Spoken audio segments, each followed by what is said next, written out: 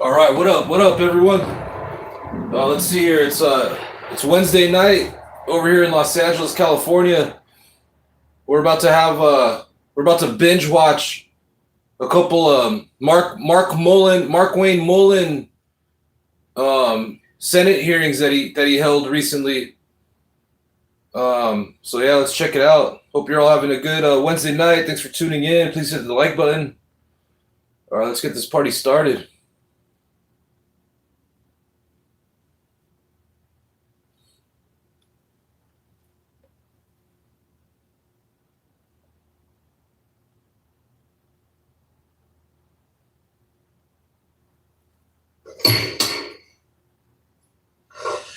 Committee on Homeland Security will come to order. Without objection, the chair may declare committee at recess at any point. The purpose of today's hearing is to review the Department of Homeland Security's budget request for fiscal year 2027. Before we get started, I would like to remind the members and the public of the rules of decorum. The issues we are debating are important ones that members feel deeply about. While vigorous disagreement is part of the legislative process, members are reminded that we must adhere to the established standards of decorum in debate. The chair will enforce these rules of decorum at all times and urge all members to be mindful of their remarks. Further, under the rules of the House, the chairman is responsible for maintaining order and preserving decorum in the committee room. I expect audience members to be respectful of the witnesses, members, and the public. If members of the audience are persistently or overly disruptive, it is a violation of federal law and you will be subject to removal and arrest. I now recognize myself for an opening statement. Good morning. Thank you, Secretary Mullin and Deputy Secretary Edgar, for appearing before the committee today. Secretary Mullin, I'd first like to congratulate you on your confirmation. We appreciate you being here for your first hearing before the House since being sworn in. We look forward to building a strong working relationship as we continue our shared mission of keeping the American people safe. Today's hearing allows members to evaluate the Department of Homeland Security's proposed budget for fiscal year 2027. I encourage my colleagues to use this opportunity to ask insightful and productive questions that will help achieve our shared goals. DHS has a no-fail mission, protecting the American people and safeguarding our homeland. That's why it's so concerning the department has been forced to operate through 119 days of government shutdowns over the last year, especially at a time when the threats facing our country are becoming more complex and constantly evolving. The department was created in the wake of September 11th terrorist attacks with a clear mission: to protect the American people and safeguard our homeland. Nearly 25 years later, that mission remains as critical as ever.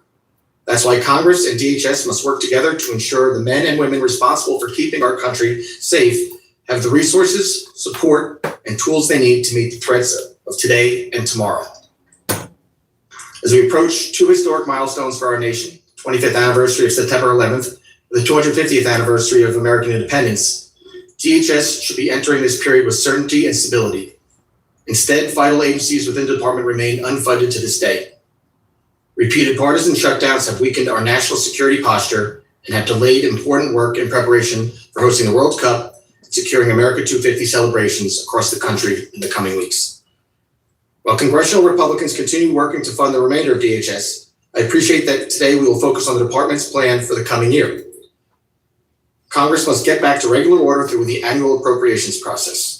Refusing to fund specific agencies causes instability that we cannot afford, and I would encourage my colleagues on the other side of the aisle to re-engage with those efforts going forward. The threat facing our country today are more complex and dynamic than ever before.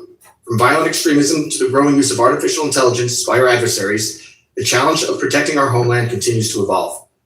This committee has a responsibility to ensure DHS can keep pace with these threats and has the tools it needs to safeguard the American people. Over the last year, the committee has engaged regularly with the department and the private sector to identify areas where national security can be strengthened and where the process for doing so can be more efficient. To that end, the committee has focused on the advancement of U.S. cyber resilience in an increasingly sophisticated threat landscape, reauthorizing and expanding vital counter-UAS authorities for state and local enforcement ahead of upcoming major events, solidifying the border security successes of the Trump administration over the last 18 months, modernizing TSA screening technology and creating a more efficient, hassle-free traveler experience, reforming the DHS Office of Intelligence and Analysis to make sure threat intelligence is promptly shared with relevant entities, and exercising the committee's oversight function to hear directly from DHS components on their efforts to accomplish and implement these goals, and to understand where Congress can provide greater support to ensure successful outcomes. Delivering on these objectives is no small task, but I am encouraged by the progress we have made and will continue to make in the coming months. Secretary Mullin knows well the world will be watching this summer as we host 2026 FIFA World Cup and celebrate. Hey, what's up, Lewis? Hey, what's up, Tanya? How you doing, Tanya? Good to hear from you. Yeah, we're watching this Mark Wayne Mullin hearing that he had recently. It happened just like within like the last 5 days, so it's pretty fresh. I haven't seen it yet, and I've been wanting to watch it. So tonight's the night I'm gonna watch it. So I figure I might as well live stream it, so we can have a YouTubeville watch party and we can all interact in the chat and share our opinions and whatever's on our membranes. About to make a coffee right now. His 250th birthday. These events are unique opportunities to showcase the best of America. They will require unprecedented collaboration between leaders at the federal, state, and local levels to secure these events and keep the public safe. DHS plays a leading role in that effort. While it's impossible to know every challenge that lies ahead, what we know for sure is that DHS must have the support, resources, personnel, and authorities needed to carry out its mission. Today's hearing will serve as the first of what I can expect to be many more discussions on how we can maintain positive momentum for the next fiscal year, and I appreciate Secretary Mullin and Deputy Secretary Edgar for joining us to discuss this budget request. I look forward to hearing Secretary Mullin's testimony, and with that, I yield to the ranking member for his opening statement. Thank you very much. Good morning, Mr. Chairman, and thank you for holding the committee's annual hearing on the Department of Homeland Security's budget. Secretary Mullin and Deputy Secretary Edgar, welcome to the committee and on Homeland Security. Today's hearing comes at a critical time for our country, with challenges at home and abroad creating or made worse by the Trump administration. President Trump campaigned on $2 a gallon gas, ending inflation and lowering the cost of living. Instead, he started a reckless war with Iran that has driven gas prices sky high and imposed tariffs that sent inflation soaring. Everything is more. Oh yeah. As of today, Donald Trump and his war crime buddy Pete Hegseth, they're escalating in Iran even more. So got to fill up your gas tanks ASAP, because it's probably going to go up like $2 a gallon, and it's already high to begin with Donald Trump's illegal war. Americans are paying higher prices. Families are struggling to put food on the table and working harder than ever to make the rent and pay their bills. Now, Trump wants the same people who are barely getting by to pick up the tab for his billion-dollar White House ballroom, a ballroom he originally told us would be paid for by private donations. He also wants taxpayers to pay for a slush fund to make millionaires out of the rioters who attacked the Capitol and beat cops on January 6th. The only people doing better in Trump's economy are his billionaire buddies who get sweetheart deals like the rest of the country is paying more at every turn. Just like the nation, the Department of Homeland Security is at a critical juncture. Nearly 25 years ago, DHS was created to protect our nation against 9/11 style attack.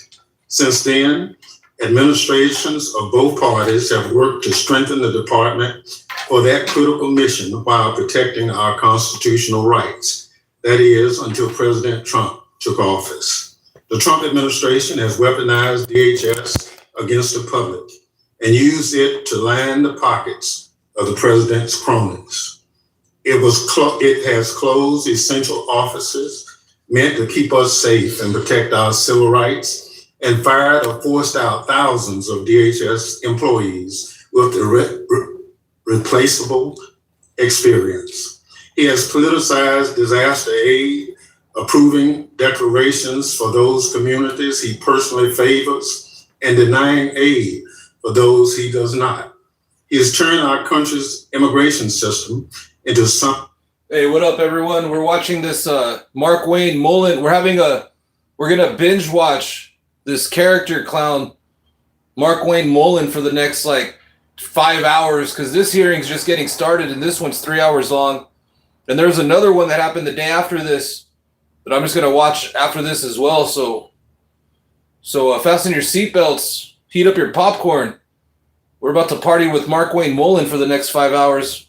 Call him and Trump out on all their lies and their bogusness. Please hit the like button. Thank you. Out of a dystopian movie where federal agents shoot and kill Americans, peaceful protesters are gassed and beaten, and racism and xenophobia drives the policy. In short, the Trump administration has betrayed our democratic principles and undermined the security goals DHS was established for. Last year, when then Secretary Kristi Noem came before the committee, I called on her to resign unless the president removed her first. She ended up cutting and running before that hearing ended, leaving. Oh yeah, Kristi Noem. Kristi Noem's a dog killer, yo. Hey, didn't Kristi Noem steal like millions and millions of dollars and just disappear? What a corrupted man. This whole Trump cabal they're so corrupt. Oh my goodness. False pretense before she answered. I actually just went to Home Depot to get some cleaning supplies. All right, so check this out. So I got a bag of charcoal. I got some clean, beautiful charcoal at Home Depot. Some Kingsford, some clean, beautiful Kingsford charcoal. It wasn't too bad. That was like $10 for a giant bag, so that was cool because I'm planning on barbecuing for the next, for this weekend. The weather's been nice over here in Los Angeles, so it calls for a barbecue. But anyways, I got some like Lysol wipes. I got some Swiffer wet jet like refills with some Swiffer wet jet pads because I got to mop my floor, because of my dog. And then what else? What else did I get? I forget what else I got. Oh, I got some Newcastle soap. You can use it for everything, like your body, your laundry, your dishes. So I got that. That was like $16. But anyways, all in all, it cost like $80. Under Biden, all of that would have just cost $40. So everything's just doubled in price under Trump. Those questions. We all know how Secretary Noem's time at DHS turned out.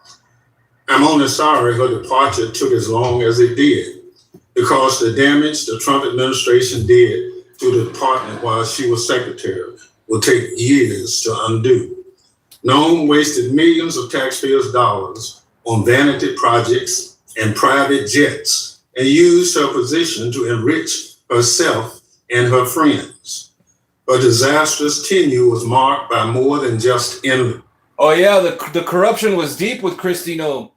She even got a couple of private jets on the taxpayer money, and she was just flying around living lavish. Didn't like her husband grow a set of tits or something? That was probably on the taxpayer dime too. And shameless self-promotion, the human cost was very real. 2 Americans, Renee Good and Alex Pretty, were shot dead on her watch. A recent report by the Brookings Institution found that 147,000 U.S. citizen children were separated from a parent under Trump's mass deportation agenda, including tens of thousands of children under 6 years. That's hilarious, Rudy. Okay, Rudy. Rudy, riddle me this then. If you're claiming the Democratic, the KKK supports the Democratic Party, then why aren't the KKK flying rainbow flags next to their Confederate flags, ? Unfortunately, Secretary Noem was the latest in a long line of failed secretaries of Homeland Security and others running DHS under President Trump. Kirstjen Nielsen put kids in cages. Kevin McAleenan and Chad Wolf served unlawfully and carried out more of the same immoral, inhumane, and illegal policies. Kristi Noem and the other disgraced former secretaries may be gone, but the Trump administration's weaponization of the department has continued. I'm concerned that you are already following in your predecessor's footsteps, Secretary Mullin. Since you were sworn in just over 2 months ago, detainees at Delaney Hall Detention Facility have been living in squalid conditions and have been beaten and pepper sprayed by guards. Oh, yeah. Yeah, Donald Trump's over there kidnapping people off the streets and feeding them maggots and moldy bread. Addressing these problems and forcing the contractor that runs the facility to do its job, DHS responded by attacking protesters and defending inhumane conditions. Enough is enough. Delaney Hall should be closed. Delaney Hall is just the latest example of immigration and customs enforcement. Hey, what's up, Al? And customs border protection being out of control under Trump. A record number of people are dying in Trump's detention centers around the country at a rate roughly one person every 6 days. Tragically, that number is rising due to inhumane conditions, neglect, and abuse in these facilities. And yet, the president wants Congress to give ICE and CBP a $72 billion slush fund in reconciliation after they just got billions in so-called One Big Beautiful Bill Act. These are the very same agencies that killed 2 Americans in cold blood, took parents from young American citizens out of defending holding detainees in squalor at Delaney Hall. Oh, yeah. Yeah, in the last year alone, Donald Trump's Gestapo goons and his concentration camps have killed over like 100 people in the last year. That's unheard of. In the last 10 years, there's probably been only 10 cases of, a so-called illegal person, illegal immigrant, killing 10 people in the last 10 years. So yeah, if you ask me, it's Donald Trump and his goons that are a threat to this country. And CBP should not get 1 penny more of taxpayers' dollars until they are held accountable. And Mr. Chairman, while we're on the topic, why isn't this committee doing its job? The Senate is at an impasse, but that doesn't mean the House can't craft a bill that responsibly funds DHS while putting guardrails around its rogue agencies. Our hands are not tied. House Republican leadership is just too lazy or too scared. Don't tell me otherwise. Previously, when the Senate started the reconciliation process, the House still did its job and marked up its own bill before making compromises with the Senate product. There's no reason we cannot do the same this year. Beyond the reconciliation issue, Mr. Secretary, I'm also very concerned that you seem determined to crash the U.S. economy by pulling CBP processing from airports in so-called sanctuary cities. The travel industry has sounded the alarm about your plan, warning of unnecessary chaos throughout the nation's air transportation system and devastating consequences to airports, airlines, and the traveling public. Americans are suffering enough in Trump's economy. They quite literally cannot afford another harebrained Republican scheme. I know we will be discussing this issue further today, among several others. Mr. Secretary, as I said at the outset, we're glad you're here because we have many questions for you. We expect that, unlike your predecessor, that you will stay and answer them. Secretaries of Homeland. Hey, on a side note, I didn't know they did this, but I guess every year they do like a congressional baseball game. That shit was hilarious. I was watching the Democrats versus the Republicans in a congressional baseball game. The Republicans won though, 11-2, but that's probably because they cheated. They cheated just like the Houston Astros did to the Dodgers. Under President Trump have set a very low bar. Some might even say so low, it might set in hell. I wish I was more encouraged by your early actions as Secretary that you would clear that low bar, Secretary Mullin. The situation at DHS is critical, and the American people deserve better. as a principal oversight committee for the department, we will demand just that. Thank you, Mr. Chairman. I yield back. Other members of the committee are reminded that opening statements may be submitted for the record. I'm pleased to have a highly distinguished panel of witnesses before us today. Pursuant to Committee Rule 8C, I ask that the witnesses please rise and raise their right hand.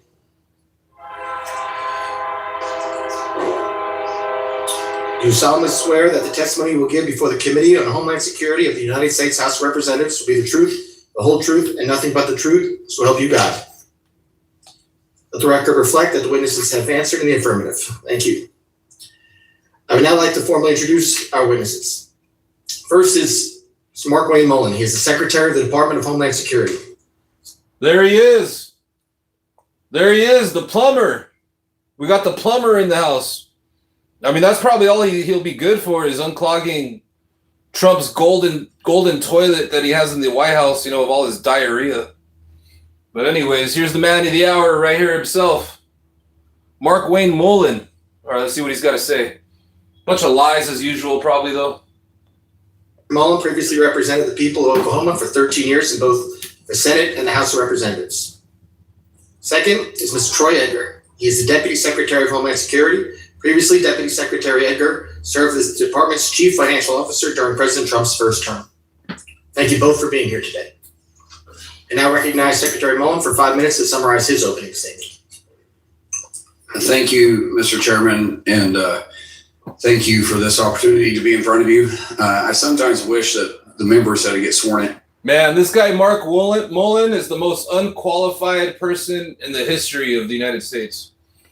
So what they said would be true and factual as well, because what the ranking member just said about in his opening statement, I feel like I have to address because I'm just not sure I'll have the opportunity to do that. So first of all, I do thank you, Chairman, for allowing me to be here today. Ranking member, thank you. And thank you for allowing the Undersecretary Troy Edgar to be here with me.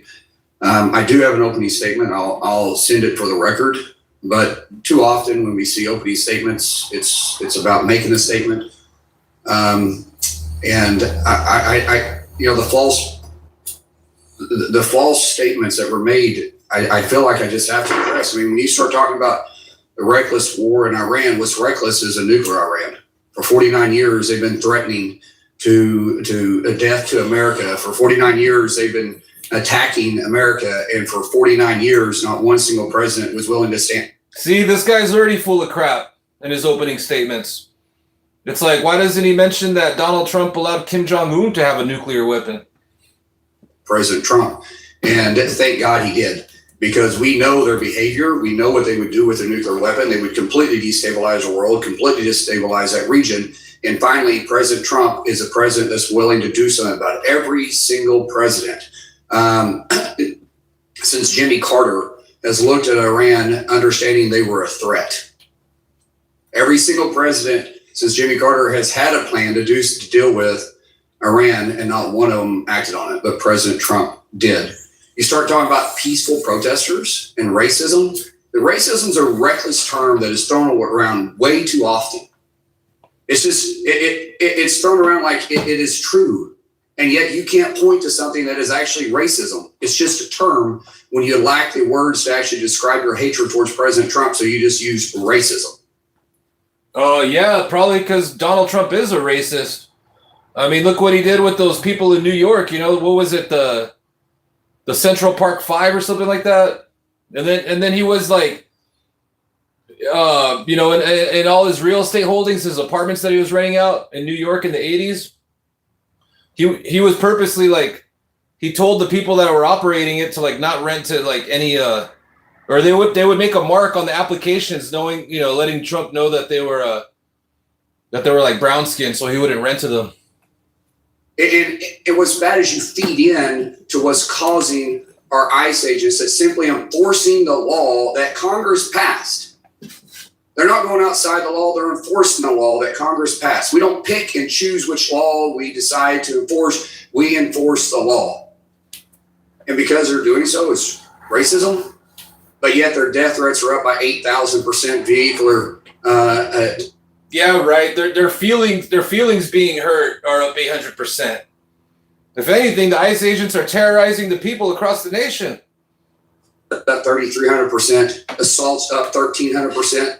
They executed Renee Good and Preddy. And what's that do from peaceful protest? I have nothing wrong. I have no problem with people peacefully protesting. I believe in our First Amendment. Peacefully.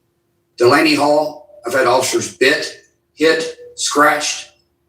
We had one get threatened that they were going to kill him and his family. That's peaceful. Damaging vehicles and property, that's peaceful. It's interesting when the governor finally put state police there, how often you guys quit saying that it was being agitated by ICE, but yet the same behavior was happening with the state police until they pushed them back far enough where they're out of camera shot, and all of a sudden the left media quit covering it. That didn't look like peaceful protest to me. I'm okay with protest in a peaceful manner. You're talking about Trump's reckless behavior. What's reckless is shutting down CBP and ICE. CBP, Customs and Border Protection. You want to open borders? Because Ranking Thompson, I'm pretty sure you already said you're willing to shut them down again September 30th, even if we reopen them. That's law enforcement. Just say, I want to defund police, I want open borders, and I want illegals running wild in our streets. Because ICE every day is taking the worst of the worst off the streets. They're taking those that enter this country illegally off the streets, which is exactly what they were designed to do. And CBP is protecting. Yeah, right. They're driving around racially profiling people, kidnapping people, people that are just trying to make an honest living selling, bacon wrapped hot dogs. Ports, our port of entries, and our borders. And yet we want to target them and defund them? That's reckless. You're talking about President Trump's ill behavior towards children? Yet we have found over 120,000 kids that were missing underneath the Trump administration when they lost touch of 340,000, which we fear most are now in trafficking rings. I didn't hear anybody complaining about that. What we've done under the Trump administration is we went and rescued these kids. What is inhumane about that? Nothing. He's doing the job that Biden administration turned a blind eye to. That shouldn't ever take place. If anything we can agree on, our kids should be washed over. Now, I do look forward to answering all the rest of the questions because I'm running out of time and I won't have time to go through all the ridiculous accusations you made towards the Trump administration. But I do feel privileged sitting here in front of you. I feel privileged of being Secretary of our Homeland and watching over the 275,000 employees that every day protect my yard and your yard, regardless if it's blue or red. We're here to protect the homeland, and that's all we want to do. Thank you so much. Thank you, Secretary Mullin. Members will be recognized by order of seniority for their 5 minutes of questions. As I've done in the past, I will be strictly enforcing the 5-minute rule. There's already been in the last year, there's been so many instances of ICE agents just doing some horrendous crimes. There was one driving drunk with his kids in the car, and then he was talking crap to the cop because he was Haitian.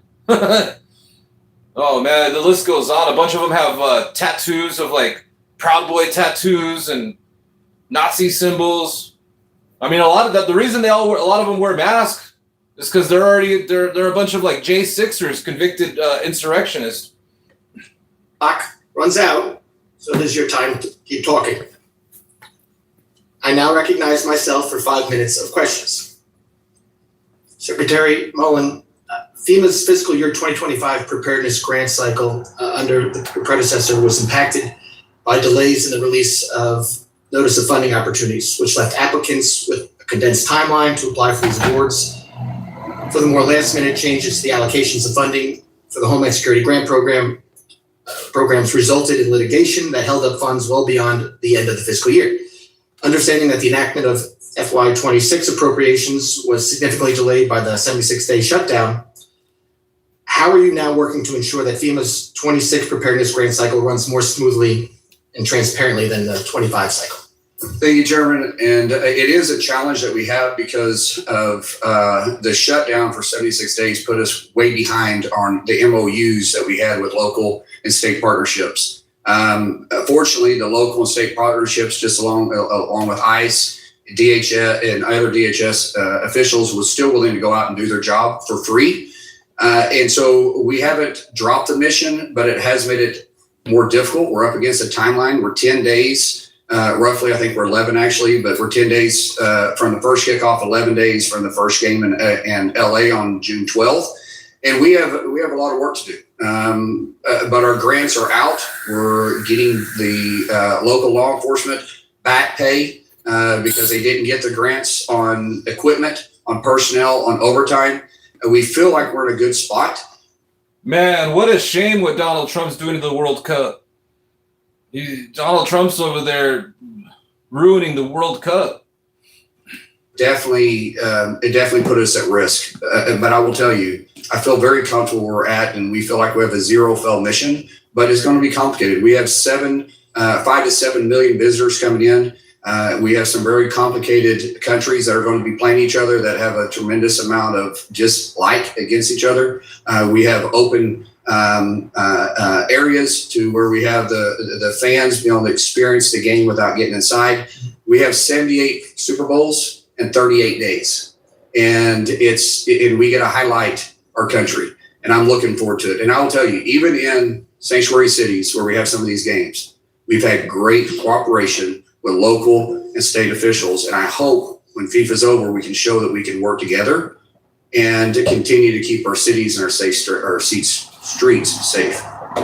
Thank you very much. I actually visited one of the FIFA sites last week. They did talk about the partnership and the money that's coming in. It will be helpful both for protecting those sites as well as the Fan Fest. But moving forward, UASI grants and others that local police rely on, like the NYPD in New York, FDNY, making sure that those continue to run smoothly. So that money goes directly to law enforcement, and they need it. So making sure that those keep rolling smoothly is very important.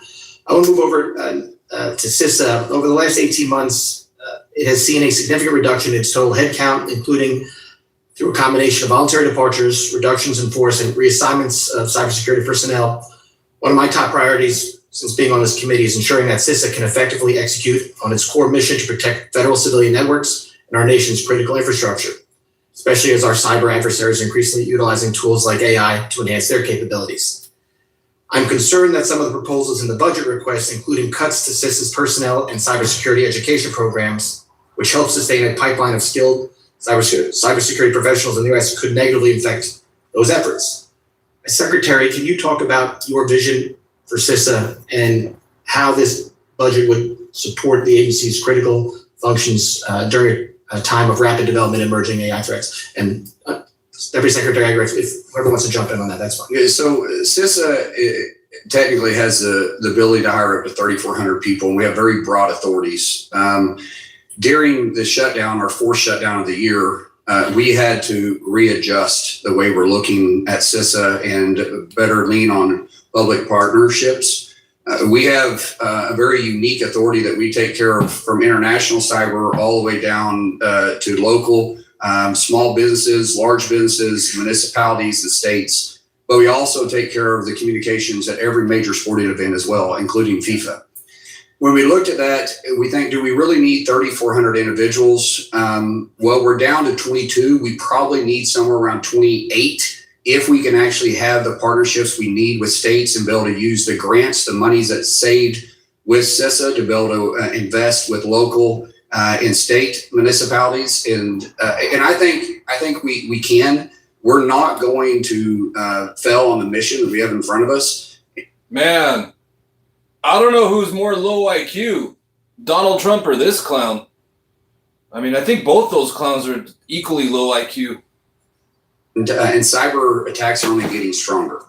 And they're attacking our private partnership the most. Thank you, Mr. Secretary. My time has expired.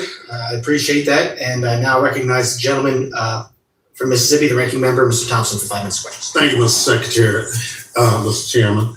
Mr. Secretary, while Americans struggle to pay gas. All right, here we go. This guy right here, Mr. Thompson, he's about to, he's a politician that actually has a spine, so he'll actually ask some real questions that we, the American people, want to know. for gas and groceries, President Trump and his allies are constantly enriching themselves off taxpayer-funded contracts. Under then Secretary Kristi Noem, DHS authorized contracts totaling billions of dollars for luxury jets, self-promotional ads featuring horses, recruiting campaigns seeking white nationalists, vehicles wrapped in ICE logo that currently sit idle, massive industrial warehouses to detain humans. Hey, what's up, Living Dead Girl?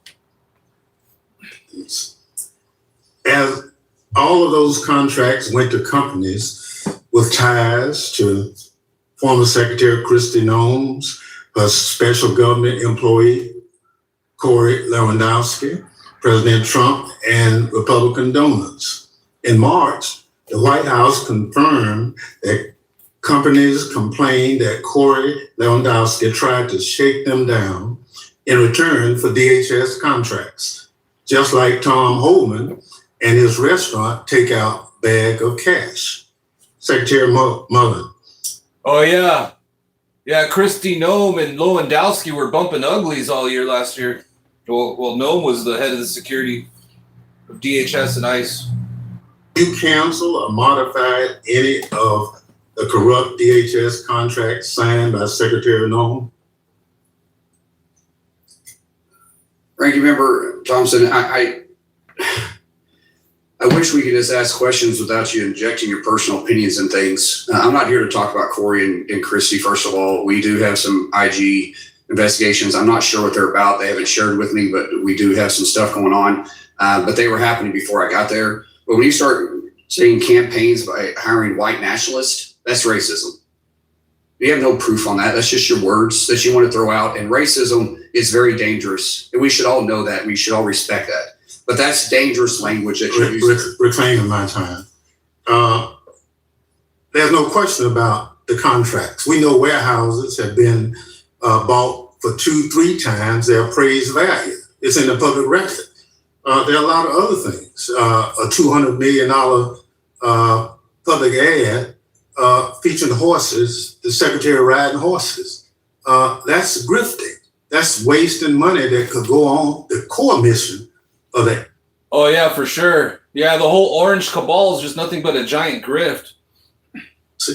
But obviously, you don't see any problem with that. No, that's not true. We are looking at the contracts that weren't already signed, and we did go through and cancel most of those. Well, that's the question I asked. But I was talking specifically about your dangerous language of saying white nationalists. Well, that's a dangerous language, and you should apologize for that. So now, will you provide the committee with the contracts that you have had canceled since you've been secretary? Yeah, go ahead and answer. Yeah, we're doing a couple things right now. The first thing the secretary and I did when we came back into the organization is we met with the IG, and we went through and had discussions of any of the open contracts that are out there. So at this point, like I said, what we're here to focus on is FY27, not the past. So I'm hoping that we'll be able to get to that question. You're reclaiming my time. If you know something is done wrong, then I think you are obligated to stop it. I absolutely think so too, but I think you have to follow the process. The IG is the person that No, not the IG. evaluation of that. IG is based on a complaint. A number of complaints have come directly to the agency. We have, on the contracts, we stopped the contracts moving forward on some of the stuff that wasn't already signed. Some of the contracts were already there, they're there. Unless the IG takes a look at them and says that they were falsely signed or false circumstances, I can't cancel unless it's under penalty. So what contracts can you share with the committee that have been stopped because of some irregularity? You mean the ones that we didn't sign? That's right. Yeah, we can give you those. That's easy. We give us some time to respond to that, and we'll get to you, and we'll do it in a timely manner too. All right. There's been some comment about punishing sanctuary cities relative to withdrawing CBP agents and other things. Have you reconsidered those comments you made based on the? It wasn't punishing sanctuary cities. It was sanctuary cities refusing to allow local and state enforcement officers to respond when we called. what we see, and their response was, is we don't have the resources. Well, if they don't have the resources and we have to pull the resources someplace, I'm not going to pull them from other regions. I have 80,000 law enforcement agencies through DHS, and through DHS, I can pull them out of Customs and Border Protection. That's out of the airport. And unfortunately, until they get the resources at the state level, I don't have a problem, or I don't have any other option but protect my employees at these federal facilities at the state. So the cities that you said you would withdraw from, you're not going to do it now? No, I did not say that. I said as long as they're willing to cooperate with us, when they say they can't respond, local and state officials, because they don't have the resources, that I have to get the resources from someplace. And I pull my officers as a whole through DHS. And if that means I got to pull them out of Customs and Border Protection from processing international flights, I will. If they're cooperating with us, then I don't have to do that. Thank you very much, Mr. Secretary. Thank you, Mr. Ranking Member. And Secretary, I let you finish that because I imagine that would come up again.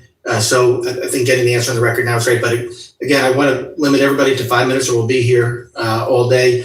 And now we're going to recognize the other gentleman from Mississippi, Mr. Guest, for 5 minutes of questions. Thank you, Mr. Chairman. Secretary Mullin, thank you for being here. Thank you for your leadership. You came into the agency at a very critical time for DHS. 76-day government shutdown, the longest shutdown of DHS in the agency's history. We still have components of the agency that are not funded.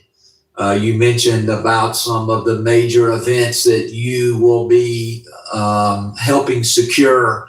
The 11 different sites for the FIFA World Cup games across the United States, which will start next week. America 250, the preparation for the Olympics in 2028. And so I personally want to thank you and your team for your service.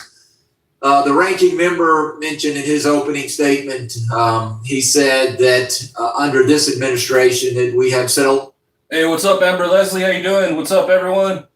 What's up, Jeff? What's up, Kulinov? Pryor? What's up, Parker? What's up, Rock James? What's happening? GB Braxton, what's going on? What's up, Rudy? Yeah, thanks for tapping in and hanging out with this Mark Mullin watch party. We're in it for the long haul, guys. We're going to binge watch Mark Mullin for the next 4 to 5 hours. So it's going to be back-to-back hearings. This is the first one. And both of these hearings that we're going to watch, if anyone so desires, and please hit the like button, they both came out recently within the last week, so they're fresh. So yeah, I appreciate everyone sharing your opinions, reading all the comments. You guys are the ones that make it worth watching. Department of Homeland Security for the secretaries running that. I will tell you that I am proud to have you serving in that position. We want to talk about a low bar. Let's go back under the Biden-Harris administration. Let's talk about Secretary Mayorkas. Under his leadership, 10 plus million illegal immigrants flooded across our southern border. Children, hundreds of thousands of children were lost under his administration. In 1 month, there were 300,000 illegal immigrants who flooded into our country. And so you want to look at what you have done in a short period of time and your predecessor. I want to thank you for that. Jesus. All these MAGA Republican psychopaths, like, they got some serious disorders. Like, what's wrong with this guy? Thank you for the fact that you have changed the direction of that agency. And I want to thank you for standing up for the men and women, the law enforcement, the first responders who serve under you. Now, Mr. Secretary, you again inherited a difficult situation. And I want to ask you, as it relates to that, talk to us a little bit about the impact that the Democrat shutdown has had on your ability to protect the homeland. And also talk a little bit about the impact that it has had on the men and women who serve under your leadership. The impact it's had on morale, on retention, on hiring of additional agents to backfill positions that are currently vacant. So would you please share with the committee some of the challenges that you are facing with these critical events ahead and the fact that you are still not fully funded and we are asking you to do more with less? Thank you so much for that question, Congressman. It's been very difficult. When I walked into the building, we'd been shut down for the fourth time. And I had a tremendous amount of employees that had the spirit of, hey, we'll work for free because we have the greatest mission in the world, and that's protect the homeland. The problem is not everybody has that mindset. Some people also have to have the ability to get to and from work. So often the left want to talk about the ones that are underpaid, but yet they refuse to pay the people that are actually showing up and protecting their backyard, their states, and our country. And it's hard. We lost just under 8% of our total population, or our total workforce through those 4 shutdowns. And when you start trying to recruit the brightest, and the best to come work for you, and say, oh, by the way, we may be shut down again because people on this same committee here is already starting to threaten to shut us down again September 30th, and you're going to go without pay again, by the way, how are you going to get people to come work for you? And it's not that people aren't willing to. We got, as I said, I feel completely honored by simply walking in the building and realize I'm surrounded by the best government employees in the country, because they're still there, they're still working, and they're true patriots. But it's tough. Morale gets low when their spouses are upset that they're still having to drive to work, because out there at St. Elizabeth, there's not a metro stop. There's not a bus stop right there. Yeah, that's another bullshit lie from Mark Wayne Mullin. Not a single one of these MAGA psychopath politicians are patriots. Quite contrary, my friend. They're traitors to this country. Everybody there has to commute, and so it gets very expensive at points. And yet we're expecting them to continue to show up, and all they're doing is enforcing our nation laws. I don't pick and choose which law we're going to enforce. We're enforcing the laws that Congress passed and put within our authority to do so. And our employees are still doing it. So yes, it's difficult to retain people. It's hard to recruit people, but we still have people showing up and working every day. I'll use this quick statistic. United States Coast Guard has over 90% retention. And during this last year was the first time we've dropped below 90% in retention because of them going without pay and in recent history. If that tells you anything, that's a staggering statistic. Thank you, Mr. Chairman. I yield back. Gentleman yields back. I now recognize the gentleman from California, Mr. Correa, for 5 minutes. Thank you, Mr. Chairman. Welcome, gentlemen. President Trump got elected, promised to deport the worst of the worst. I'm from California, a sanctuary state. From Orange County, who follows the laws of the sanctuary state. So, picture here, we do have a lot of exceptions, meaning we do call ICE when we have the worst of the worst. We call you when we're about to release them. I'm going to show you also a statistic from Sheriff Don Barnes, who Mr. Troy Edgar knows very well. In 2025, we called ICE 323 times, 52 times, didn't show up to pick up the worst of the worst. I showed these statistics to your predecessor, and today you're doing better. Only 6 were not picked up. But that's 6, the worst of the worst, that you still haven't picked up. Manpower, it's an issue, yeah. But right now you're focusing on 70% of the people you're picking up don't have a criminal record. So I'd advise you, let those folks that are actually working and paying taxes continue to work and focus on the worst of the worst. If you want to help me, Mr. Secretary, keep Main Street safe, I ask you to do me a favor. I need your help. DACA recipients, those folks that have gone here to this country, little boys, little girls, I have 2 of them that are police officers. Their DACA permits expired. They had to be dismissed by local police agencies. I wrote you this letter, sir, asking me to please help me renew those DACA permits. I think you're working on one, but there's a whole lot more folks out there that need to have the DACA renewals renewed on a timely basis. Can I ask you to please help me with that? I wrote you this letter. Can we work on this? Absolutely. We'd love to help with this, but as you know, Congressman, the fastest way to actually fix this DACA issue is for Congress to actually pass legislation to fix it. With all due respect, sir, you cut USCIS. This is a fee-based program. Well, All you have to do is the fees that are paid go to DACA renewals. Let's work on that. I'll work with you on it, but it has to. And even the President Trump, I believe, supports this. So let's work on this. Congressman, if I will work on it, but I will still go back. The fastest way to fix this problem is for Congress to pass something on this. We've been talking. How long have you been in Congress, and how long have I been? I was in Congress. This is an issue. The last time we did this issue, immigration reform, Ronald Reagan was president. But DACA, we can do this like overnight. Help me pass. Help me get these renewals of these permits. If I can move to the next issue, sir, it's very important. Congressman, you said something that's not accurate. I cannot fix this unilaterally by myself. Yes, I have limitations. No, just help me I have limitations. renew these permits on a timely basis. We are going through those permits just like we look at every other visa application. There's a lot These of are police officers on Main Street, sir. Not all. Help me keep Main Streets. Not all of them are. These two are, sir. And there's a whole lot more, sir. The case by case one's fine. We can go through it. As a whole, I'm not going to wave the magic wand and just fix them all because You have that magic wand. That's your job, So does sir. Congress, and they can fix this issue by legislation, and you guys can choose what you want me to enforce in that. Let me asking me move to on do to a the job next that issue, Congress sir. isn't willing to Let do. me talk about American citizens, sir. I'm going to ask you the same question I asked your predecessor. Am I going to have to tell my children at home to carry an American passport with them when they're out in the street? Congressman, I'm from Indian country. I'm from Indian country. We got a lot of brown people around there too. I'm Cherokee. No, I'm not And talking we're not doing about that. No, but Look, it is. It's the same Renee, thing that you're saying. Renee that. Good and Alex Pretty. We're not brown, okay? But We why have should they American gotta get a citizens being passport? arrested right now by ICE, American citizens that are actually being deported, American citizens getting roughed up.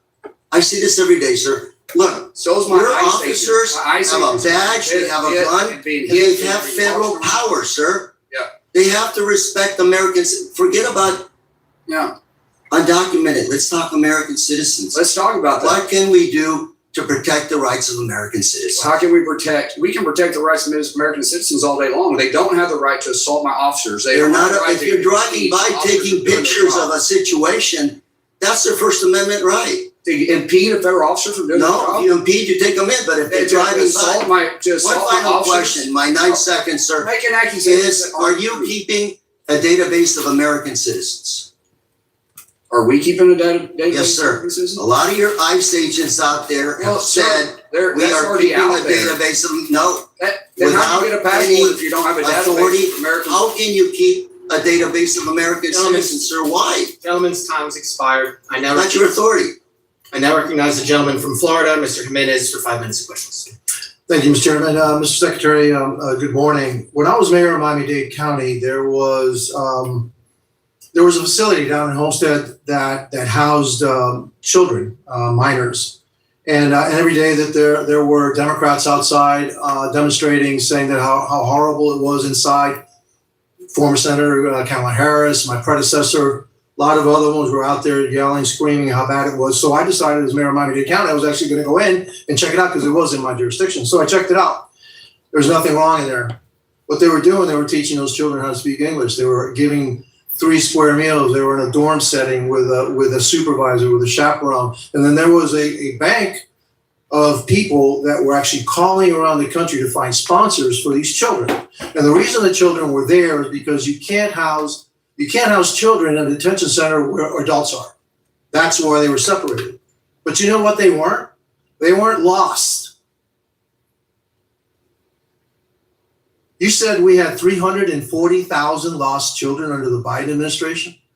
That is correct. That's a rough number because that's the best we can identify for sure, but that number we expect could go much higher. Much higher than 340,000 lost children. And so the Democrats on the other side of the aisle here, they're yelling and screaming because the Trump administration separated them because they had to separate them, but actually found them sponsors, didn't lose them. And yet the Biden administration under Mayorkas lost over 340,000 children. Let me clarify this too. We do not separate families. If families want to stay together, we have a detention center in Texas where we put family units. The only time that happens is when we ask the parent if they want the child to be deported with them or not. It's some parents choose not to because they want their children to stay in the U.S. And then we have to Fair find enough. sponsors. But the difference was when they were separated, we found sponsors. That's right. The Biden administration just lost them. And a lot of them are probably being sex trafficked or they're being used for slave labor, et cetera. Would you agree with that? I would, unfortunately, we have that suspicion because the ones we have found, they were actually where they said the person who picked them up at the border was. We had to track them. The ones we can't find, there's a reason why they're off the grid. And it's very, very concerning. HSI is spending a tremendous amount of resource, and ICE is spending a lot of resource on trying to locate these kids because it's vitally important. And they should never have been released the way they were on the border when they showed up like that. It's shameful and disgraceful. It is shameful. It's disgraceful. It's one of the worst things I've ever heard of, how we, the American government, can do that to children coming in and allow them to be abused. Now, my next question is this. Who finds them? What agency of yours finds them or is trying to find them? HSI and ICE is trying to find them, and ICE, the agency that my Democrats don't want to fund. Is that the one? yeah, it's been defunded for quite some time. Yes. The ones that are trying to find the children. It's ICE. Yes. Okay. Well, how much more money do you need so that we can actually focus on the still hundreds of thousands of children that are missing?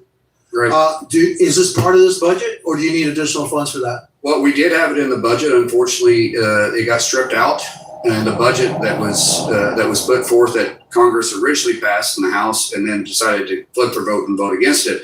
It made it difficult. So what we want to do is have continuous funding, which is why Reconciliation 2.0 is vitally important, because every time we have a lack in funding, we have a lack of investigations going forward because we're limited to what we can do. Will the reconciliation give you the money, the reconciliation package being looked at the Senate, will it give you the money to go find those children? It'll give us 3 years of continuous funding, which allows continuity between local and state officials. Keep in mind, we don't do all the research. We actually partner and give tools for IPO addresses that help find these sex trafficking rings. And we break them up every single day, but every time we have a lapse of funding, we have to relax those contracts. And most states, especially small municipalities, do not have the resources to continue.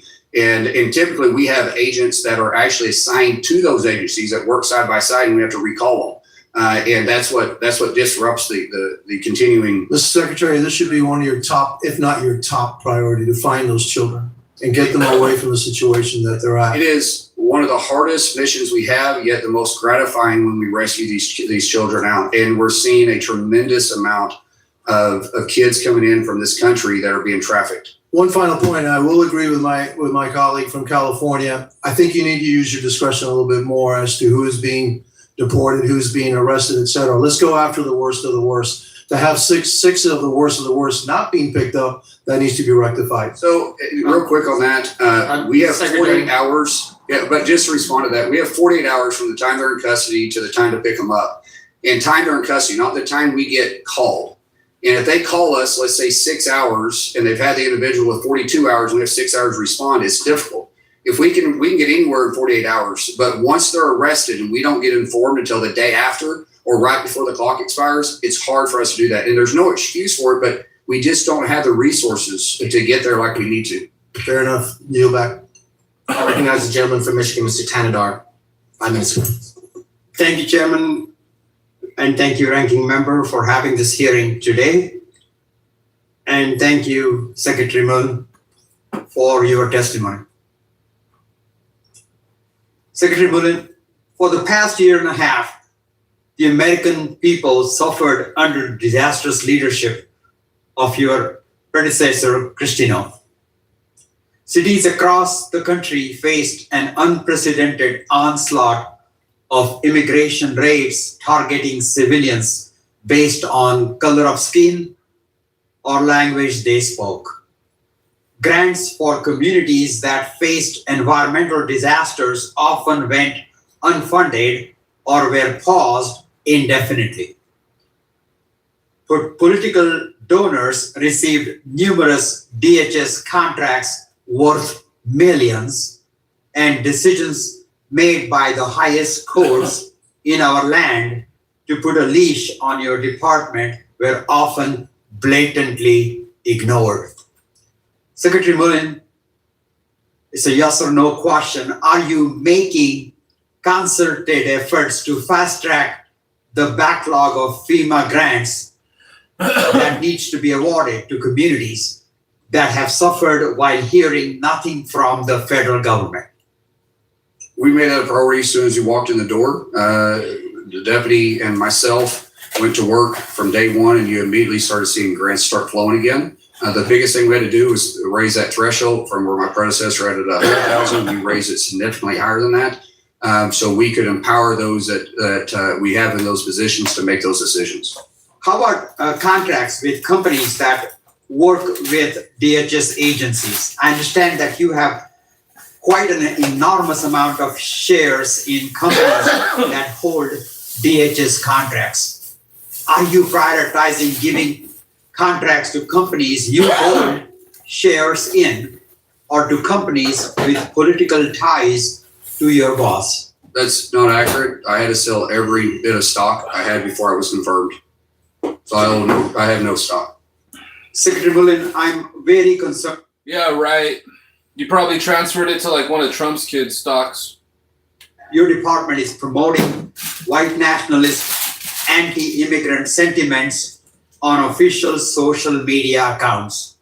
One post quotes a song embraced by neo-Nazis, and state law enforcement agencies have raised concerns that your post will motivate white supremacist violence. When will you stop DHS from using its social media accounts to spread bigoted and racist words and imagery promoting great replacement theory? It's interesting how you make those claims and give no facts, but yet your party's the one that's supporting the guy that's got a Nazi tattoo. I have the facts. I have the facts, sir. No, there is no facts. You throw out nationalism, Nazism, and that's exactly what causes the hatred and the violence that happens to our officers every single day. And you should be ashamed of using that. Well, look, no, it's not my words. It is your words. Look here. Words. Here's Colorado Did you Fusion endorse the Center. candidate in Maine? Here is Colorado. Did you endorse the candidate in Maine? That's a Let Nazi. me reclaim my time, sir. Colorado Fusion Center says ICE white nationalist messaging could lead to violence. There's just numerous reports. Who said that? Who said that? And what is they actually? This is Colorado Fusion Center. Now tell me exactly what message you're talking about. Now, don't give me what some poll that is ran by the left is talking about. Let me reclaim my time. DHS said, yeah, you don't want to talk about it but you want to throw out racism all the time to my Mr. department. Mr. Secretary, we got numerous reports. I want to move quickly to ICE training. Under Christino, new ICE agent received 42 days of training rather than the standard 72 days to meet President Trump's demand. We saw the effects of this training shortage with ICE agents up. Man, this Mark Wayne Mullin guy's really unhinged. Ignoring the rule of law, engaging in unprofessional behavior and using unjustified force, including shooting and killing an American. When will DHS revert back to the 72-day training requirement for new ICE agents? When will ICE agents who received less training have to retake or recertify courses they were exempt from because of the accelerated training schedule? It's interesting to me how you always point out the behavior of our ICE agents, but you don't point out what caused it by the so-called peaceful protesters, which is a lie. It's a simple question. I'll answer the question. July 1st, we bring it back up. We had to rewrite the curriculum. All training starting July 1st will be back up to the regular standards. Secretary Mullin, can you promise the American people that the scenes we saw? Gentlemen's time has expired. I now recognize the gentleman from Texas, Mr. McCall, for 5 minutes. Mr. Chairman, thank you, Mr. Secretary, for your, in such a short period of time, your leadership you brought to the department. It's been really phenomenal. Getting the funding, working with members of Congress, your accessibility means a lot to us. And when you met with us privately to talk about the funding, you got it done. And we still have to get CBP and ICE, but it has allowed you to do a lot of things that I was concerned about as chairman of the Special Events Task Force with respect to FIFA World Cup and the 250th anniversary. As you know, while these are great entertainment, sporting games, they also provide a high threat environment. I also want to commend you when we spoke at Weapons of Mass Destruction Office, how quickly you were able to restore that in working with Congress. And I think that's the way it should be. So I just want to thank you at the outset for that. I want to see if you could maybe expand to the extent you can in this room, given the funding that came through, what you're able to do now to make sure these games are safe. My biggest concern are the drone threats, as we've seen, from Iran, Shahed drones, to Ukraine and Russia, that kind of attack here in the United States. I used to be. I know. Congressman, I want to say, first of all, thank you for your leadership in the WMD program. You see the threat there, and our conversation was very helpful, and your leadership on making sure that we were able to realign it and have the funding to do so is not unnoticed throughout all DHS. So thank you for that. Thank you.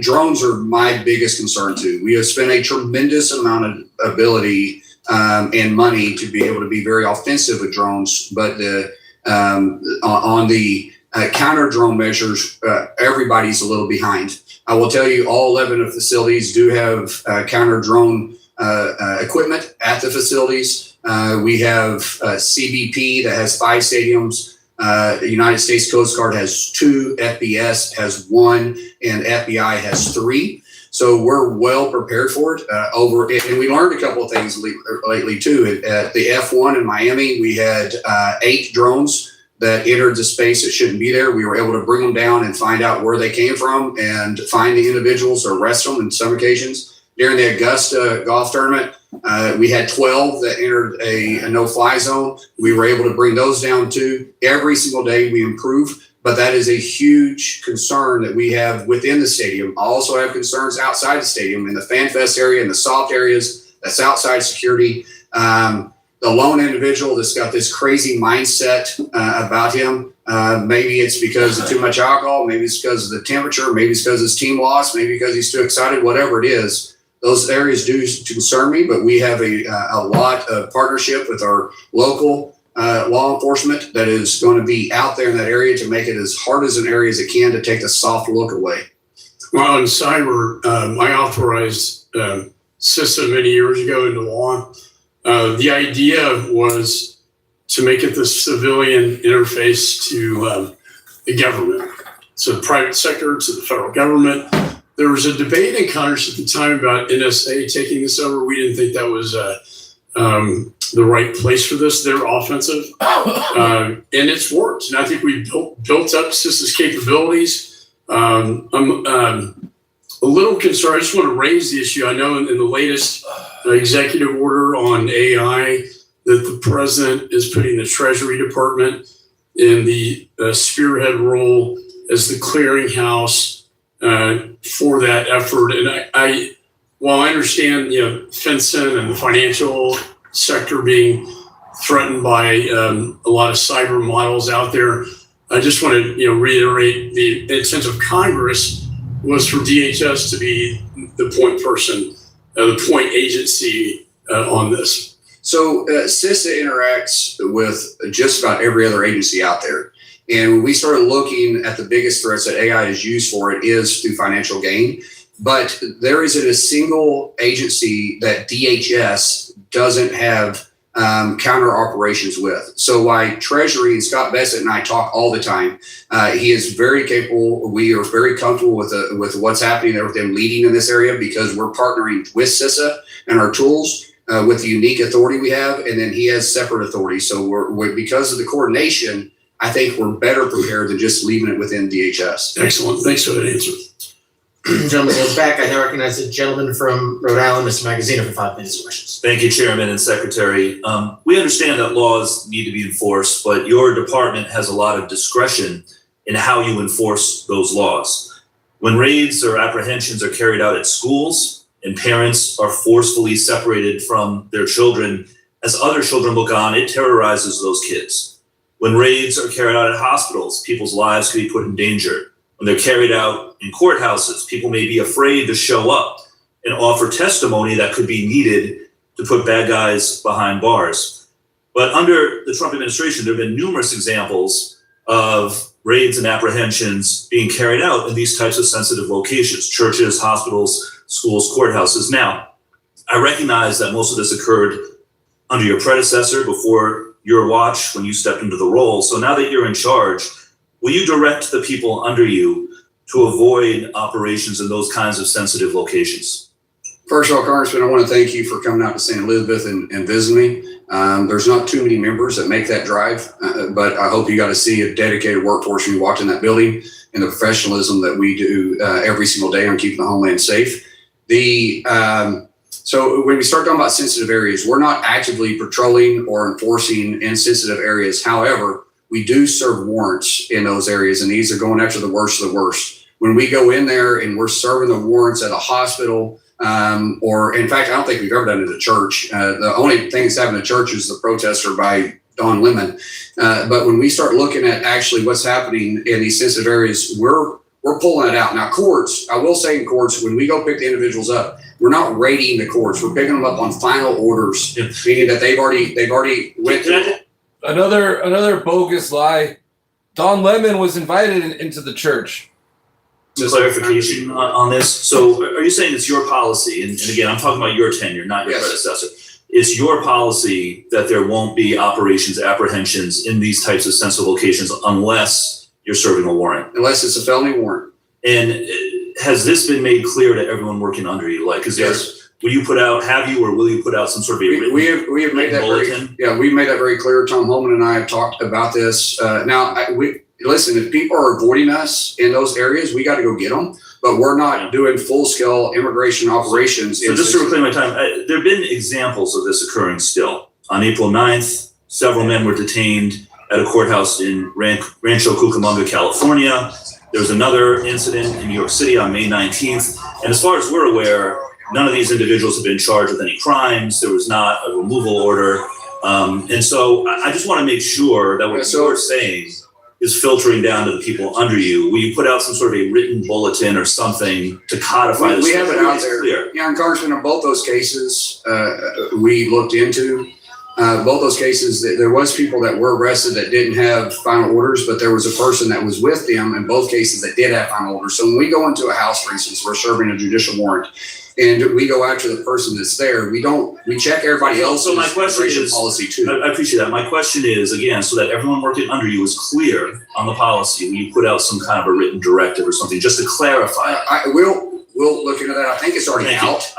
But I'd like to move to another topic now. So the administration deployed thousands of Border Patrol and ICE officers into American cities, including Minneapolis, Chicago, and Los Angeles. In the chaos that followed, 2 American citizens were killed.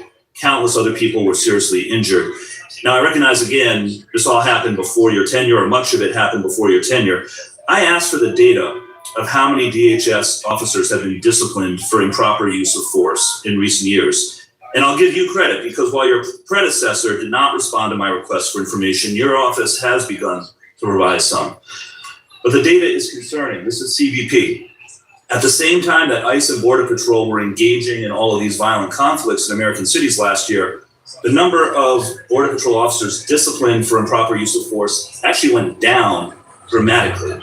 And in fact, that number 2 there is inflated, because one of them was disciplined for failing to bring his firearm to work. The other was a workers' compensation issue, which I assume was misclassified. So can you explain this? And can you explain what you are going to do to ensure that those who do step over the line, those who do act inappropriately, will be held accountable? Because this accountability did not exist under your predecessor. We hold everybody at the highest standard. And if you fail to meet that standard, we will hold you accountable. I'm glad to hear you say that, because that was not the case under your predecessor. And I think a part of your charge, part of the reason you're sitting here, by the way, is because your predecessor lost the trust of the American people. If you're trying to regain it, you need to show that there will be accountability, just like there is in any other law enforcement office agency in the country when someone does engage in improper use of force. Last question, will you commit to continuing to provide this data, say every 6 months or so? And will you provide it for ICE as well as CBP? We'll provide it upon request. To say that every 6 months we get inquiries from you guys constantly. Okay. And it is Still waiting overwhelming. on the ICE data. We But have the ICE data. as we get requests on it, we'll try to get to it as fast as possible too. Gentlemen, thank you very much. Gentlemen's time has expired, and now recognize gentleman from Texas, Mr. Pfluger, for 5 minutes of questions. Thank you, Mr. Chairman. Secretary, thanks for your leadership. Thanks for coming in with an attitude of establishing the rule of law and not picking and choosing. And if there's one thing I disagree with on your opening statement, you have had secretaries that picked and choose. Not you, but Secretary Mayorkas picked and choose which laws he would enforce. And as a result, we had an impeachment that started in this very committee room. I spoke to some of your agents, incredible people, over the weekend, and I asked them a couple of questions. I said, give me an idea of what's happening in New Jersey, the sickening threats that we are seeing. Give me an idea of what that means to your officers and your agents. The entire country saw a person threaten one of your agents and said, I will effing kill you and I will effing kill your family. That is absolutely disgusting. There is zero room or tolerance in this country for something like that. Your agents recommended we work on enhancing the penalties for doxing, for intimidating, for threatening federal agents, including Customs and Border Protection agents. That's exactly what I'm going to do. And I want to ask my Democrat colleagues right here in this committee room right now, who wants to join me in legislation to enhance federal penalties for doxing, intimidating, or threatening federal agents? Who wants Will you include federal judges? No, Because I'll join you if you include federal judges. So Mr. Goldman, Mr. Correa. And if you include elected officials, because all of us have gotten Gentlemen, our families gentlemen will elected as suspend. well. Gentlemen will I'm suspend. happy to join you in that. Gentlemen will suspend. This is your time. Questions are directed at the secretary. Please continue. Thank you, Mr. Chairman. Mr. Secretary, we're going to work in a bipartisan manner to protect your agents. And you just heard it from my colleague, Mr. Goldman, and you heard it from my colleague, Mr. Correa. We're going to work in a bipartisan manner to protect your agents, to make sure that that never happens again and those penalties are enhanced as much as humanly possible. Yeah, I think it should be that way too, because we have your colleagues from the other side of the aisle a lot of times talk about the mask and why they're masked men, but it's the doxing that takes place. This officer that was threatened didn't have a mask on, but he does have a family. And what's interesting is they knew his family because they're very sophisticated. These aren't just peaceful riders or peaceful protesters out there. They're well-funded and they have technology, and we see it immediately. When we have officers that are out there that don't have a mask on, they get doxed and their family starts getting attacked on social media. They start getting attacked at their schools. They start getting verbally attacked. They start getting verbally attacked at their schools and at their homes. And so it should be, if we want to eliminate the officers from having to wear masks, then increase the penalties. And we should all agree with, if they dox them, they threaten them in any way whatsoever, it should be a very stiff penalty to get all their attention. And then those that are funding the protest should also be held accountable the same way. We're going to work on that. You have my commitment. Now we have a bipartisan agreement to do that. Let me ask you the same exact question that I asked Secretary Mayorkas when he was sitting here.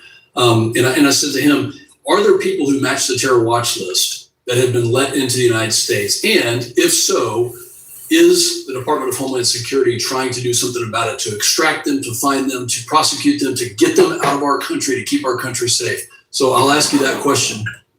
Every single week, we're arresting terrorists either coming across our border or that's already in this country. What's interesting to us is one of the ways we're able to find these terrorists is on the terrorist watch list that was let in under probation with our previous administration, is when they're coming back flying from this terrorist country that they came from to begin with. What they'll do is they leave the United States, they go into Canada, they fly out of Canada, and then because of the relationship we have with them, we'll recognize when they come in and land, they'll either arrest them or we'll track them until they cross the border and we'll arrest them at the border. But every single week, we're arresting terrorists that are getting into this country, and we've seen a dangerous tick up in Iran right now. It only took a change of our administration to get the correct answer on that, and I thank you for that. Because President Trump every single day is focusing on making America safe and great again. I appreciate that, Secretary, and I believe you, and we know that you're doing everything you possibly can, and your agents are as well. Last question for you. It's been talked about with CISA, and just want to kind of get an understanding. to make sure that CISA is it is definitely the central authority when it comes to the coordination, whether it's Treasury or anybody else, because there were some concerning things that we heard last 15 seconds to you. So we coordinate with Treasury, but we coordinate with all the agencies along the way. And CISA, as I said, has very unique authority. It hasn't completely been utilized. We're going to restore that. We're putting the right people in place. We've got a person soon to be nominated that'll be running CISA that has the ability to recruit and focus on the authorities we have. We want CISA to be the leader in cybersecurity. They should be, and they will be. Thank you, Secretary. Thank you very much. I now recognize the gentleman from New York, Mr. Goldman, for 5 minutes of questions. Thank you, Mr. Chairman. Secretary Mullin, how do you determine when a court order is political or not?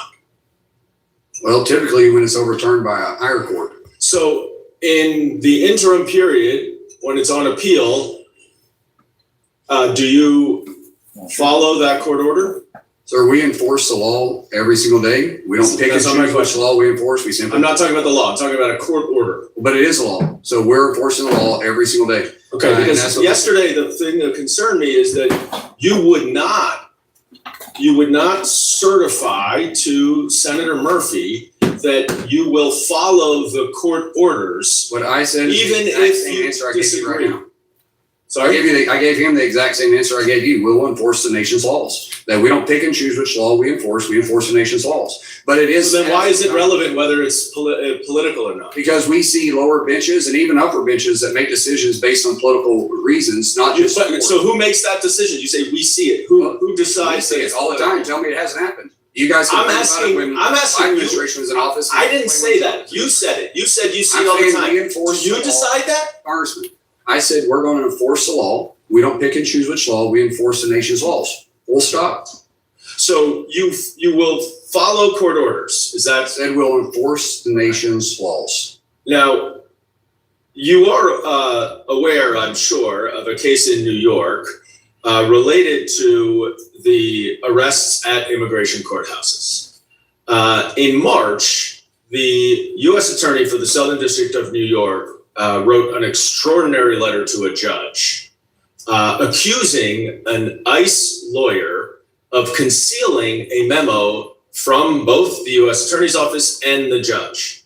And that memo specifically undermined the policy that ICE was using to arrest immigrants at immigration courthouses. You're familiar with that? I'm actually not. You're not? Okay. Well, that is what happened. It's a little disappointing to me that you're not familiar with that. I don't know the number of cases we have that we get sued. Well, this is the question, though. I worked in the Department of Justice for 10 years. I've never seen a letter like that where a representation by a government agency to a court that another government agency actively concealed a memo that ultimately changed the decision. Has there been any disciplinary action taken on that ICE agency lawyer? I'm not familiar with the case. I already said that. Well, that's disappointing to me because we get hundreds. You get hundreds, but I trust you. You do not get letters like this to courts from the U.S. Attorney's Office accusing their own government colleague in a different agency of concealing a memo. And now the problem is, I would have to see it before I take your full. That's fine. You should also look at the judge's order, where he then prohibited any arrests at immigration courthouses at the 3 federal buildings in New York City. Are you aware of that? I believe he has the authority to do that. Because when they're on final order, you don't think he has the authority to do that? When they're on final order, we pick them up after the court case. That's law. So where are we supposed to arrest them if they're on final order and it gets denied? Sir, they're not going for a final order of removal. No, they are going for their asylum case. You just said a blanket statement. You didn't give preference to it. I said if it's a final order. You said they're not supposed to arrest any. That's what you just said. At immigration courthouses. If they're on final order of removal and they final their last appeal, then we have the right to pick them up and deport them. That never happens. Never. No appeal happens at a courtroom in immigration court. Okay, what happens every day and thousands of times against your own policy is that people who are here lawfully seeking lawful status go to court because they're required to do so. And then they come out of court and they're snatched by your ICE officers. They're arrested. They're sent to Delaney Hall. They're sent to the MDC.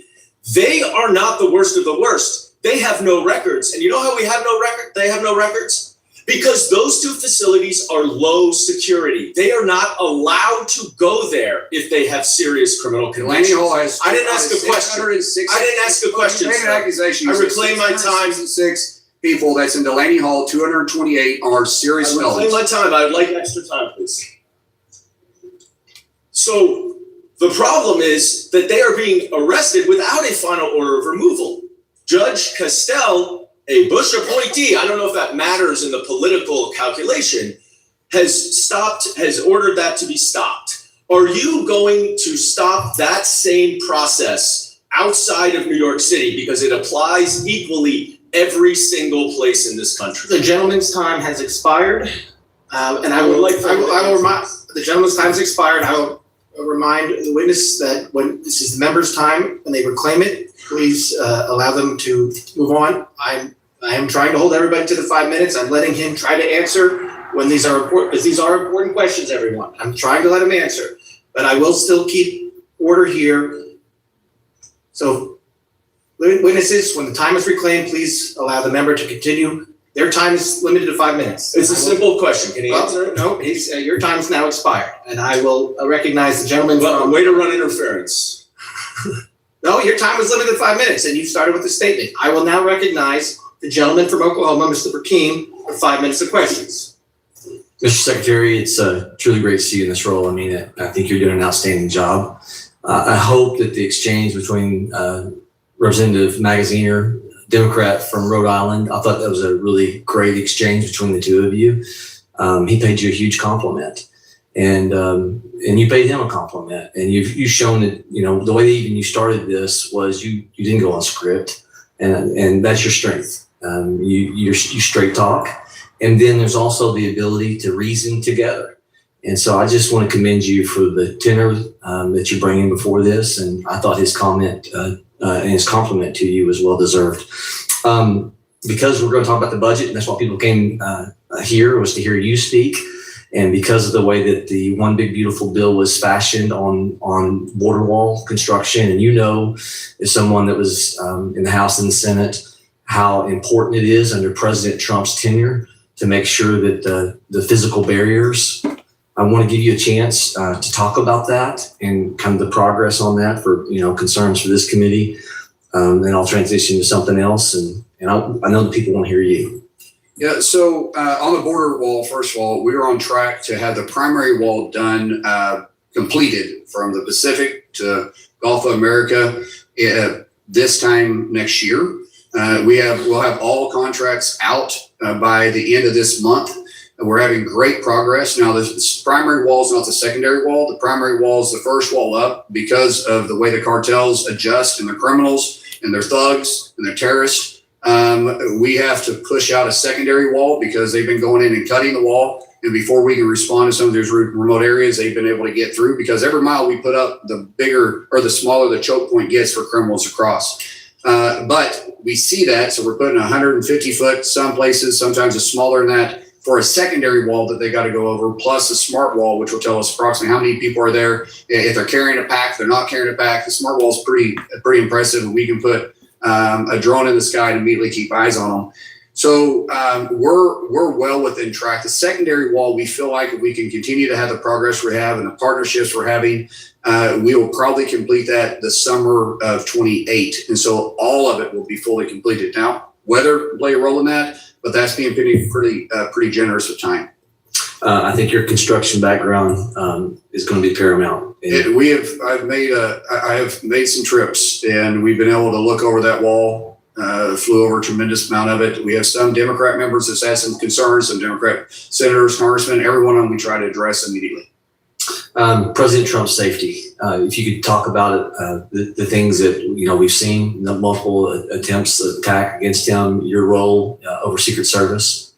Secret Service does a phenomenal job, and they're understaffed. We need to hire about 860 agents right now. President Trump, unfortunately, assassination attempts on him have become normal. And it's sad. It doesn't seem like it phases him. He's laser focused on his job. He trusts the Secret Service. I trust the Secret Service. They're the ones that protect me every single day. They are phenomenal people, but they're working around the clock.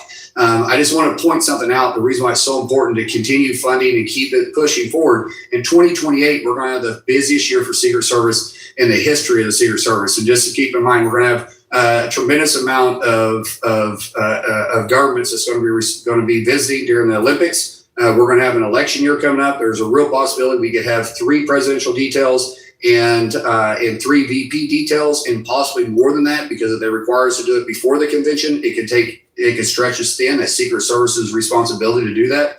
Plus all the dignitaries that's coming in from out of the country. Secret Service provides a service for that. And just about every one of these major events, even though DHS has the overall view of it, when you start taking Freedom 250, you start taking the FIFA games, you look at what's going on in the Olympics, the SEER rating, that is the rating of seriousness of protection, needs to be there. That's all ran by Secret Service. Now we partner with them, but they are stretched thin. And we're going to have to plus their budget up significantly to be able to allow them to meet that threat coming towards us. Given 30 seconds, regarding the task force that was set up about trying to find more greater means for efficiency with FEMA. As someone who's from Oklahoma, who readily knows how Oklahoma is often impacted by weather events, you got about 10, 15 seconds here. Anything you can tell us about the progress of that task force? Yeah, we're going to have to restructure the way FEMA operates and push it closer to the states. The dollars that get to the states, they can do it cheaper and more efficient and faster than FEMA could ever do. FEMA was never designed to be the first in and last out. There is there to support the state and the local community on a bad day. Gentleman yields back. I now recognize the gentlelady from Illinois, Ms. Ramirez, for 5 minutes questions. Thank you, Chairman. I appreciate it. Secretary Mullin, you have been in office for 71 days. And you've been in this new role in 71 days of your watch. And I'll be honest with you, my office is getting more of the same. As you can see in the posters, I'm not going to go into details here because I want to really focus on questions with you. So my questions are going to be yes or no, because I want to be able to go through a list of them. First one, Secretary, as a former member of the House and Senate, are you clear that members of Congress have statutory oversight authority over federally funded detention facilities? Yes or no? I do, with proper notice. Yes. When we're in a shutdown, yes. it takes a little bit more time. I'm sorry, I'm reclaiming my time. I want to go to the second question here. Yes or no? Given that Senator Andy Kim was acting within his statutory oversight authority at Delaney Hall, would you retract your comments that a senator probably shouldn't have been there? Yes or no? Would you retract them? Andy Kim and I have visited multiple times. There is no yes or no on that. If you don't, I can sit right here and not answer any of your questions, but it's going to be yes or no, because there's a backstory behind that. That Reclaiming my time. Multiple times, and we let him in the center that day. Thank you. These yes or no questions, Chairman. You can't. I am the member. Suspend. I'm glad. I agree. Somebody like We need to stop. We need to stop the clock. I said suspend. I said suspend. Okay. Again, the members are entitled to ask questions. The witness is entitled to ask them. He is here voluntarily. Mark Mullen's just another big baby snowflake, just like Trump. Are entitled to ask their question. They cannot limit his answer. If they say yes or no, and it's not a yes or no question, they want to. Chairman, if you're willing to answer, we're reclaiming and we're moving on. Yeah, that's fine. You can reclaim your time. That's fine. But you get to ask the question. The witness gets to answer it. You do not get to tell him. Reclaim it. Does he stop speaking? It's still suspended. Okay, but this is for everyone, this is for everyone, not just you. Again, we can add, because you did add, I think 10 more seconds back onto the clock. It's more like 20. 10 more seconds back onto the clock. So we're going back to another question. Let's get everything set, and then I will let everything start again. 346, please. So, Secretary, are you familiar with the ICE National Detention Standard 4 food service that establishes that food in ICE detention must be nutritious and hygienic? Are you familiar with the standard? That's a pretty easy yes or no. Are you familiar with the standard? Thank you. So given ICE's standards and reports of decaying food confirmed by congressional oversight, would you retract your comments dismissing detainees' concerns about rotten food as a desire for ethnic food? Would you retract those comments? I didn't say rotten food. I said they wanted ethnic correct food, and I said this isn't a Holiday Inn. We're not providing that. But So we you're did not release the retracting- menu. If you look time to look at the So menu. you're not you can see it's retracting pretty the good. comments, okay. So let me just make sure I clarify. These questions were important because I know it shows this. You've been in Congress before, you've been in the House and Senate. You understand the separation of powers. You know Congress's role. You understand that there are rules and standards that you're required to follow. You've been saying this in the last 45 minutes we've been here. And still, you're disregarding what we know, which is that you're doing the same thing that your president and Miller want you to do, which is spew this garbage that makes immigrants criminals and that creates the standards and conditions for even children in detention to be living in inhumane conditions. You know what I call that? I call that being a tool. And let me tell you the impact of these actions. Kevin Gonzalez, my 18-year-old US citizen constituent with stage 4 colon cancer. He wanted to see his parents one last time, Secretary. But you rejected his parents' visa to come say goodbye to their son. In desperation, they came the only way that they knew how. They tried to cross the border. And when they tried to cross the border, they were detained by CBP in Arizona. They weren't just released so they can go back to Mexico. They sat. Nah. The only ones getting deported are going to be all the MAGA cult members. Come November with the blue wave and the midterms, the blue wave, the blue tsunami, and it's going to wipe out all the maggots back to Jonestown. They're the ones that are going to get deported. Detention center for 1 whole month. My office, the Mexican consulate, and their legal team, they worked tirelessly to ensure that the Gonzalez family could be reunited because they knew that Kevin just had weeks to go, that he could die at any time. He was diagnosed in January. Kevin, I want to show you the video. This is when he finally got to see his mother and father. Kevin went to Mexico. You hear that cry from that mother. What you're not seeing is the father is wrapped around his son's feet, crying hysterically after a month in detention. Secretary, Kevin died less than 24 hours after that engagement. So I want to ask, for every parent in this room, including Secretary Mullin, and including my colleagues on both sides of the aisle, wouldn't you go at any length to be able to see your dying child one last time? You know, rejecting visas to Kevin's family, that didn't protect our communities. Family separation, that doesn't make any community safer. So who then ends up benefiting from this? I'm going to tell you who benefits. For-profit prison corporations. They profit from cruelty and point. And you now are operating as a secretary, inflicting cruelty and pain. And I have to say this, for Kevin, for Virginia, his grandmother, who's my constituent, we will not forget the terror of ICE. And we will not forget what DHS continues to do, even under your watch. We know that a better world is possible. We need something new, and that means, I will say it loudly so that you could go ahead and quote it if you need to. We need to abolish ICE. We need to dismantle DHS. And like I told your predecessor, Secretary, I wouldn't get comfortable because you have to be held accountable. With that, I yield back. Gentlelady yields back. I now recognize the gentleman from Alabama, Mr. Strong, for 5 minutes. Thank you, Mr. Chairman Garbarino and Ranking Member Thompson, Secretary Mullin. Thank you for being here today and for the work you and your team are doing to keep our nation safe. I represent Alabama's 5th Congressional District, home in Huntsville, Alabama, and Redstone Arsenal. You may know that North Alabama offers a unique combination of mission capability, affordability, workforce talent, and room for future growth. We're proud to host HSI's XCOM South for the National Academy for Advanced Training and Leadership, along with numerous companies, organizations, and other federal components that support DHS mission every day. I'd like to welcome the opportunity to host you in Huntsville. I know that you're well aware of us, but it'd be a great trip if we could have you there to see all of our different things that we have to offer in North Alabama.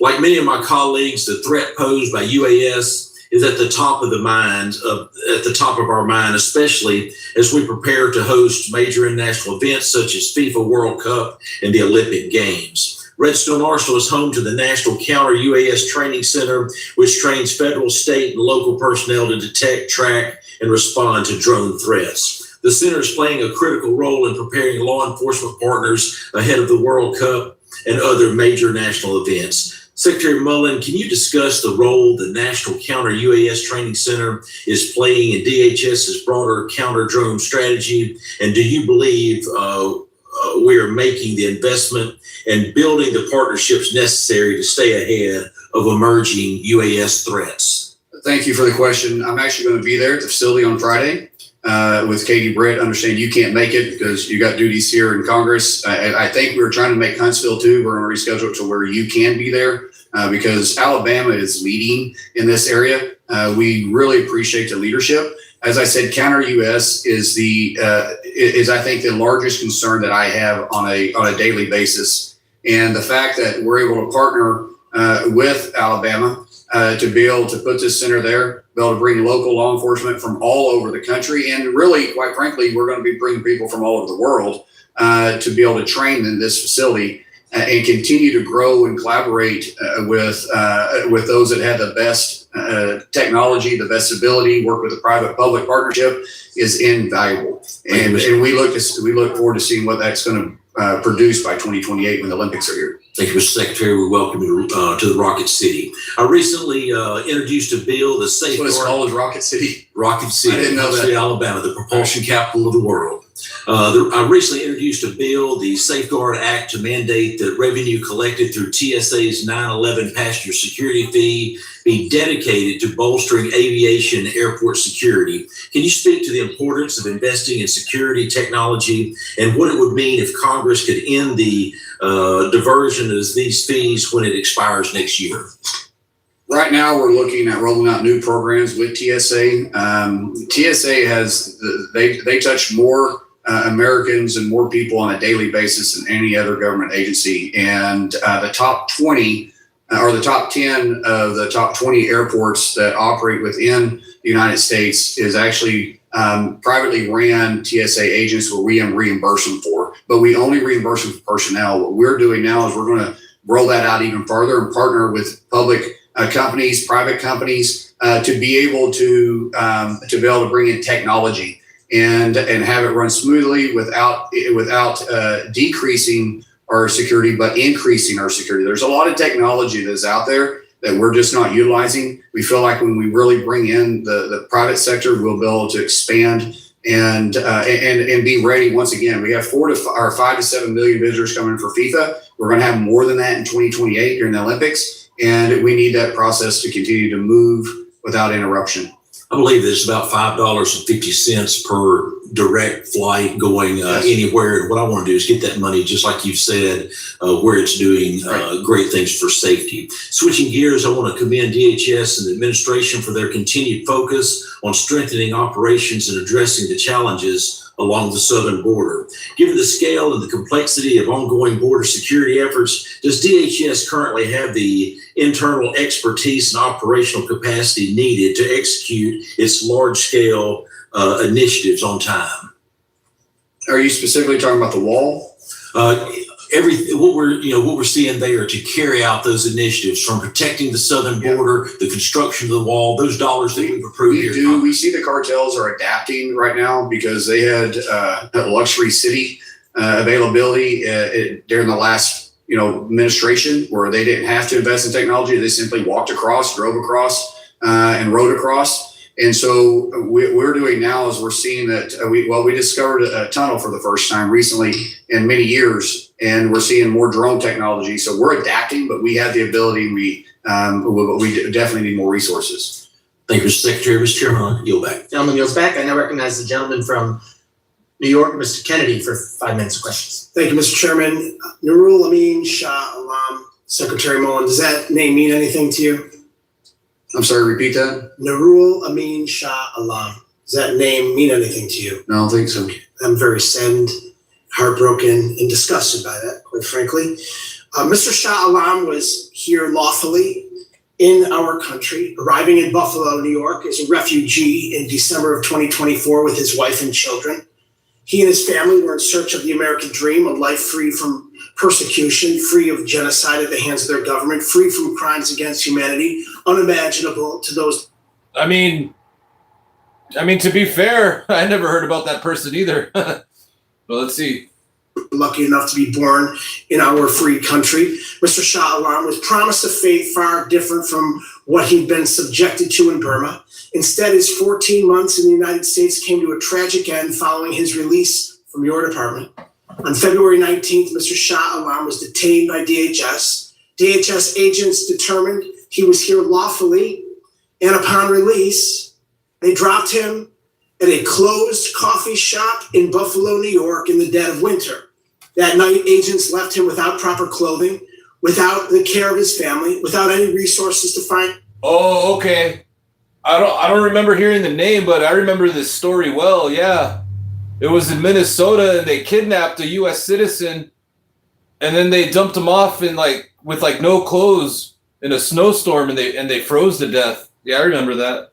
Safety in near freezing temperatures. He was blind, disabled, spoke little to no English. His family, who filed a missing persons report days later, had no idea of his whereabouts or that he'd even been released. Tragically, Mr. Shah Alam was found dead 5 days later on February 24th, 2026, on a street in the unforgiving Buffalo winter, 5 miles from his home. I am familiar with this. His death was caused by a stress ulcer, dehydration, and hypothermia, and it's been ruled a homicide. In the days following his passing, DHS claimed Mr. Shah Alam was dropped at a warm, safe location. DHS said he showed no signs of distress, mobility issues, or disabilities requiring special assistance. So, Mr. Secretary, yes or no, would you say that someone who's blind, has severe mobility issues, and who speaks a specific non-English dialect generally requires special assistance? First of all, I need to correct my answer. I am familiar with this case. It is under investigation, and that's all I can say about it. And would you say that the back of a dark parking lot in a closed coffee shop on a winter night in Buffalo without proper clothing is a warm, safe? It's under investigation, sir. The family of Nurul Amin Shah Alam, the Burmese community, the people of Buffalo, refugees in every community in our country, and every single American deserves answers from your department. I've sent multiple letters to your department, including the day after you were sworn in on March 24th, demanding that DHS open an investigation into this case. I've received nothing in return. I just told you twice, it's under investigation. Okay, so why wouldn't you explain that and answer very simply in some sort of public response to the American people? Over 2 months ago when this letter was written, and over 3 months ago when this man was found dead, and the last people that had any contact with him that we are aware of were your department. I apologize for not responding to you in 2 months. We want to really lean into that. In the past, I don't think this department underneath anyone's leadership has been real responsive to Congress. I have changed that. We are trying to be as responsive to anybody that calls me, reaches out to me. That's not acceptable, 2 months. I agree with that. But we could have easily told you it was been under investigation. So will you commit to providing my office and the people of this country with a timely response to my March 24th letter? I just answered the question for your letter. If you want me to put it in writing, I can put it in writing for you. We want it in writing. A piece of paper, I'll put it down for you. Yeah, we want the American people to see what your department is doing. So this committee deserves answers. The people of this country deserve answers. Your predecessor, Kristi Noem, ran this department straight into the ground. Her conduct as secretary disgraced the brave career law enforcement officials who signed up to work at the Department of Homeland Security to protect their fellow citizens. Since you became secretary, what have you done to change the culture of your department and ensure the actions of all DHS officials are consistent with the Constitution and our values as Americans? Underneath the previous administration, they took the teeth out from our law enforcement DHS. My predecessor and myself were enforcing the law of the land, not turning a blind eye to it. And that's what Mayorkas did. He turned a blind eye to it. Your predecessor is no longer here. She disgraced this department, and it seems like you are following right in her footsteps. Under your leadership, that is not true. Don't accuse me of something that's not true. Without food. You can say all you want, but don't accuse me of something that's not accurate. You can sit there and tell lies all day long, and all it is a lie. That's a lie. That's a lie. The gentleman's time is expired. We will. You know that's a lie. That's a lie. You know it's a lie. Secretary, please, everyone. We will continue to do this hearing like we have done the ones in the past. I'm asking everyone, please, questions, answers. Do not attack each other's characters. That is something that is a violation of House rules. So, no attack. I did not attack his character, I'm Mr. Chairman. just saying, this statement is for I simply everyone. stated facts about the department. What I'm saying right It's now not a is, fact. You can't point to a single fact Excuse that's me. accurate. wait, Mr. Chairman, I think the point is, if the witness is not addressing a question, but making a statement, that's not a question, he shouldn't be allowed to ask. the point is, we've had these hearings before. This is not the first time we've had a secretary in front of us.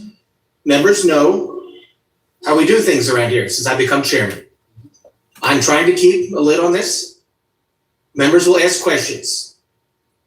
They know there are rules. You cannot attack other members. You cannot, questions can only be directed to me or the witnesses. Witnesses will answer the questions. Yeah, he should be telling Mark Mullin all this. Mark Mullin's the one that's causing all the ruckus. When a member reclaims their time, the witness should give back that time. Nobody should be going after anyone's character. That is not how we do things. We will get back on track here. Again, questions answered. This is not the first time. We are going to keep a lid on this hearing today. All right, it's getting good, guys. We're about halfway through this meeting. Gotta bust out the snacks. I got some milk and cookies. Let's go. When a member asks a question, they get to ask their question. The witness gets to answer it. They can't direct how the witness answers it. They can reclaim their time. They cannot tell the witness what to say. The witness is here and gets to answer the question that is asked. If the member does not like the answer and wants to get another question in before their time is expired, they can reclaim their time, and I will enforce that. But they can't be upset.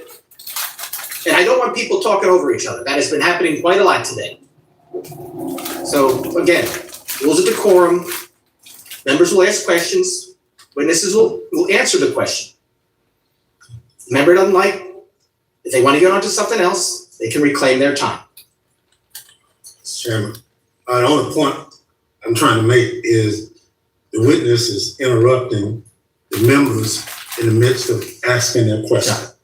And just direct the witness, just hold whatever he has to say until the question is asked. Yeah. Not interrupt the question. And being asked. yes, I understand that, and I think what the secretary was doing there was just pointing out that he was familiar with the case, with the answer. I think he did clear that up, but of course, questions asked, answered. So everybody, we're gonna move forward now. I now recognize the gentleman from Arizona, Mr. Crane, for 5 minutes of questions. Thank you, Mr. Chairman. Thank you, Mr. Secretary, for coming. We've had a lot of names of people thrown out in this committee hearing so far. I want to throw out some names myself, and I don't expect you to know these names, Mr. Secretary. Mary Ann Mendoza, Doug and Patricia Quetz, Steve Ronnebeck, Bernardo Becerdo, Shannon Estes, Patty Fox, Karen Griffin, Ann Funner, I know you don't know these names, but myself and Congressman Biggs, we spent about 2.5 hours with these angel families last week in Arizona with the drug czar, Sarah Carter. And these stories were shocking and they were horrific. And I'm just interested, I find it so sad and curious why my colleagues on the other side of the aisle are so concerned with living conditions, food, and safety of illegal aliens, but they never seem to care or bring up these angel families and the fact that their loved ones are no longer with us. They don't get to eat food anymore. Their living conditions don't matter anymore because they're gone. They're dead. And the saddest thing to me, Mr. Secretary, in talking to them, and this is what broke all of their hearts, was that in every single one of these cases, their family members should be alive, and it was completely avoidable. Mr. Secretary, do you find it interesting that in the past, Democrats have supported border security and barriers? Like Democrats like Obama, Clinton, Schumer voted for, in 2006, for the Secure Our Fence Act. They also supported enhanced barriers in 2013 immigration bills. Do you find it interesting that the Democrat Party has shifted away from helping protect the homeland? Unfortunately, what we continue to see is political theater because of the far left base is where they demand them to be. And it has nothing to do with the living conditions. And if you would permit me here, Congressman, I just want to point out a couple of things about Delaney versus the state penitentiaries in New Jersey. In Delaney, or in the state penitentiaries in New Jersey, you're 2 times more likely to die in New Jersey state facilities than you are in Delaney. We have 2 times the amount of space in Delaney. So when they say it's overcrowded, that's not accurate. We have 2 times as much more space than they do in the state penitentiaries in New Jersey. We have 2 times the medical personnel based on individuals that are in the Delaney versus the state penitentiaries. When you start talking about horrible conditions in the Northern State Penitentiary, the Garden State Youth Correctional Facility, and in the New Jersey State Prison, they have horrible conditions. Let me just talk about this Garden State Youth Correction Facility. They received citations for filthy conditions in the kitchen, standing water, rodent and insect infestation, and expired fire extinguishers. In Northern State Penitentiary, they have multiple violations for continuing flooding, raw sewage, wastewater spillage, and lack of temperature control that they've never fixed. Not one of these individuals have ever protested about what's happened in their own state yard or backyard. Thank you, Mr. Secretary. It was interesting because several of my colleagues earlier on in this hearing brought up DHS supporting white nationalism. Do you remember a couple of members pointing that out? And then you actually brought up something, you said, you asked one of my colleagues if he had endorsed the Senate candidate from Maine, Mr. Plattner, I believe his name is, who's a Nazi sympathizer. I actually looked it up. He had not endorsed that individual, but certain members of Congress had. I'm going to read those names for you. Bernie Sanders, Elizabeth Warren, Ruben Gallego, and Martin Heinrich, and Ro Khanna have all endorsed this Senate candidate from Maine. You find it interesting that all these accusations and targets of DHS and white nationalism are being targeted at you, yet their party continues to support this Nazi sympathizer running in Maine? It's hypocritical at best. Thank you. Yeah, that's what I thought. I want to move on to tunnels real quick. I know my time's running out. You guys just discovered a big tunnel. What are you guys doing to make sure that the cartels aren't going underground, since we've done a good job in stopping a lot of what they're trying to send through the ports of entry and at the ports themselves? As you know, this is the first tunnel that has been discovered in many years. We're deploying technology all around there for this because we see that we're forcing them underground because of President Trump's policies. Gentleman yields back. Now recognize the gentlelady from New Jersey, Ms. MacGyver, for 5 minutes of questions. Thank you, Mr. Chairman. I asked unanimous consent to enter the SOS letter signed by 300 plus detainees of Delaney Hall into record. Without objection. Thank you so much. Secretary Mullin, have you ever had a visit to Delaney Hall for an oversight visit? No, I have not. Thank you. The Department of Homeland Security was meant to safeguard the people, our homeland, and our values with the legal obligation to observe the basic human right and due process for everyone on U.S. soil. We have seen former administrations support transparency and cooperate with congressional oversight. Unfortunately, Trump and his administration are doing the exact opposite.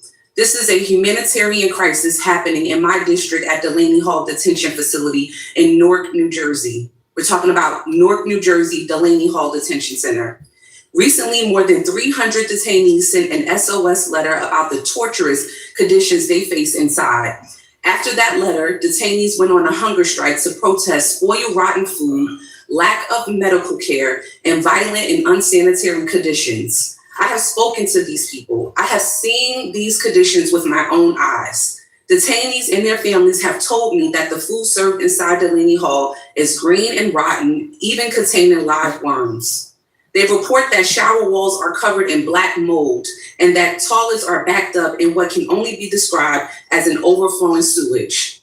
They are not given adequate cleaning supplies, and they are told that they must use paper towels and their own toothbrushes sometimes to try to get the facility to a safe level of cleanliness. Detainees and their families also share horrific accounts of being dumped into solitary confinement cells after surgery for medical observation and remaining there for months without any actual medical care.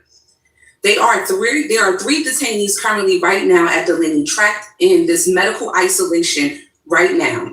Sometimes when I visit, no doctor is present. No doctor. When the doctor has been there, they have known almost nothing about their patient's care. There were pregnant women in there without getting any OBGYN care that the doctor didn't even know where they go for outside services. Tragically, 2 pregnant women miscarried after their emergencies were dismissed as psychological frenzies by GO staff. Additionally, when they tell members of Congress about these conditions, when they participate in hunger strikes, when they try to seek help, they face retaliation in this facility and from ICE. Communication access is revoked, visitations are cut, and even worse, things happen to them. Instead of addressing these inhumane conditions and attempting to solve them, this administration has chosen to weaponize DHS to cover up the abuses. Thankfully, Secretary Mullin, you are here today to answer some of these questions that my colleagues have. The Department of Homeland Security issued official statements calling the hunger strike a complete fabrication, while quietly transferring 15 women from Delaney Hall to a facility in Louisiana soon after the hunger strike began, along with other detainees. They were transferred. One of those women transferred is a victim of medical neglect who miscarried. I will continue to say his name as well. 41-year-old John Wilson Brutus. He died within 24 hours of entering in ICE custody at Delaney Hall, and ICE passed his death off as natural causes. And even as family members and civil rights groups practice their constitutional right to peacefully protest, federal agents tased, pepper sprayed, and put them under arrest.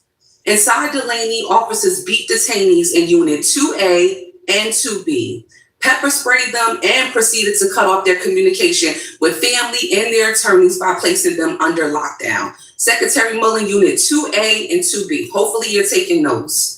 This department has doubled down on partisan showmanship as well, even threatening to stop the processing of international flights in cities like mine in Newark, because they don't like that Americans are protesting inhumane conditions and demanding oversight and accountability. This is not a matter of politics. The American people are concerned by what they hear and are unwilling to give their hard-earned tax dollars to what is happening. Lastly, Secretary Mullin, you talk about racism a lot in today's hearing. You know what's racist? Is the fact that every detainee in Delaney Hall is a person of color. The cruelty runs to the top of DHS, weaponizing the immigration system for your president and this administration racist grievances. With that, I yield back. Gentlelady yields back. I now recognize the gentleman from New York, Mr. Lalota, for 5 minutes of questions. Thank you, Chairman. Thank you, Mr. Secretary, for being here and for your leadership and all your hard work to help secure our awesome homeland. I know, Mr. Secretary, that your short tenure as Homeland Security Secretary, you fought hard to ensure our people have the resources they need to do their jobs.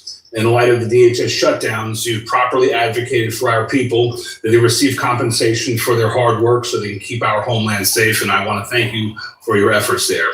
Along those lines, Mr. Secretary, I want to talk about the housing allowances afforded to our Coast Guard personnel.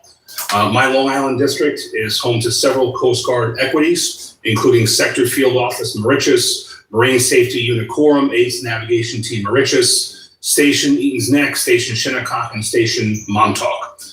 Several of those bases, Mr. Secretary, are in the Hamptons. This isn't a trick question, Mr. Secretary, but what comes to your mind when you think of the Hamptons? Hamptons? Yes, sir. Not a trick question. I can't afford. What is it? Someplace I can't afford. That's the right answer. Would you be surprised to hear, Mr. Secretary, that the housing allowance afforded to Coast Guard personnel stationed in the Hamptons is the same? The housing allowance there is the same in the Hamptons as the amount afforded to those who were stationed in more affordable, middle-class, blue-collar neighborhoods elsewhere on Long Island. Is that a surprise to you that those two allowances are the same? Well, yeah, it is, but it isn't, because we have talked to the Commandant about this. We're looking at doing a pay raise across the force by 7%. We're looking at the housing too. The Commandant has made this an issue because, unfortunately, a lot of places where the Coast Guard has been for many, many years, it's a beautiful area, and communities have grown up around it, which put a strain on housing. So we got to bring back Coast Guard housing to make it affordable. We're going to talk about the Coast Guard housing in a few minutes, Mr. Secretary, and my staff has come with a map in a moment. The disparity, the lack of Coast Guard personnel to afford to live in the areas they protect has caused many of them to live far away from their duty stations. Good here. The map, as you can see, Mr. Secretary, shows that some of our coasties stationed on the South Fork of Long Island and Montauk in particular have to live a good hour and 40 minutes one way, almost 3 hours round trip, sometimes 4 hours round trip with bad summer traffic. They're in their cars 4 hours a day simply to live in a place that they can afford because they can't afford to live based on the current housing allowance structure where they're stationed. The impact, in my mind, Mr. Secretary, is twofold. First, their own quality of life. This is time spent away from their families. This is time on the roads. This is some folks showing up to work, a very important job, fatigued because they have to be in that car for 2 hours. Second, as it relates more directly to the mission, it's a harm to recruiting that I've heard in my couple of years of visiting these bases, that a lot of coasties don't want to take orders to some of these Coast Guard stations because they can't afford to live there. Their kids can't go to the local schools. They have to go far away. And the recruiting efforts are damaged. And when we don't get the best coasties on Long Island, the mission gets degraded. So my question, Mr. Secretary, is can you help us Long Islanders resolve this issue? We're working on it. President Trump has made it a mission to reinvest in the force focus for 2028. He's investing $24 billion into the Coast Guard. First president to do that in decades, to take an emphasis on there. The only way we're going to actually be able to fix it is we're going to have to build housing. It's going to be very difficult to fluctuate the. Let me ask you about housing as my 1 minute of time starts to wind down. Right now, there's a Coast Guard property. I don't expect that you know all the different Coast Guard properties throughout the nation. There's a Coast Guard property in my district at West Hampton Beach. It's not a small property. It includes 24 units, 2 single-family homes, an office, a workshop facility. It was initially built in 1977, but we're going to sell it. I don't oppose the premise of selling it. But the question I have relates to what we do with the funds afterwards. I've asked some folks in and around the government, what are we going to do with the money once we divest ourselves of this very valuable piece of property? And the answer I've gotten so far, Mr. Secretary, is they're just going to put it into a national fund and figure out what to do with those dollars nationally. I've presented, Mr. Secretary, a very regional, a very localized problem that has a lot to do with money. We're going to cash out on this property. I don't oppose the cashing out. My request to you, Mr. Secretary, is can you commit to, when we dispose of that property and get money for it, that we keep those dollars regionally so we don't exacerbate an existing problem? You've said that we need more housing. Let's reinvest those dollars more locally so we don't have complicated an existing problem. We'll look into that. I do understand the situation that we have here because it's very costly because of environmental impacts we have in that area to develop it, because we're going to basically tear down those buildings and rebuild it. But I would think it only makes sense to reinvest in housing. Thank you, Mr. Secretary. Appreciate your leadership, sir. Gentleman yields back. I now recognize the gentlelady from Texas, Ms. Johnson, for 5 minutes of questions. Thank you, Mr. Chairman, Mr. Ranking Member, and Mr. Secretary. Thank you for being here today. DHS personnel carry enormous responsibilities every single day. TSA officers protect our transportation systems. FEMA personnel respond when communities are devastated by floods, hurricanes, and wildfires. Cybersecurity and counterterrorism professionals work around the clock to identify threats before Americans are harmed. These public servants should be empowered to focus on these missions, not forced to operate inside a department increasingly consumed by political agendas and headline-driven decision-making. Serious operational failures continue to mount at the Department of Homeland Security under this administration. We've seen individuals with lawful legal status being wrongfully detained or deported despite having authorization to remain in the United States. We've seen repeated allegations of detainees being denied adequate medical care and in some cases dying while in federal custody. Secretary Mullin, Americans are now looking to your leadership to determine whether this department can return to its mission it was originally created to fulfill. They want to know what steps you are taking to restore professionalism within DHS, improve oversight of detention facilities, prevent further deaths in federal custody, stop the wrongful deportation of individuals with legal status, eliminate political interference inside FEMA, improve training and operational standards for enforcement personnel, and ensure that disaster response decisions are driven by urgency and public safety rather than bureaucracy and politics. To highlight some of the incompetence we've seen over the past year, I want to take a moment to quote directly from the final report, which was released earlier this month, issued by the President's own FEMA Review Council under the Trump administration. This report was not written by Democrats. This was your administration's own assessment of FEMA. And frankly, the report reads like a broader indictment of how this agency has been allowed to deteriorate over the past year. The report states that FEMA acknowledges concerns about staffing sufficiency, disaster response delays, and operational shortcomings that have weakened FEMA's disaster response capabilities. Americans in my home state saw the consequences of those failures during Texas floods. An overwhelmed system, staffing concerns, and response delays left families waiting for help during one of the worst disasters in our recent history. So frankly, I think you and this administration should spend less time turning DHS into a political messaging operation and more time focused on fixing these failures. Mr. Secretary, I was sitting here listening to my colleagues, and I too have a line of questions about a gentleman in one of my constituents that died in DHS custody.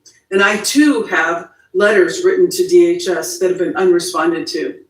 This seems to be a pattern and practice. In fairness to you, a lot of it is from your predecessor. But we as members of Congress deserve timely responses to our inquiries when we have constituents that have had terrible outcomings with your agency. And I heard you say earlier that you're committed to do that. And I hope that's true for the letters that my office has sent you on multiple occasions relating to a death of Mr. Paktawali. He was a 41-year-old husband and father who was brought here on the Afghan evac program. He served alongside our men and women in military in Afghanistan and was brought here because his life was deemed in danger if he remained due to his service to our military men and women. And he was detained and dead 24 hours later. I think he and his family and this country and the Afghan community who've risked their lives to help our men and women in the military deserve an answer as to what happened. And I've sent multiple letters, and I'm here again. And I asked your predecessor if she would respond. She told me she would. She did not. Now I'm asking you, can you please give me a response to what happened to Mr. Paktawali in your custody? Yes. Because is it possible that we can get a copy of that letter just so we can find it? There was a lot of stuff that's been hard to find. Absolutely. And I don't think I may be wrong, but I don't think we received that letter since I've been in office. I will be happy to resend it to you. Thank you. Because we've asked on multiple occasions, it's not normal for a 41-year-old to be detained, taking his kids to school and to be dead in your custody 24 hours later. That's not a normal, natural course of events.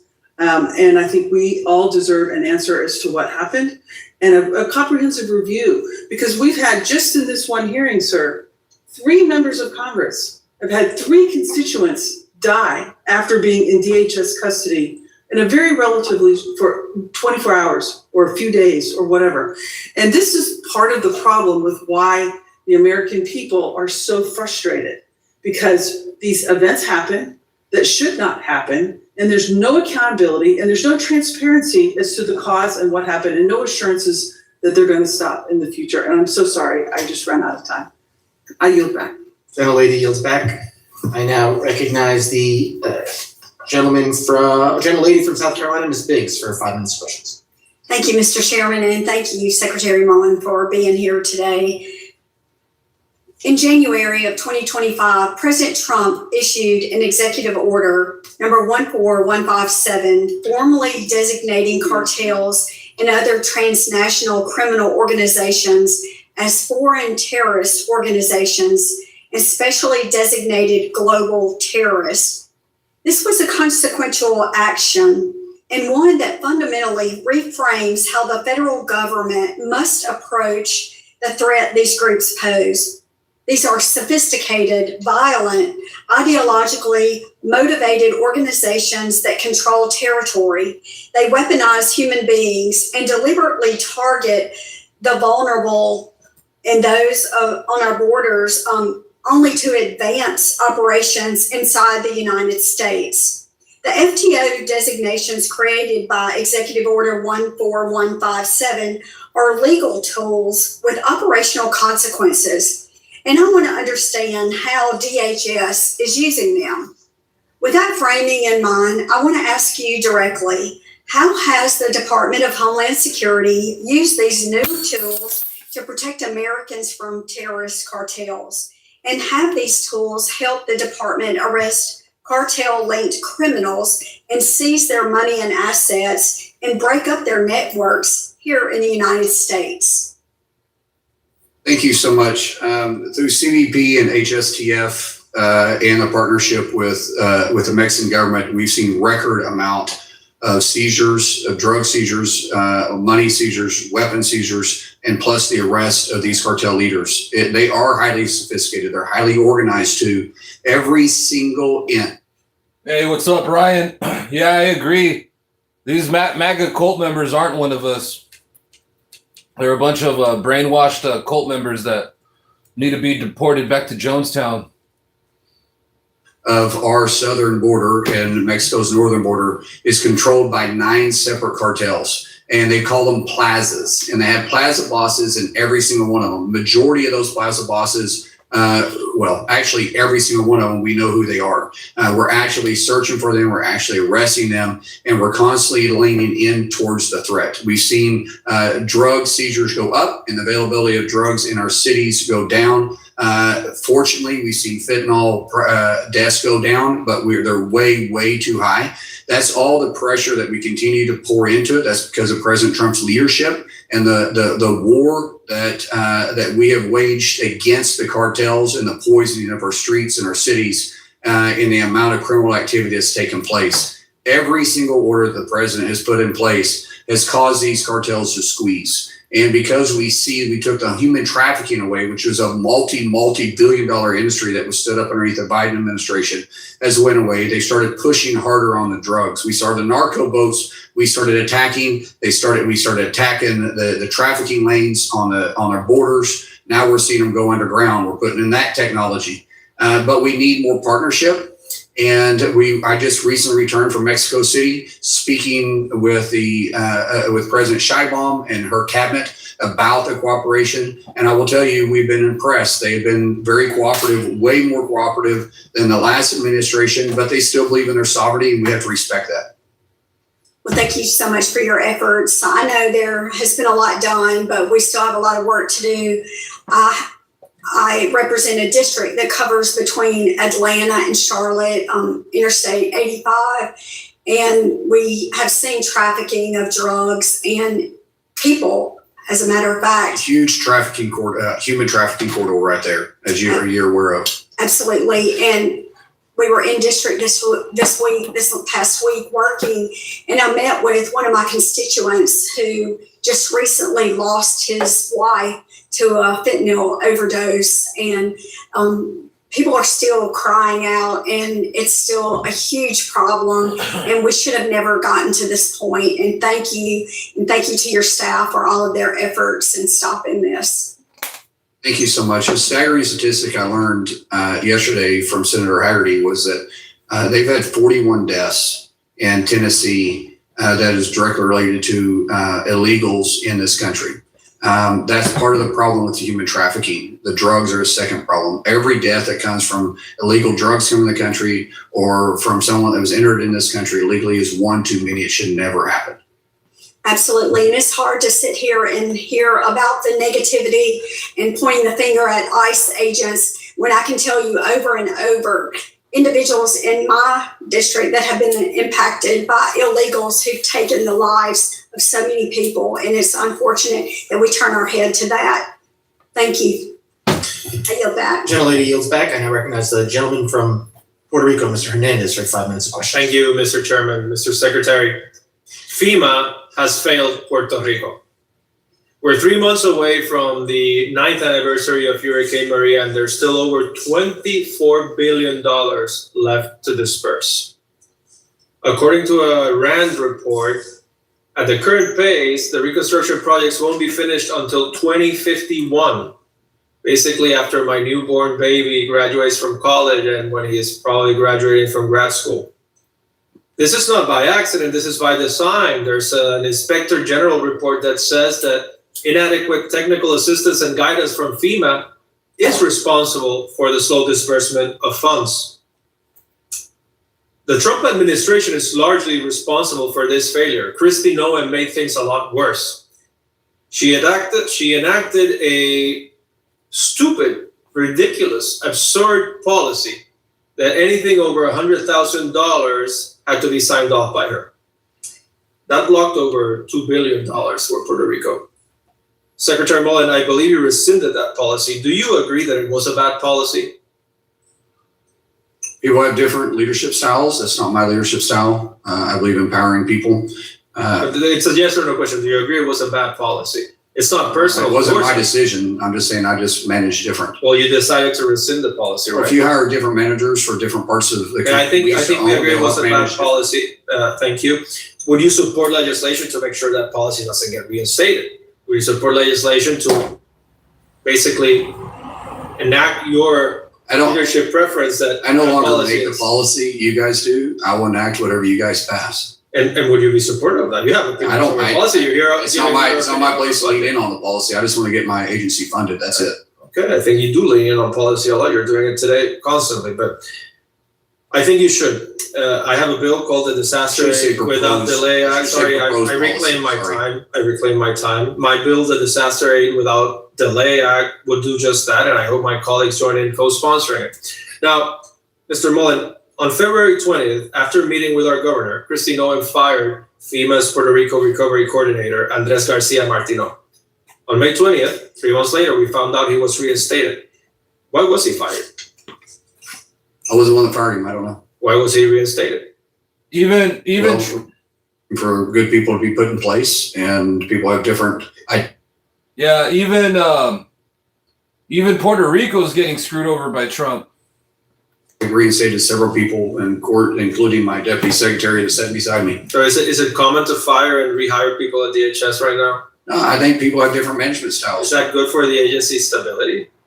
You want me to answer the question? Sorry? I mean, you asked me a question, I'm willing to answer. I don't want to talk over you. Okay. But is it good for the office's stability to be firing and rehiring? We have different management styles. And that's just common in any business or government. When you have bring in different leadership, they have different management styles and they look at things differently because they may reprioritize their roles. Okay. And that's what we did. Since I'm running out of time, Mr. Mullin, are you familiar with Core 3? Did you say Core 3? Yes. I don't know if I am or not, sir. Okay, it's a Central Office for Recovery, Reconstruction, and Oh, yes. Resiliency that manages FEMA funds for Yes. Puerto Rico, the largest amount in history. So a month ago, Core 3 announced that FEMA approved an extension for the period of performance for almost 600 disaster reconstruction projects in Puerto Rico.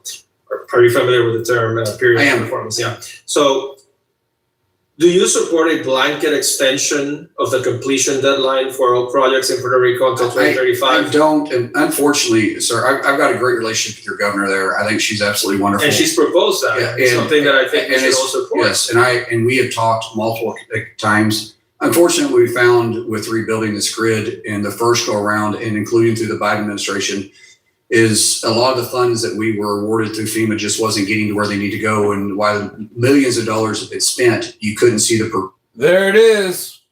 There it is. He said the Biden administration. Whenever these MAGA politicians are backed into a corner, their only defense is the Biden administration. like you would here inside the states. So when you you had to say, stop and say, listen, there must be fraud going on, or they're incapable of doing it themselves. and let me reclaim my time, and I appreciate that answer. It's the government of Puerto Rico who's been administering these funds during the past 9 years since the hurricane happened. So would you say that this fraud is occurring under those governments of Puerto Rico? No, I'm not saying that. I'm saying that we're putting in safeguards. We're really looking at the program to make sure that it is used for its intended purpose and not have the broad abuse that it could take place the way it was. But then do you have a lot of proof of abuse? Sorry? Do you have proof of the abuse? Well, we're still looking into that. Yeah, because we don't want to, I'm sorry, but I'm running out of time. We don't want to wait more. We've waited too long. At the current pace, you're going to make us wait until 2051. Your agency is responsible for this problem. Your agency is responsible for fixing this problem. Responsible for the felt system, sir. And the felt system. And your agency should do more to make sure the reconstruction of Puerto Rico is finished in a timely manner. Thank you, and I'm out of time. Gentleman yields back. I now recognize the gentleman from Colorado, Mr. Evans, for 5 minutes of questions. Thank you, Chairman, Ranking Member, and of course to the Secretary for coming today. And thanks to the new administration and Republicans in Congress, the border is secure and our homeland safer. Unfortunately, in places like Colorado, sanctuary states and sanctuary cities and their soft on crime policies are continuing to endanger communities. In Colorado and Denver today, homicides in Denver are up 50% compared to this time last year. Colorado's got 2% of the nation's population, but 10% of the human trafficking in Colorado. And we're one of only a handful of states in the country where overdose death rates are going back up again. And so, Mr. Secretary, we know who's responsible for a lot of that. It's the cartels, the foreign terrorist organizations, the organized criminal enterprises. And that's why I support policies to identify and dismantle these organizations that are bringing death and poison into our communities. And so my question to you is... the only organization that needs to be dismantled is the Trump criminal organization that are bringing death and poison. Terry, you mentioned it earlier, deporting the worst of the worst. How are you prioritizing immigration enforcement resources on these terrorists, criminals, drug dealers, gangbangers? And how are sanctuary policies impeding your efforts? Sir, there's a couple of answers in this one. First of all, the 287G program, where we partner with local law enforcement and state law enforcement, really helps put the pressure on these illegals. It's where we reimburse the local community, the state, for equipment, for hours that they put in to help go after the worst of the worst. We don't see that cooperation in throughout Colorado because of Governor Polis's policies. But we also have a huge issue with the lax banking policies in the state banking system with the drug trafficking. It creates a safe haven for money laundering to take place throughout Colorado, and we see some of the worst places in Denver. When you do that, you encourage that kind of behavior. When you become a sanctuary city, you don't just become a sanctuary city where you're housing criminals, but that criminal activity pushes out from that state into surrounding states and surrounding areas, and you attract more of that criminal activity because the individuals feel like they're safe in there. They don't have to worry about local law enforcement looking at them because they're a sanctuary city. They know they'll be pulled over and be released. Even when we ask for retainer on some of these individuals that have serious criminal backgrounds, they release them constantly. And I know it's not the state police or the local law enforcement. They want to do their job. It's the local officials and your governor that's handcuffing them from being able to enforce the rule of law. Thank you, Mr. Secretary. I wish we could have 287G programs in Colorado, but ruling Democrats explicitly outlawed those. We've talked before, I was a cop in the Denver metro area for a little bit over a decade, sergeant lieutenant. So not only was my responsibility to get the bad guys, but it was to preserve those professional standards within the agency and make sure we're following the law. And so during your confirmation, I was very pleased to hear you say that under your how you run the department, that ICE would need judicial warrants unless there were some of the exceptions, but they would need judicial warrants to go into homes to make arrests the same way I needed when I was a cop. Can you just talk very briefly about how you're implementing that requirement in the department? Yes, if we're going to be entering a business or a house and we're not in pursuit currently after the individual, we want a judicial warrant to go in there. There's two things that happens, right? It covers the officer that's walking in the door just in case something takes place. It also assures us that we have the authority to do so what is deemed necessary to get the fugitive that we're after. So we want to make sure we have cover, but there is exceptions. The administrative warrant can be administrated if the individual is avoiding us by running through places of business, running into an apartment complex, going through a door. We feel like they're a danger. We've got to enter in there. We don't have time to stop. If we're going to knock on your door at 3 o'clock in the morning, though, we'll have a judicial warrant. Glad to hear it. There's Supreme Court approved exceptions to the judicial warrant. You got to learn them in Police Academy. It sounds like that's exactly what you're referring to. Exigency, fresh pursuit, things like that. Final question to you. I get a lot of constituents in my district, farm workers, youth ministers, nurses, grocery store business managers. They've been living and working legally in the U.S. for decades with visas. But because Biden threw the borders open and flooded the immigration system, a lot of these folks that are legal are having trouble renewing their visas. And so would love to work with you to be able to find ways to help expedite these approvals so that we can keep the American economy working and keep those employers working. Last 15 seconds to you. We would applaud any assistance you could give us, any assistance that Congress could give us by passing new policies to help us streamline this would be wonderful. But unfortunately, we haven't upgraded our immigration, true legislation since 1959, and it needs to be updated today. I'm out of time. Yield back. Gentleman yields back. I now recognize the gentlelady from New Jersey, Ms. Poe, for 5 minutes. Thank you, Mr. Chairman. And thank you, Secretary Mullin, for being here. Let me just begin real quickly by following up on something that you've recently stated. Recently, it was indicated that you had threatened to have your department pull custom agents from Newark Liberty Airport, among other airports. The idea that thousands of international travelers arriving in the United States for the World Cup could be turned around at the airport is not only absurd, but reckless and dangerous. That is why a broad coalition of industry groups, including the Chamber of Commerce, the U.S. Travel Association, and the Airlines for America are strongly opposing your plan, noting that it will cause chaos. Hey, what's up, everyone? We're watching this Mark McWayne Mullin. Hey, didn't Donald Trump recently say that the uneducated love him, or something along those lines? Yeah, it was pretty much Donald Trump saying that all the MAGAs are low IQ and uneducated. Travelers fights in our economy while also posing safety risk. Today, Mr. Secretary, would you commit to not pulling any custom officers at Newark International Airport? Ma'am, first of all, I want to thank you. You've been sitting in front of me this whole time. Your demeanor has been very polite, and I do appreciate that. That speaks a lot about someone. My whole purpose of having to flex with personnel was because prior to the Governor Sherrill allowing the state police and local police to respond, they were saying they didn't have the resources. We were having officers get hit. We were having employees have a hard time getting in and out of work. Their vehicles were getting damaged. Federal vehicles are getting damaged. And what we have to do is prioritize our resources. So as long as they're still cooperating, which they are, and it worked out great when the state police showed up and local police showed up and started taking control of their streets, we can secure our building, but we got to make ways for our employees to get in and out of work because their vehicles are getting damaged, they're getting threatened. We have to prioritize our Secretary, staff. I'm so sorry. I know. I'm just trying to answer your question. No, I appreciate it. It sounds to me like you're agreeing that you will not be pulling any of the officers from the Newark International Airport, so long as the two entities are able to work and it appears as though that there is cooperation being. As long as the cooperation continues, Very yes, well. ma'am, that is correct. Thank you so very much. I just want to, I'm not trying to be rude. No, you're I just good. want to make sure that I get an opportunity to ask the other questions.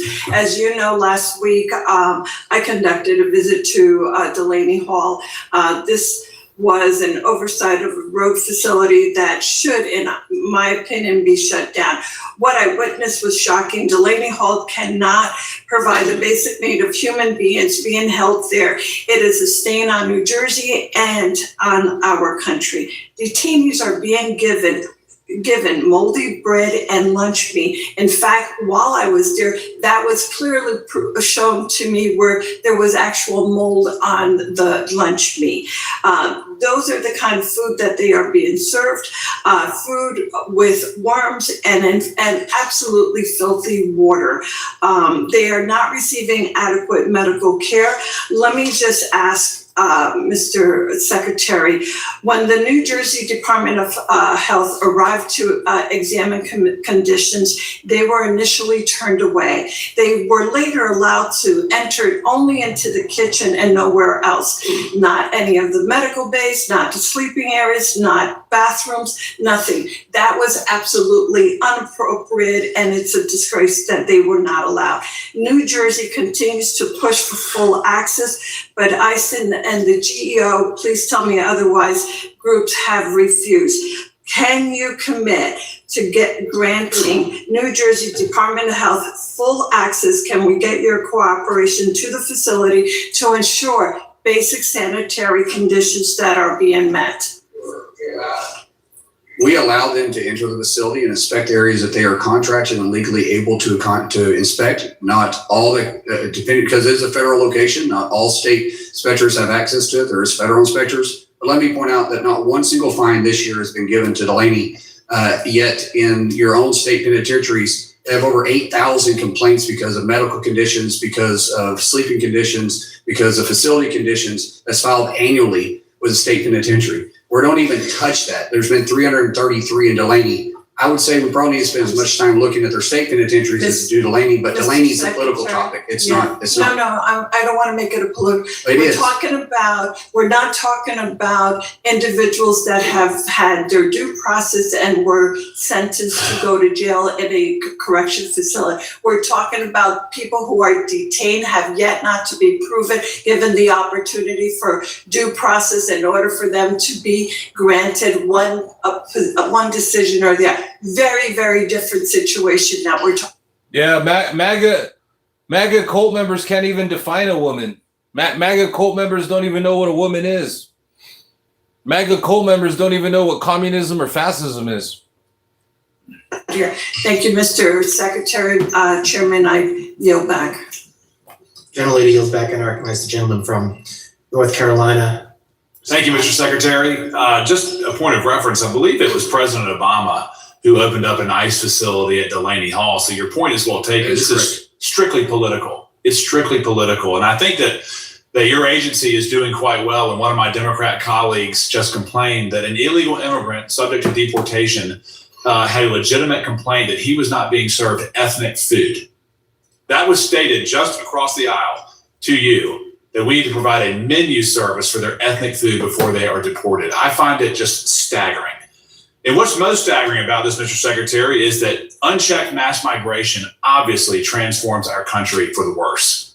We saw that over the last 5 to 6 years. The Biden open border, it was felt in every pillar, every corner of our country, but it remains integral to the Democrats and their policies. They're still defending it. They're still promoting it. They're still fighting for it. And when you look at the effects of it, it's very obvious that mass migration robs Americans of a whole lot, of the American dream, of public safety, of good schools, of affordable health care. Mass migration will transform this country for the worse, yet they still defend it. And from where I sit, sir. Nah, this guy's got it all twisted. It's Donald the Orange Man Trump that's robbing everyone of the American dream. Get it right, pal. I don't know why they continue to defend it, but there's really only three reasons that someone would defend mass migration. The first, big business wants cheap labor. The second, nefarious political motivation, starting with congressional apportionment and then with the mass amnesty voting bloc. And then second, some type of twisted ideology that Americans owe the world free healthcare, free schooling, free housing on our soil. And I find every one of those justifications disqualifying. Thank you for your partnership in trying to get this problem under control. And I want to give you a chance to respond to some of the unbelievably slanderous accusations that you have been the recipient of at this hearing. First, that those who are resisting you in New Jersey and elsewhere in sanctuary jurisdictions, that they are peaceful protests. Your response? That's absolutely not accurate. And I think when the state police showed up with their riot unit, by the way, phenomenal group of guys, real professionals, they recognized really quick that these weren't peaceful protesters. They took action because of it. In fact, the next day they showed up with a bus to start arresting the individuals. And when we saw them respond, with the cooperation with local government, we got the rioting, not protesting, we got the rioting under control. Yep, this is criminal activity, it's organized, and it's funded by far left agitators, isn't that correct? We saw sorry, my guys. We saw Antifa flags being flown. We were doing facial recognition out there. We saw individuals coming in from Portland that had organized those riots. And we were in the process of tracing down the funding, which was funding this rioting, not protesting, rioting. It's criminal. Secondly, one of the most disgusting but common accusations is that your agency exercises white supremacy. I'm a former federal prosecutor. I know that Border Patrol is a majority minority workforce. The agents for Border Patrol are a majority minority, heavily occupied by Hispanic Americans, patriots. To say that they are white supremacists is disgusting, it's a lie, and it's a politically motivated attack. Same thing with ICE officers. Vastly overpopulated with minorities as opposed to the general population. Your response? Unfortunately, what we see is when the left can't argue actual factual points, they just move to racism, and and it's reckless and demeaning to all of our federal employees throughout DHS. And we have to stop it because it feeds into this narrative that you hear chanted all the time in these riots, not protests. I'm okay with protests. Sure. You have the right for the First Amendment, but you do it in a peaceful way in a legal area. That's right. If anything, sir, I would submit that we're being too tolerant to the rioters who obstruct law enforcement from carrying out their duties. I have zero tolerance. If you verbally assault our officers, you go after our vehicles, you assault our property, you assault one of our officers, we will find you, we will arrest you. And lastly, I want you to answer. The Democrats claim to be that they want to remove the worst of the worst. But in Judiciary Committee, we had a sanctuary prosecutor from Northern Virginia who campaigned on the fact that he was going to consider immigration consequences before charging and before plea deals. He released murderers, he released pedophiles, he released violent criminals because they were going to be subject to deportation. It's disgusting. They are not working to remove the worst of the worst. They're not working with you to achieve that. Your response? In Delaney alone, over 35% or roughly 35% of the detainees have serious criminal records. Yep. But if you release the criminals, you can't get a conviction. That's right. It's a nefarious circle. That's right. There's a lot more to talk about. Thank you for your time, sir, and we're ready to help you in any way that we can. Thank you. I yield back. Gentleman yields back. Thank you very much. And I now recognize the gentleman from Virginia, Mr. Walkinshaw, for 5 minutes. Thank you, Mr. Chairman. Mr. Secretary, do you recognize this? Actually, no, I don't. Okay. You stated that you have a different management style than Secretary Noem. And when you started, there were reports saying that DHS staff hoped that you could be the knight in shining armor to repair the agency's reputation, which was damaged by your predecessor. You mentioned earlier shutdowns and the impact that shutdowns have had on DHS. There's no question that's true. One of the things that the 2025 shutdown did not impact or slow down at DHS was the purchase of luxury jets. Your predecessor purchased 2 Gulfstream G700s, and then later, I think, a Boeing 737 MAX that they termed a big, beautiful airplane during the shutdown, while DHS staff were not getting paid. The Gulfstreams had special paint and cabin enhancements, the largest cabin of any Gulfstream. This is the top of the line Gulfstream. An expert on private planes in the industry, when asked about the purchase, said it was, quote, bizarre, and that, quote, these jets are normally associated with billionaires. You just said you can't afford to visit the Hamptons. Neither can I. Okay, I can afford. Hold on, I haven't asked you a question. On April 17th, a spokesperson from your agency said, under new leadership, DHS is assessing all of our resources, including aircraft, to maximize efficiency, and that you, the secretary, are 100% focused on ensuring the needs of our department are met while being the best possible steward of taxpayer dollars. That's April. On May 27th, it was reported that flight logs show that you have used one of the Gulfstreams to fly to Oklahoma, the $80 million Gulfstream. Have you used the Gulfstream jet to fly to Oklahoma, Mr. Secretary? Sir, under statute, I'm required to provide. You used the G700. Okay, thank you. No, So- you asked me a question, sir. Can I answer the question? We answered the question. You No, said I didn't. yes. No, because Reclaiming my time. Mr. Chairman, he's walking reclaiming over my an time. important fact. You answered the question. Again, remember, you get to ask questions, the witness gets to answer the question. By statute, I'm required. I'm familiar with the by- statute. Okay, then you know I have to fly a government plane. Yeah. And so my family is in Oklahoma, like you. Reclaiming my time, a Mr. lot. Chairman. I also like. Reclaiming my time. It appears to me that you assessed the aircraft, and your assessment is you really like flying on the Gulfstream. As a senator, you're making. reclaiming my time, Mr. Chairman. Questions and answers. I didn't ask a question. Okay. He's making his. As senator, That's something you're Mr. walking Chairman, are into you going to that you're control not the familiar witness? with, or you're using. Suspend the clock, Mr. please. Chairman. Suspend the clock. In the Senate, Hold on, suspend the clock. It's I think suspended right now. Again. You have statement, questions. Secretary, you can address the questions when there's a question. Members, as you know, we had some just read statements. If when you have the time to answer and you want to say that something was not truthful, you can answer the questions. But again, this is the members' time. We will let them use it as long as they do it within the rules, as they see fit. When you are asked a question, you will be afforded the opportunity, and the members should afford the member the witness the opportunity to answer the question.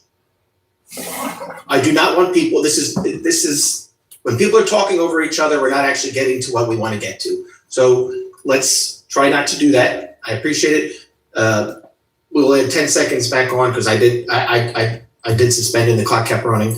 But again, please, Mr. Secretary, if something that is said is not truthful, you can address it, but just wait for the question to be asked. Wait for the question to be asked, and then you can address it.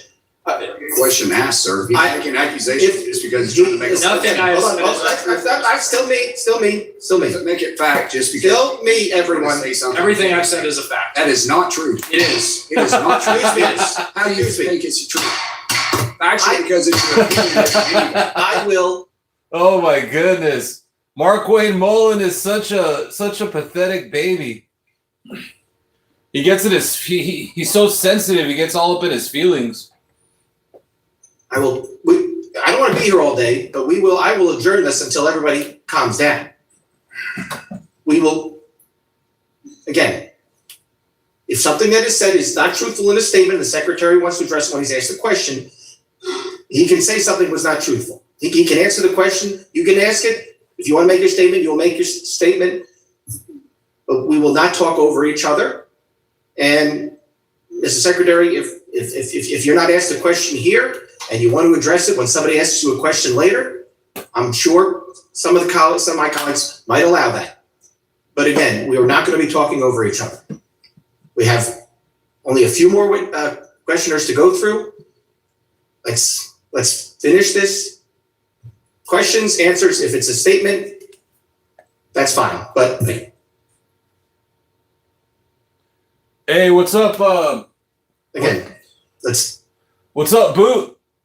It looks like you forgot to add liquor. You forgot to add the word liquor to your profile name. It should really say bootlicker. But anyways, you're just like a typical MAGA cult member over there, saying F Congress. You guys are claiming you're patriotic. So I'm guessing like you got the Trump Bible and Orange Man's your God. Probably dance to the YMCA song. Talk over each other. Thank you, Mr. Chairman. I'll share a fact. Mr. Secretary, when you were in the Senate, you voted for the so-called Big Beautiful Bill that blew up the deficit, trillions of dollars of deficit spending. And some of that was used to buy the Gulf Streams. You are deficit riding on a Gulfstream G700. So I want to give you the opportunity to answer a question. NBC News reported recently that the department was considering selling some of the luxury purchases that your predecessor made. And as you well know, I think, or certainly your deputy knows, there are other jets that could meet the needs of the secretary. There's a Gulfstream G280. I don't know whether that would meet your standards. Only $25 million, not $80 million. You have aircraft in the Coast Guard fleet. Folks who work for you are flying MH-65, a helicopter. They've been flying it since 1984. But Secretary Noem, you need a brand new, shiny Gulfstream G700. So my question for you is, will you commit today to sell the Gulfstreams, sell the big, beautiful plane, the 737 MAX? Hey, what's up, everyone?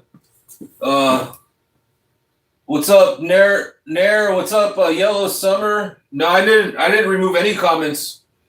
If a comment got removed, it was probably by like YouTube, but I don't have any. Like, we got freedom of speech here, so everyone can say whatever they want to say that's on their mind, and appreciate everyone that's hanging out and sharing your opinions. But what up, everyone? We're having a Mark Wayne Mullin watch party. It's been pretty interesting so far. And I appreciate it, and it's fun watching it with YouTubeville. But yeah, what up, Waffle? What up, Rock James? What's up, JS? What's up, Ozzy? Yeah, I'm reading everyone's comments, hanging out, drinking coffee, smoking some hippie lettuce, and enjoying this hearing. Yeah, please hit the like button. So this particular hearing happened within the last week, so it's pretty fresh. And there's probably maybe a half hour left of it. But there was another hearing that happened like the day before or the day after this hearing with Mark Wayne Mullin again. So we'll watch that one. That money may be into helping Mr. Lolota's constituents. Yeah, we'll watch that one after this. Really get by on their housing allowance. Actually, those planes are inside the Coast Guard, so they were actually purchased for the Coast Guard. Will you sell the planes? Why do I need to sell them, sir? We need assets inside the Coast Guard, just like the DEO. So you want to keep the Gulfstream, you want to keep the 737 MAX. You got to have top of the line. The 737 MAX is actually detailed to the executive branch, and I've never seen it. Oh, actually, I've seen it. I drove by it. I've never. Have you flown the Gulfstream to Oklahoma? Of course I have. I'm required to. All right. I yield back. Well, actually, I don't fly it personally myself because I'm not a pilot. Gentleman yields back. I now recognize the gentleman from California, Mr. Fong, for 5 minutes of questions. Thank you, Mr. Speaker. Thank you, Mr. Secretary. I want to congratulate you on your appointment. You're the right man for the job. I look forward to working with you. I know as someone who represents Bakersfield, you have a personal relationship traveling with your son for medical treatment. So we just appreciate just you acknowledging our region. I want to give you some time to address any questions that you felt you didn't get to answer. Well, I think what is failed to mention is because of the continuity that I'm required to be in communication 24/7, 365 days a week, I cannot fly commercial. I'm required by statute, the same as the Department of War, same thing as the Department of Justice, same thing as the Vice President and the President. We have to be in communication at all times. So if I'm going to go see my family, which my family lives in Oklahoma, I'm required to take that. If I had other means, I'd be happy to take it. But just like I did when I was in the Senate, I flew back and forth every weekend. Thank you. I want to as a Californian, we certainly are concerned about the planning for the World Cup as well as the LA Olympics in 2028. Heightened threat environment. Clearly, the two Homeland Security shutdowns were not good, and certainly we as Republicans we've been trying to give you the resources that you need. With that being said, these two international events will test every level of our Homeland Security operations. As the Secretary now, what are the top vulnerabilities that keep you up at night, and what resources do you need to address these challenges? Biggest concern I have is honestly with drone defense. Our countermeasures with drones is I wouldn't say a vulnerability, but it is one of the areas that we are struggling with every single day. When we start talking about the soft areas, having great cooperation with local law enforcement is vitally important to us. Soft areas are areas outside of our perimeter, leading up to the perimeter. And we rely heavily on that. We've asked for some governments or some states to help with National Guard. They could use it for a training event if they wanted to in some of these weekends. We have a lot of these cities are going to be doing every other day. We'll have an event at their facility for weeks on end. It puts a strain on everybody, and just the more police presence we have out there, the better we'll be. Thank you. Congressman, can I address one more thing too? Yes. By statute, I'm also required to have a number of seats, a set number of seats that's on the plane with me when I travel because of the continuity aspect of it, the resources plus Secret Service has to fly with me. So I can't simply jump into a smaller plane. I didn't make these rules. These rules were in place when I was nominated and confirmed to be in the seat. Your role as the head of Department of Homeland Security is extremely vital. I totally understand. You had mentioned earlier in I think another question that because of the shutdowns,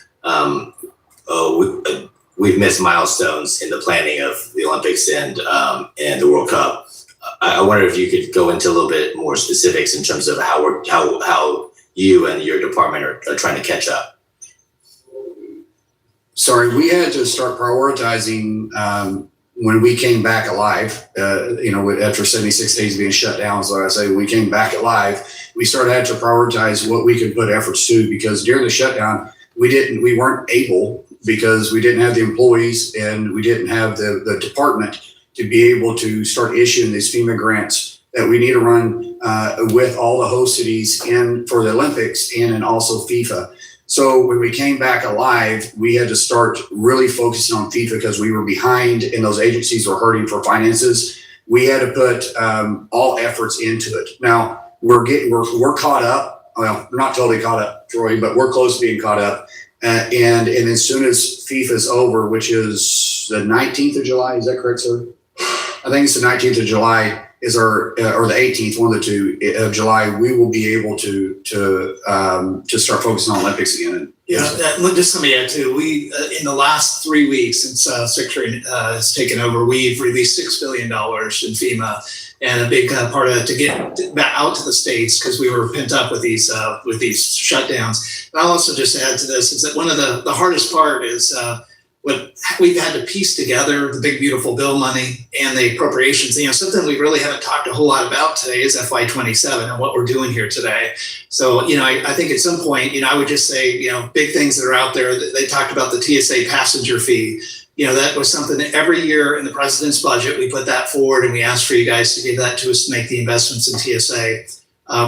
Same thing this year. We hope that you guys would help us out. We'd really be able to use that money for the technology to help screen for this big event for FIFA. I appreciate that. I run out of time, but thank you for your questions. So we should focus on the topic of the committee hearing. And with that, I yield back. Gentleman yields back. I recognize the gentlelady from New Jersey, Ms. Mejia, for 5 minutes. Thank you, Chairman. Thank you, Ranking Member Thompson, Secretary Mullin. You called our complaints about facilities like Delaney Hall a hoax and have stated that detainees receive health care 3 meals a day, due process. But I will say that from dozens of conversations, like my colleagues Poe and MacGyver, that I have personally had with detainees and what I have witnessed at Delaney Hall and at the Elizabeth Detention Center, I can say that I am horrified about the conditions that I am seeing, that I have witnessed in these facilities. The most shocking, to be honest, is what I would describe as medical abuse.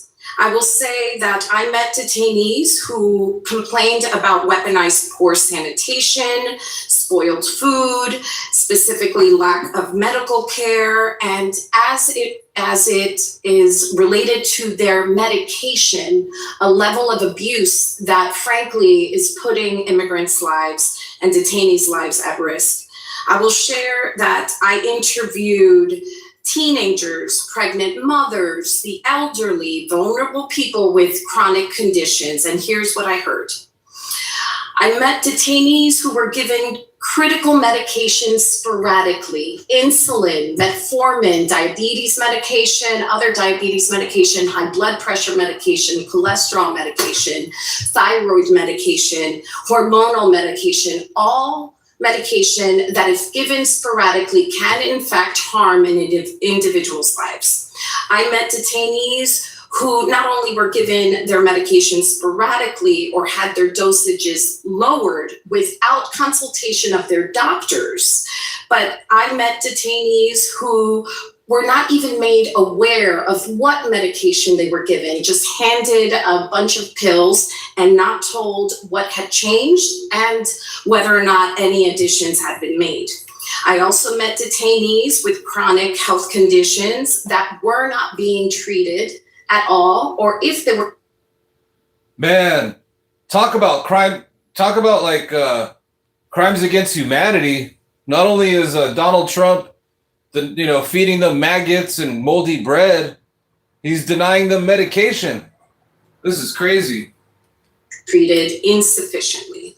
So, sir, I'm going to make it easy. I would like to ask you a few yes or no questions since we're short on time. Again, questions. So first, do you audit how many detainees have chronic illnesses like diabetes, cancer, heart disease, or any chronic disease? Yes or no? As I said before, we provide 2 times the medical personnel. Yes or no, sir, because I'm short on time. State penitentiary does. So you do audit the. Say that. I don't know if we audit that specific issue. Okay, so that's a no. Okay, I'm going to take that as a no. Do you monitor the conditions of detainees as warranted and prescribed by their doctors and not just by ICE employees or contractors? Yes or no? 2 times more medical staff than the state penitentiary does per individual. Do you monitor the conditions of detainees who have chronic conditions as prescribed by their doctors? Yes or no? 2 times the medical personnel. Okay, I'm going to take. Nobody was making fun of Charlie Kirk's death. That's a whole made up MAGA talking point. If anything, the MAGAs were over there making fun of Rob Reiner's death and the FBI guy that passed away. I do not know the answer.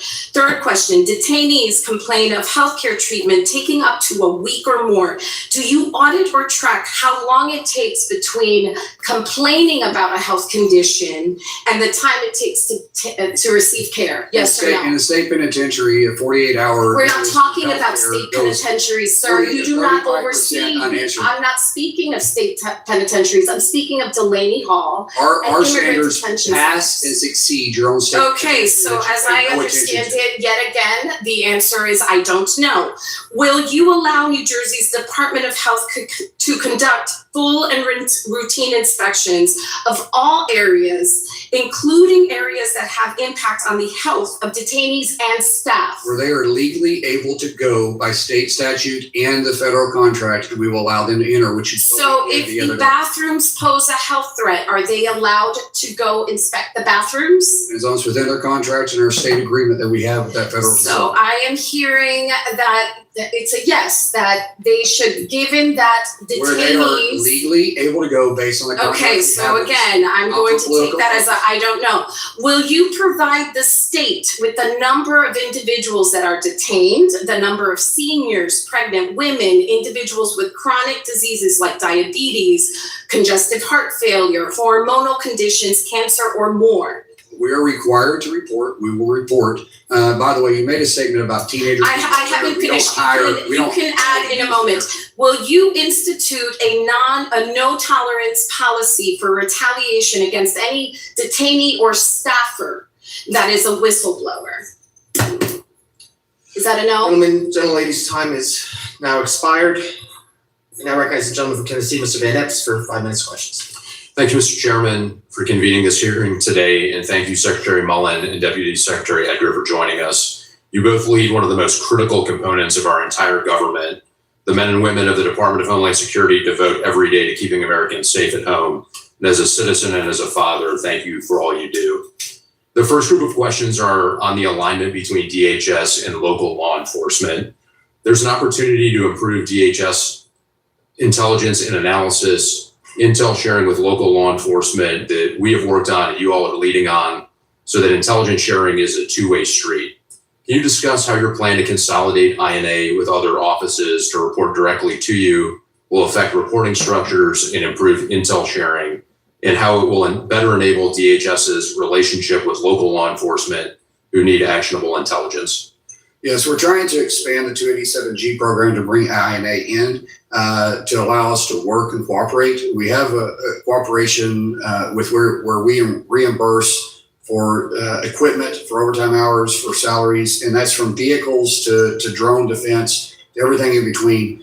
To be able to work with them, to train them on intelligence gatherings. There's a lot of small municipalities that doesn't have the ability to do so. If we're able to give a grant to them where they can hire somebody full-time, and then we're able to train them and then and bring them up for training facilities. That's what we're doing. We have the ability to do it in a small scale. If we can include it in the 287G program, it'd be extremely helpful. Great, thanks, sir. Next question. How is DHS working with fusion centers in every state to maximize communication, clarity, and effectiveness? And many fusion centers are heavily reliant on DHS grants for staffing. How will this budget better support fusion center functions and relationships with DHS components? Yeah, hey, I'm going to go ahead and answer that. So and it kind of relates to your first question. The way that INA is set up, we have 88 different fusion centers across the U.S. we insert ourselves into. So we are the... Hey, what's up? What's up with this? What's up with this dude right here? You guys ever seen that movie Kingpin? With like Woody Harrelson? Looks like he's about to go bowling.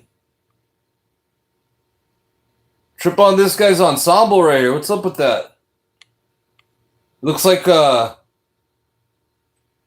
he looks like a character from the movie Boogie Nights. It's Dirk Diggler, yo. Straight from the 70s. Between the intelligence community and the law enforcement community into the local jurisdiction. So this budget, as you know, is kind of a combination between FY27, what we've asked for at DHS, and FY27, what the ODNI asked for in Title 50 type money, because a lot of stuff that we do is classified. So the way this is set up, the OSIM consolidation that you asked about that actually consolidates INA, one of the benefits of that that the president put forward is that we'll be able to consolidate the mission support, the things that aren't so focused on the fusion centers, like CFOs, 3 CFOs for those different groups, procurement leads, all that. We basically are taking a lot of the back office out of that organization and being able to focus it on fusion centers. Thank you, sir. Moving on to the Coast Guard, the budget request follows through on transforming the Coast Guard to meet modern needs. As the Arctic grows increasingly competitive, the Coast Guard is a critical piece of the U.S. force posture in the region. How does this budget support increased Coast Guard operations in the Arctic, and what else is necessary to ensure a capable and sustained presence in the Arctic? Icebreakers are obviously a huge asset that we lack. We have one icebreaker. Russia has 49. The president has made this a focus. Right now, we have 11 under contract.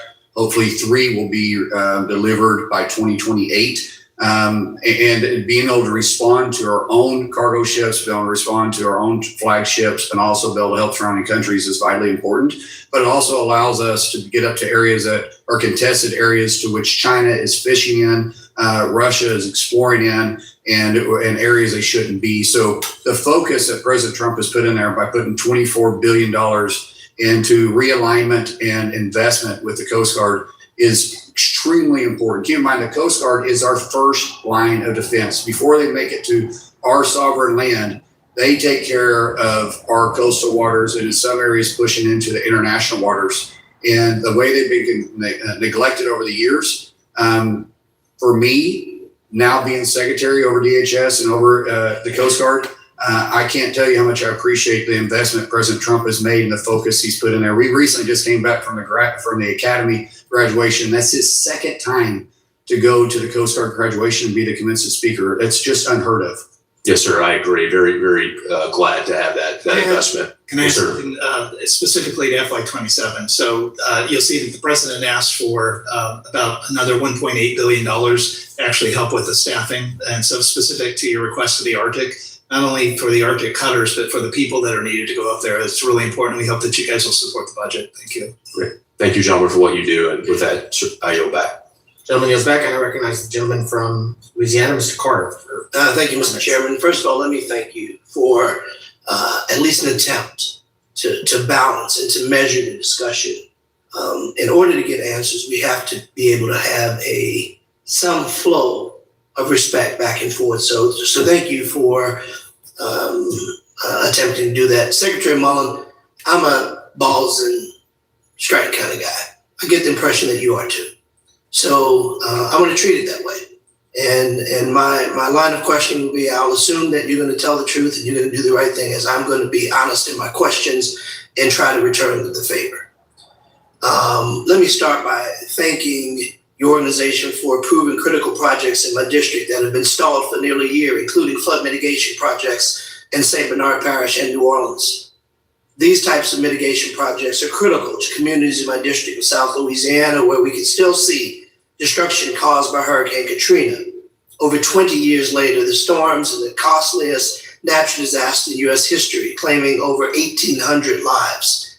FEMA's partnership and resources have been the backbone of Louisiana's rebuilding efforts. While the states have closed over 99% of the 2,000 recovery projects, we still need help. We have projects that are still... Damn, that's crazy. There's still a bunch of damage still from Katrina, like 20 years later.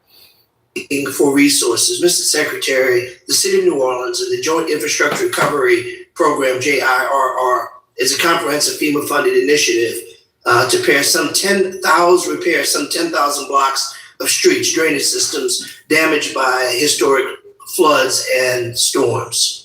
Will you please consider a time extension for these projects through 2028 to ensure that they can be completed responsibly? Hey, what's up, Living Dead Girl? I just had some famous Amos cookies and some milk. It's been just great. What are you having? I'll definitely look into it, sir. And any effort that you can will be greatly appreciated. Additionally, the state of Louisiana submitted time extensions. And I'll get back to you on that too, what we come up with. Okay. And what is the holdup and why, if we do, if we don't, what the reason is. Fair enough. Additionally, Louisiana submitted time extensions for 43 other Katrina-related infrastructure and facilities recovery projects across South Louisiana. These projects face extraordinary challenges beyond grantees' control, including COVID-19 disruptions and construction firms' capacity supply chain. They were held up. Will you please also consider time extensions for these last few Katrina projects? Yes, sir. I'll definitely look into it. And once again, I'll get back to you with our findings on it. Fair enough. Finally, I'd like to bring your attention to the impact of the recent Jones Act waiver on American mariners. The Merchant Marine Act of 1920, also known as the Jones Act, requires that goods shipped between the U.S. and ports to be transported on vessels are American-built, American-owned, crewed by Americans, ensuring a strong domestic merchant marine fleet ready to transport national defense and economic security. The current waiver, initially issued in March and subsequently extended in August, has resulted in the loss of millions of dollars to our domestic maritime industry, with work instead going to foreign flag vessels that undercut cheaper labor. Hey, what's up, everyone? What's up, Rock James, Living Dead Girl? What's up, beautiful insight? What's up? What's up, JS? What's happening? Yeah, don't worry about Waffle Jackson. He's in the process of transitioning. He's finally accepting the facts that he's been conned and manipulated by the orange man Donald Trump. So he's going through the denial phase right now, but eventually it'll come through. He's in the process of transitioning from red to blue, or pretty much from no brain to a brain. Approximately 95% completed waiver voyages primarily benefit maritime operators that do not pay U.S. taxes, or comply with the U.S. immigration laws. If there's a way, can you assist with advancing issues to address these? We just recently has opened up a new shipyard, I think in Corpus Christi. Is that correct? In Galveston, I'm sorry. And what we've seen, sir, I haven't seen the millions of dollars lost, because we're seeing that there was a huge backlog needing to move to inland waters, and we didn't have the flagships, the vessels, and the crews to be able to get to them. And so right now, until we can get the ships built that can be flagged inside the United States, and we don't want to do any harm. The Jones Act, I have no issue with the Jones Act. Okay, with no disrespect, I have 43 seconds, and I think you've answered me, and I appreciate that. And notwithstanding, we can get to the particulars of it was $1 million, it was 10 million, whatever. The reality is we need to make sure, and I think you'll agree, that we protect our American vessels and make sure that they're correct. The Jones Act is a way of doing that. Listen, it's been exhausting, very frankly, to hear my colleagues on the other side go back to Obama and Biden and Mayorkas. Listen, I'm a balls and strike kind of guy. I'm going to assume whatever happened in the past, whoever did it wrong, your job now is to get it right. And I want to give you enough time and room to do just that. Let me ask you a final question, my final 5 seconds. Mr. Secretary, the agents and officers who shot Miramar Martinez and killed Renee Good and Alex Preti, are they still working for DHS?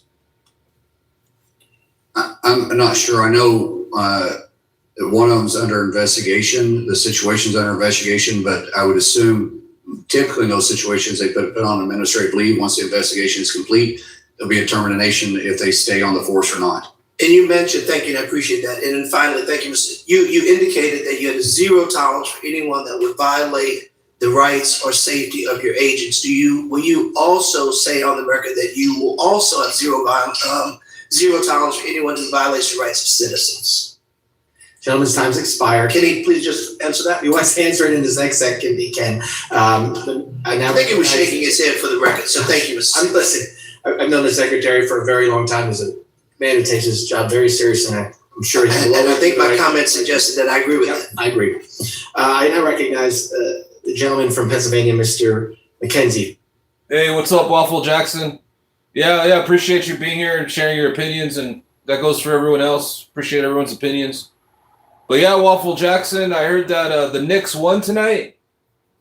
And then there was I seen some right-wing channels playing live streams of, the aftermath, everyone's celebrating on the streets, as any hometown sports team would do.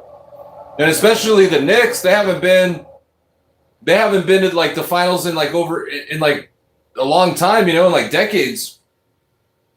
But anyways, all these right-wing channels are trying to spread their propaganda and create this narrative that there's riots. It's hilarious. And they're trying to blame Ma'am Danny. But then when you watch the live stream, it's just people celebrating their team in the streets. And I would be honest, a lot of these sports fans, they don't care about this stuff. They're just celebrating their team. Someone that's still into sports, they're still into the bread and circuses aspect in life, Lots of questions. Thank you, Chairman, and thank you to Secretary Mullin for joining us today. Appreciate you being here before the committee. I want to start by expressing my appreciation to your department and specifically FEMA for working with our Pennsylvania communities to recover millions of dollars of funding that they were owed from the COVID-19 pandemic. Earlier this year, I led an effort with several of my colleagues in our Pennsylvania delegation to advocate for the release of longstanding public assistance reimbursements that were owed to hospitals and health systems across Pennsylvania. These funds went back to an application that they submitted back in 2021.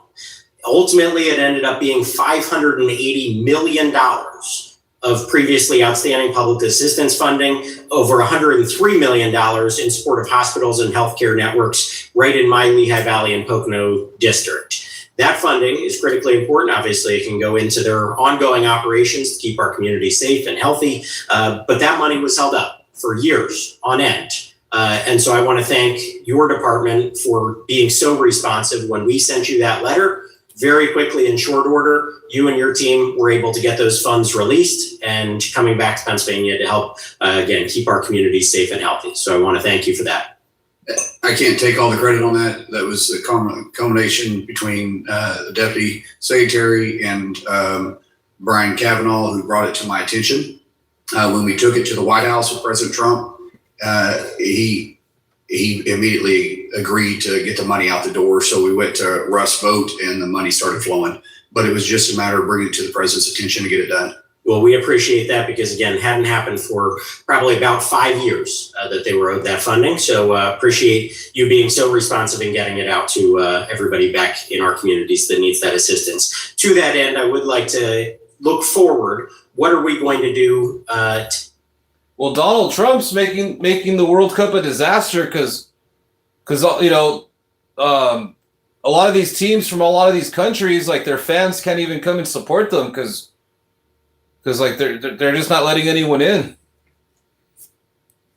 Or that these types of hangups don't happen going forward with FEMA. So can we talk about fiscal year 26 preparedness grant cycle, how it's being administered, what you're seeing going forward so that hospitals, nonprofits, local governments, first responders, everybody else in our community doesn't experience this type of delay again?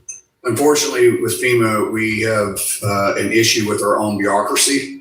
And we have a gentleman right now, Cameron, who has been nominated by the president that hopefully will get confirmed quick. The president is laser focused in FEMA and getting it working and streamlining, making sure the dollars get to the states faster instead of being held up in FEMA like this. And I appreciate that, but it's going to take some time. It's a huge agency. And I told the president when I met with him last week, I said, give me 2 months once I get Cameron in place, and we will start looking at all these systems and seeing how we can streamline it, take care of what we are required by Congress's statute. So statute, what are we required to do and what layers we have built on top of it because of our own bureaucracy, and get it down to mission focus.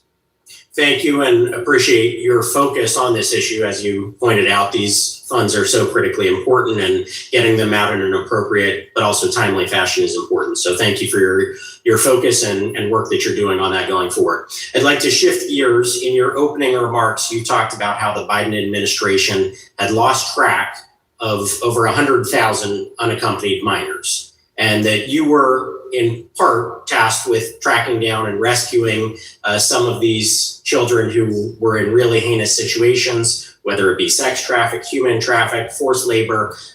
Please talk about your ongoing efforts, how you're making progress on that front, what we can do to be of assistance as we move forward. Using rough numbers, 340,000 kids were lost underneath the Biden administration, lost. I mean, we had no idea where they're at. There had been no checks on them. There was, from the time they released at the state level, excuse me, or from the border to where they'd been, no one had been contacted to say that was actually where they're at and what they're supposed to be doing. We have now recovered over 120, that could be 140, but I think it's 120,000. And those are the cases that they were where they were supposed to be.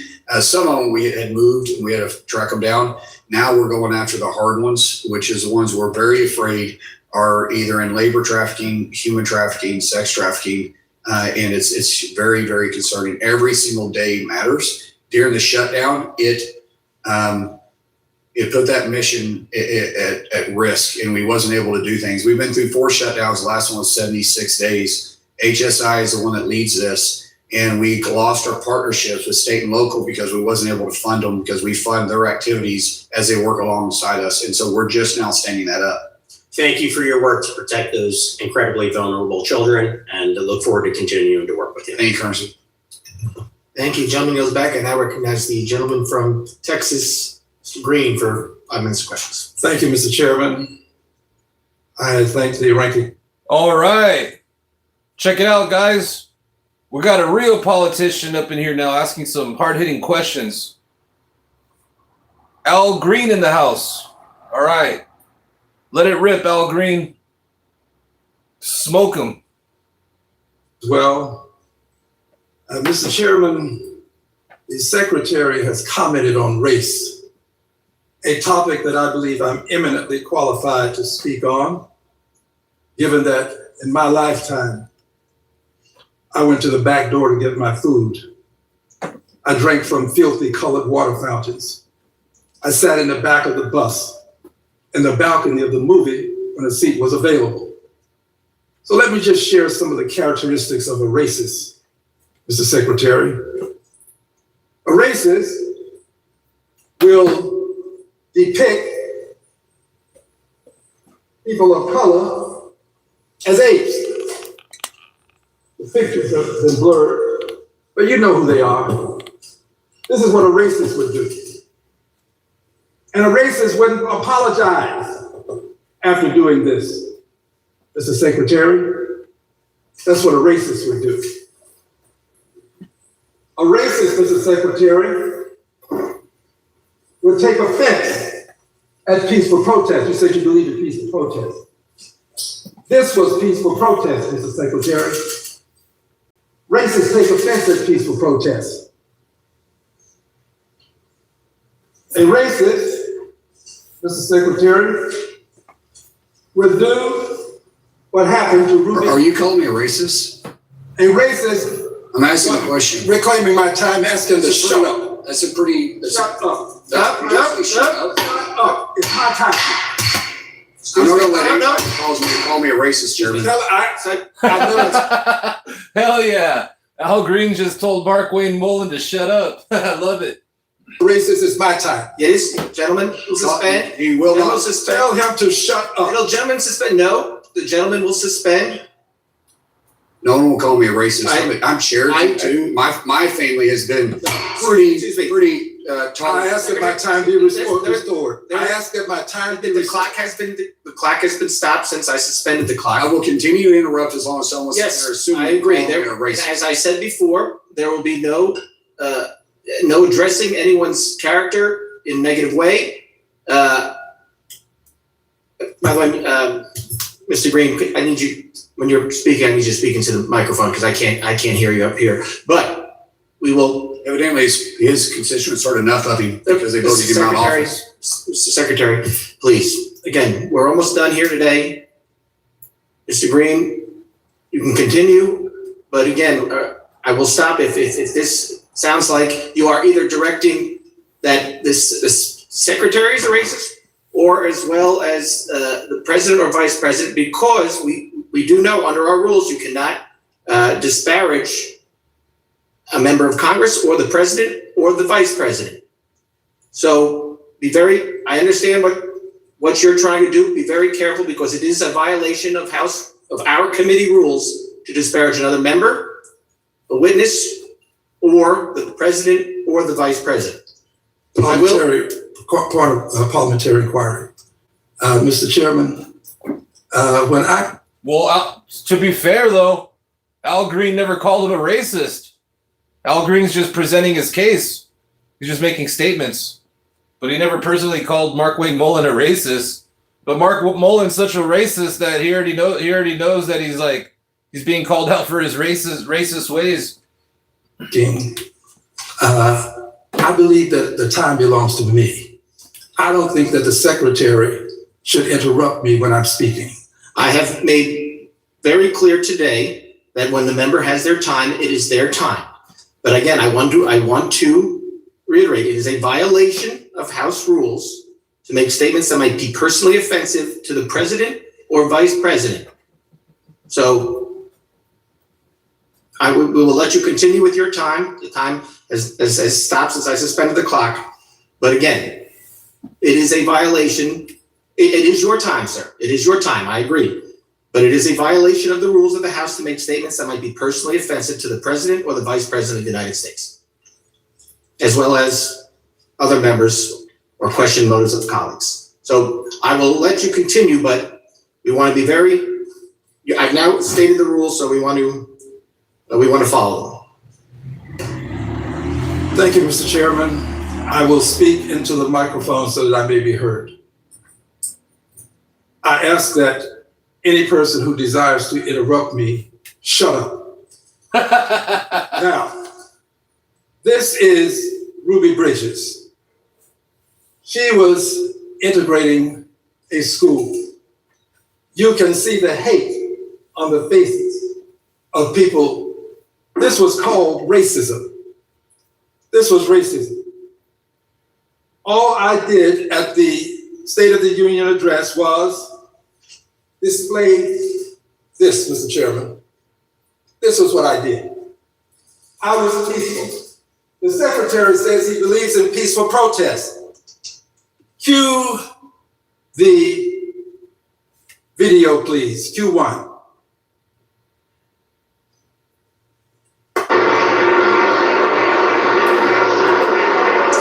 Freeze the frame, please. That, my friends, is the Secretary of Homeland Security. He traversed some distance to get to a peaceful protester and display his despicable behavior.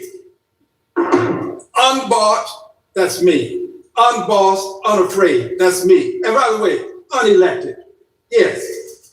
Liberated, Democrat. You, sir, have engaged in despicable behavior. Now, let's just talk for a moment about this behavior. It's not the only time that you behaved in a dastardly way. Cue the second video, please. The Tough Guy Act in these Senate hearings. You know where to find me, any place, any time, cowboy. So this is a time, this is a place. You want to run your mouth, we can be two consenting adults, we can finish it here. Okay, that's fine. Perfect. You want to do it now? I'd love. Oh yeah, yeah. This is when Mark Wayne Mullin was trying to fight on Capitol Hill right here, and Bernie Sanders had to break it up.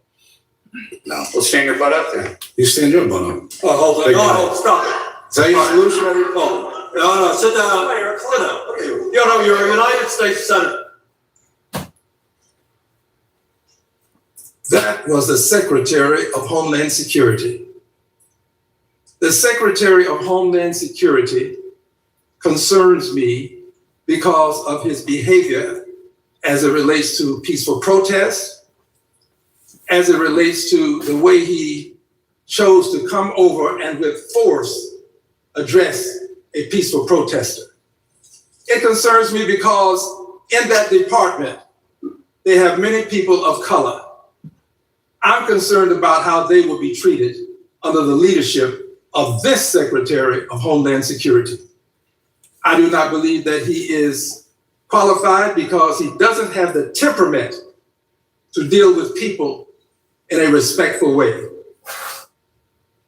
I peacefully protested. I would do it again because I know the history of apes and how they have been used to demean people of color. Gentleman's time has expired. I recognize the ranking member for a unanimous consent request. Thank you very much, Mr. Chair. I ask unanimous consent to enter into the record the following. A bulletin from the Colorado Information Analysis Center warning that ICE recruitment materials could motivate white supremacist violence.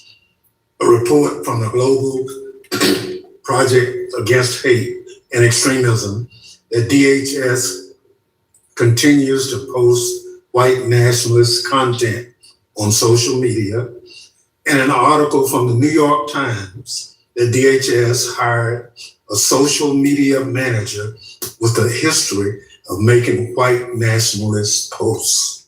Without objection, recognize the gentleman from California for UC request. Thank you, Mr. Chairman. I have unanimous consent to submit for the record article, woman held by ICE for 25 days, despite evidence of citizenship, finally gets a U.S. passport.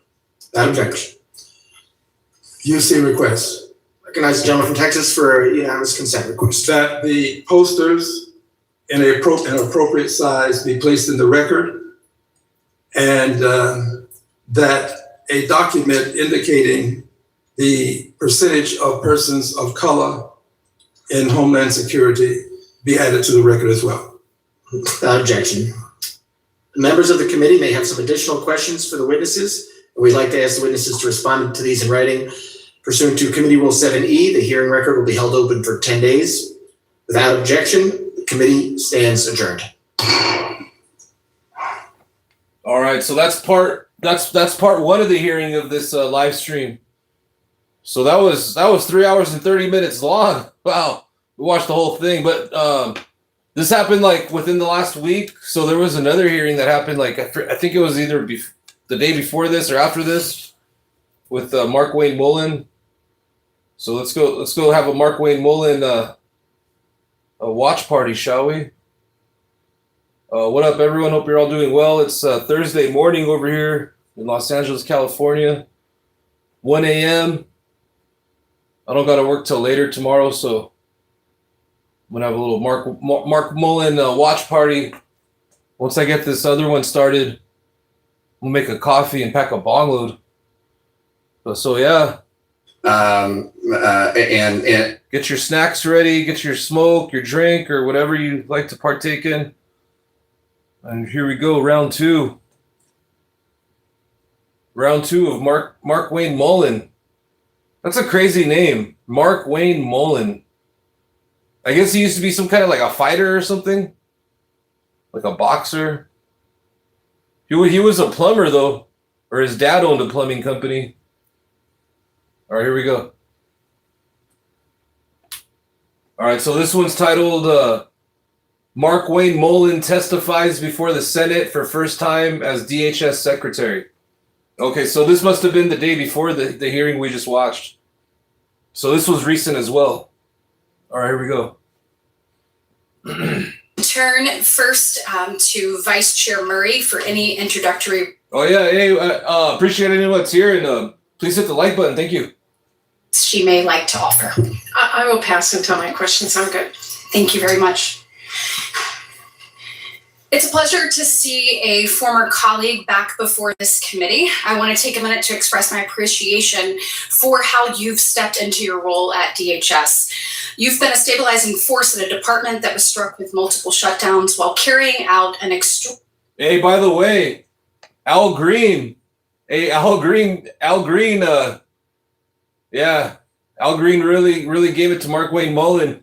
He got all of his feelings. And multifaceted mission. Your workforce has too often been used as political pawns, denied their well-deserved salaries, and placed under unimaginable stress because of the dysfunction of this body, and it's unacceptable. I'd also like to credit your leadership since assuming the role of secretary. We can all see how your experience in the Senate has shaped your view of the department and how the department should interact with Congress. I am very pleased with the level of transparency that is now coming out of DHS. Thank you. You've also taken the initiative to step up, review previous. Oh, hey, what's up, Waffle Jackson? I actually have that hearing in the queue, but I can only watch so much of these hearings, so I've just figured I'll just do the Mark Wayne Mullin one because I want to catch up to hearings because there's been a lot of stuff that's been happening this month. But yeah, I seen that that Bill Gates hearing pop up. So yeah, I'm gonna live stream that tomorrow. Have a watch party with that. The Bill Gates Epstein hearing.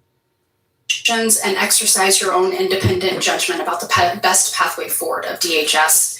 I can tell that you have a strong vision for the department and care deeply about its mission and look forward to hearing about that today. Mr. Secretary, this hearing falls against the backdrop of a very tense situation at one of your facilities in New Jersey. Let me be clear, all Americans have the right to protest the government, and you will meet no bigger supporter of the First Amendment than myself. But the situation we've seen unfolding at the facility goes well beyond peaceful protest. It's devolved into violence and riots, including against law enforcement personnel working to keep Americans safe.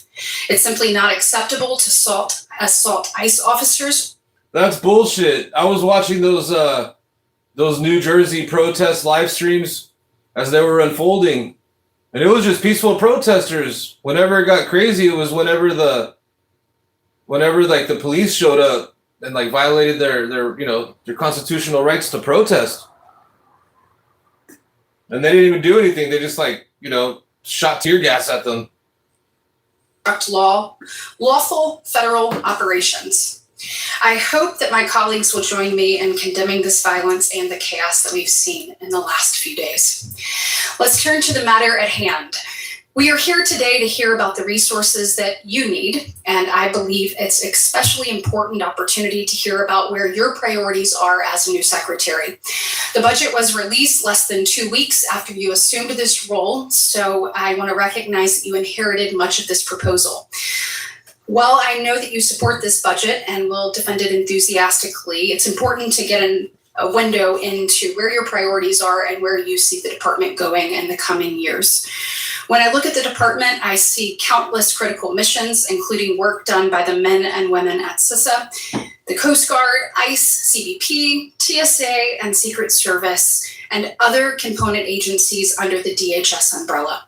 And then I look to you, Mr. Secretary, to provide us with your vision for this future and the resources that you need to best do your job. We can't really address the topic of our 2027 funding bill without addressing reconciliation. I am beyond disappointed that we were unable to fund ICE and Border Patrol through the bipartisan appropriations process. While fierce disagreements amongst Democrats and Republicans are not new, breaking apart appropriations bills over a refusal to fund basic operations of the government is truly uncharted territory. I hope the actions in this Congress remain an outlier and not a new precedent.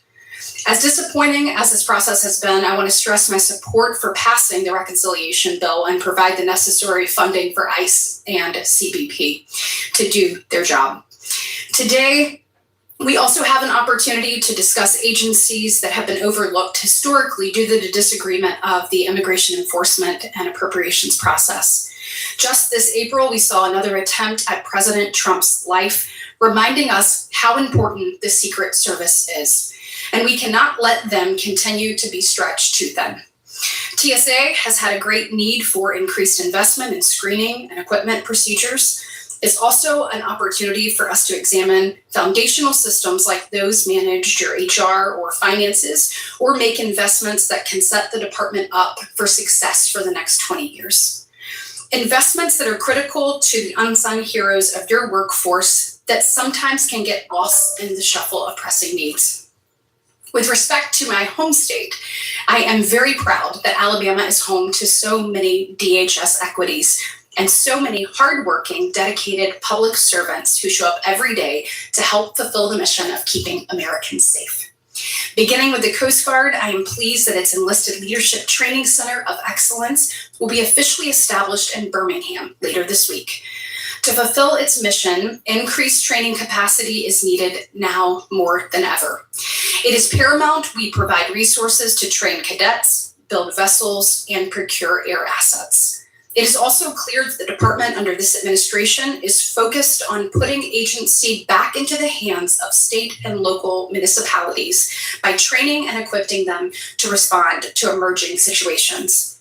Both FEMA's Center for Domestic Preparedness in Anniston, Alabama, and the National Computer Forensic Institute in Hoover, Alabama, provide key resources to ensure local officials across the nation are equipped with the knowledge, skills, and tools needed to protect and serve our country. I was profoundly disappointed to see that the FY27 budget request includes a reduction institute, which helps state and local authorities respond to, prosecute cyber crimes. I don't need to tell you, Mr. Secretary, that computer crimes are only becoming more sophisticated and that we need more points of security by state and local officials, not fewer. I look forward to further discussions on the NCFI, and I appreciate how the Secret Service has been responsive to my initial concerns about the future of the facility. As with budget requests, there are still some questions outstanding that we need to get a better understanding of what we need to do to be able to draft this bill.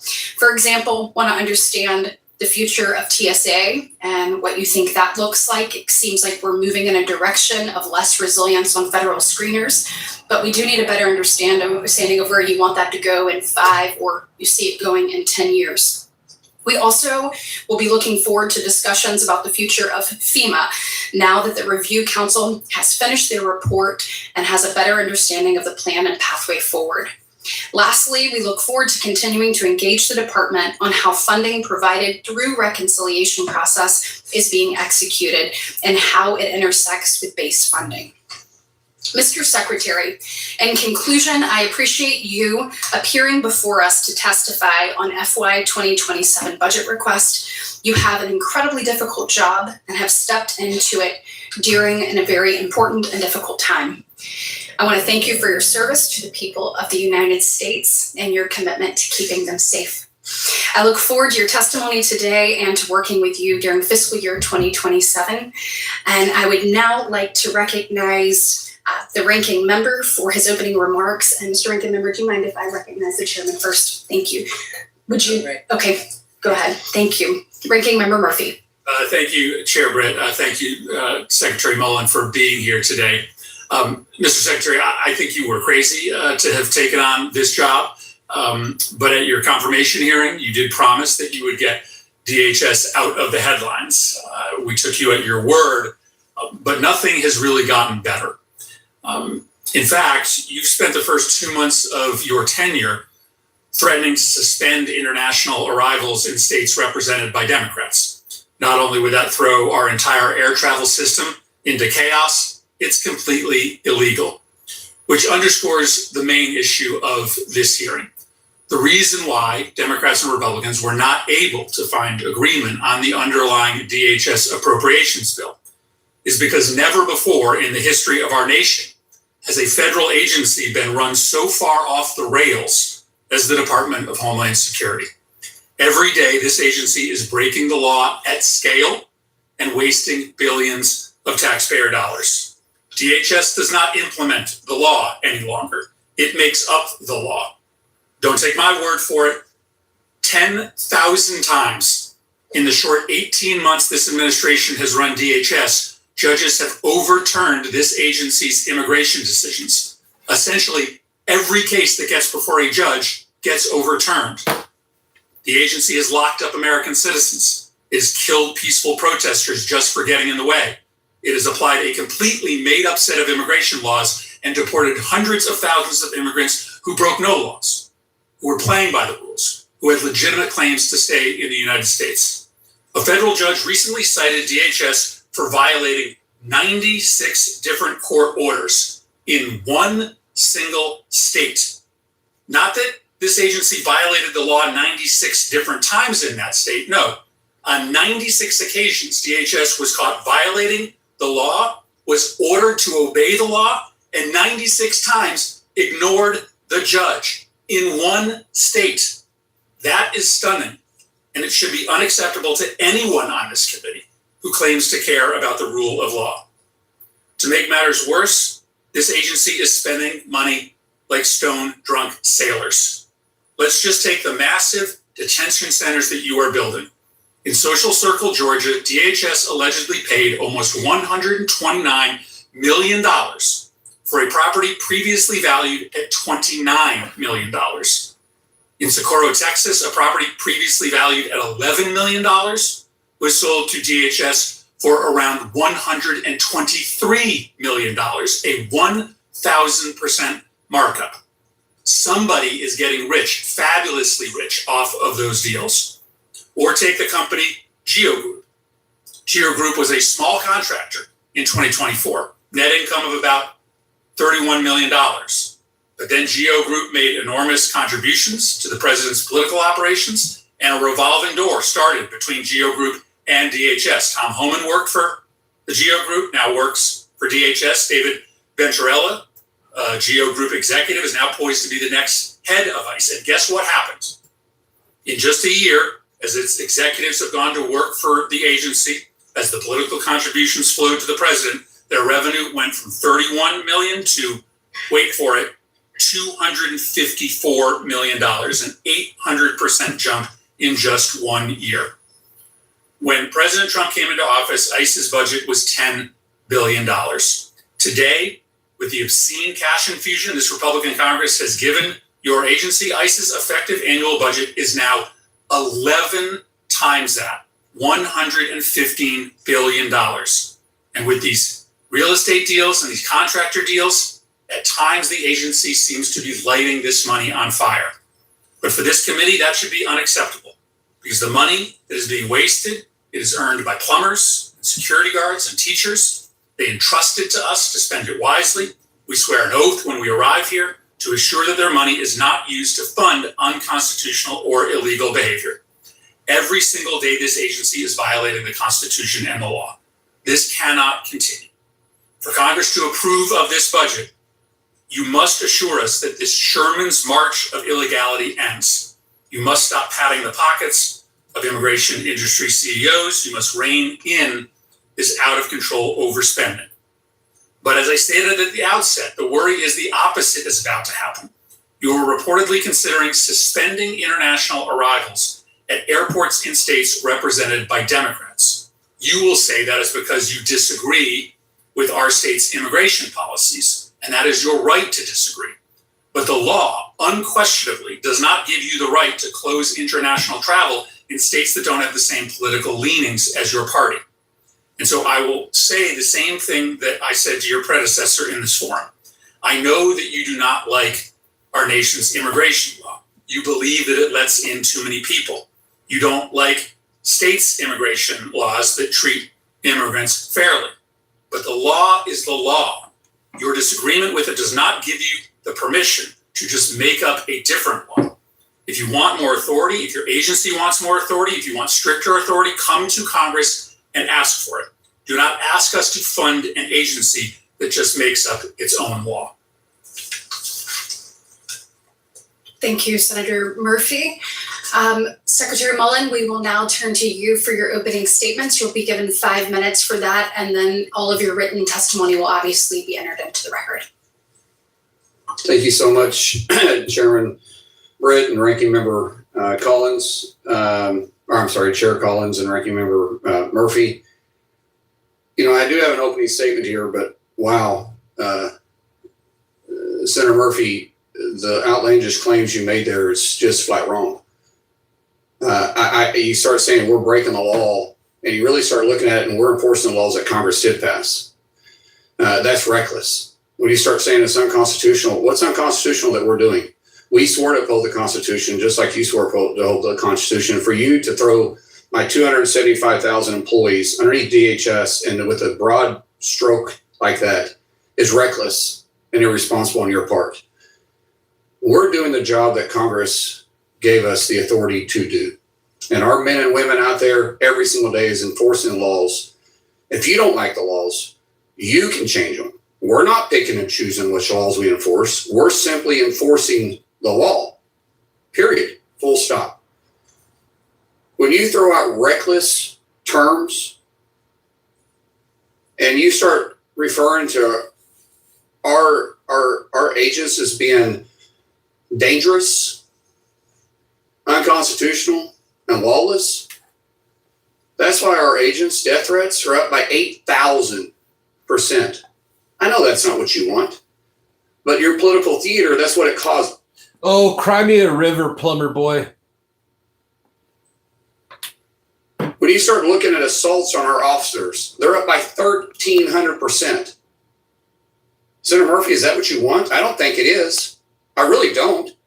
But I understand the political theater. I understand wanting to get sound bites. And that was obvious because the whole time he was giving your testimony, he wasn't looking at me. He was looking at a camera.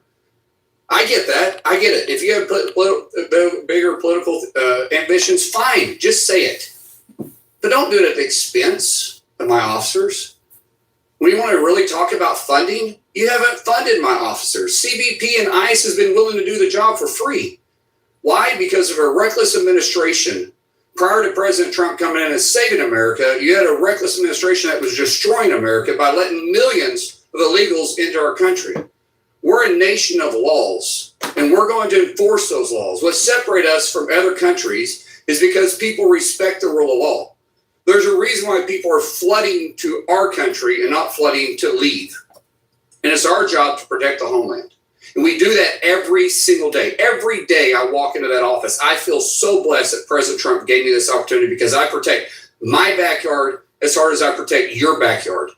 And I do it with pride. And every one of the employees, all 275,000 employees at DHS, they do it with pride too. And they don't separate a blue state from a red state. We look at it as a whole. But your reckless tone is getting people hurt. And it's got to stop. The fact that CBP and ICE hasn't been funded now for a historical amount of time is absolutely appalling. It should never happen. But yet we're playing political games. If your party is for open borders and an amnesty, then be honest. Because if ICE can't do their job, then who's supposed to be getting the illegals out? That's what they are stood up to do. That's what Congress passed and gave them the authority and created the agency to do. If you don't want Customs and Border Patrol, and their job is to control our borders and the customs entry points, if you don't want them, then be honest with the American people and say, we want open borders. You don't sit there and accuse us of a bunch of stuff that you know yourself isn't true. Now I'll go back to this. It's an honor to sit here in front of you. I take it with great pride to be Secretary of the Department of Homeland Security. And I'm surrounded with great men and women every single day I walk into that office. Regardless of what you say or some other people say, we're doing a great job. And we have a zero-fail mission. And we take that to heart every day. And one of the people I'm surrounded with is Troy Edgar, my deputy. I couldn't do my job without the people around me. And so thank you. Man, I mean, Kristi Noem was pretty bad. I mean, she's a dog killer for crying out loud, you know? But this guy actually makes me miss Kristi Noem. And that sounds crazy because they're both horrible human beings. Yeah, I don't know who's worse, Mark Mullin or Kristi Noem. Senator Britt, thank you, Ranking Member Murphy, for allowing him to be up here with us. Because some of the questions he may be better suited to answer. With that, I yield back. Thank you, Mr. Secretary. We're going to go into the question and answer portion of the hearing. Each member is going to be given 5 minutes of time for their questions. The senators are going to have an opportunity to ask those questions in order of seniority and then arrival. If the 5 minutes is up, I will tap the gavel to note that to the senator that's speaking so that they can quickly wrap their question. I'll give you an opportunity to respond, but we're going to keep this to 5 minutes, and we're going to do that on both the Republican and the Democratic side. So if I can have cooperation there, I would greatly appreciate it. And then I'll go ahead and start. We are honored to have both Chair Collins and Vice Chair Murray with us here on this subcommittee. And Vice Chair Murray, I will turn to you first. Well, welcome, Mr. Secretary. I think from where I sit, I think it's pretty fair to say that DHS under President Trump has been a debacle. From day one, we saw rampant abuse of power and corruption, from awarding millions in no-compete contracts to companies with direct family ties to DHS officials, to blatantly politicizing disaster relief and slow-walking or outright blocking funding blue states like mine, to making this country less prepared for disasters and leaving communities in the lurch.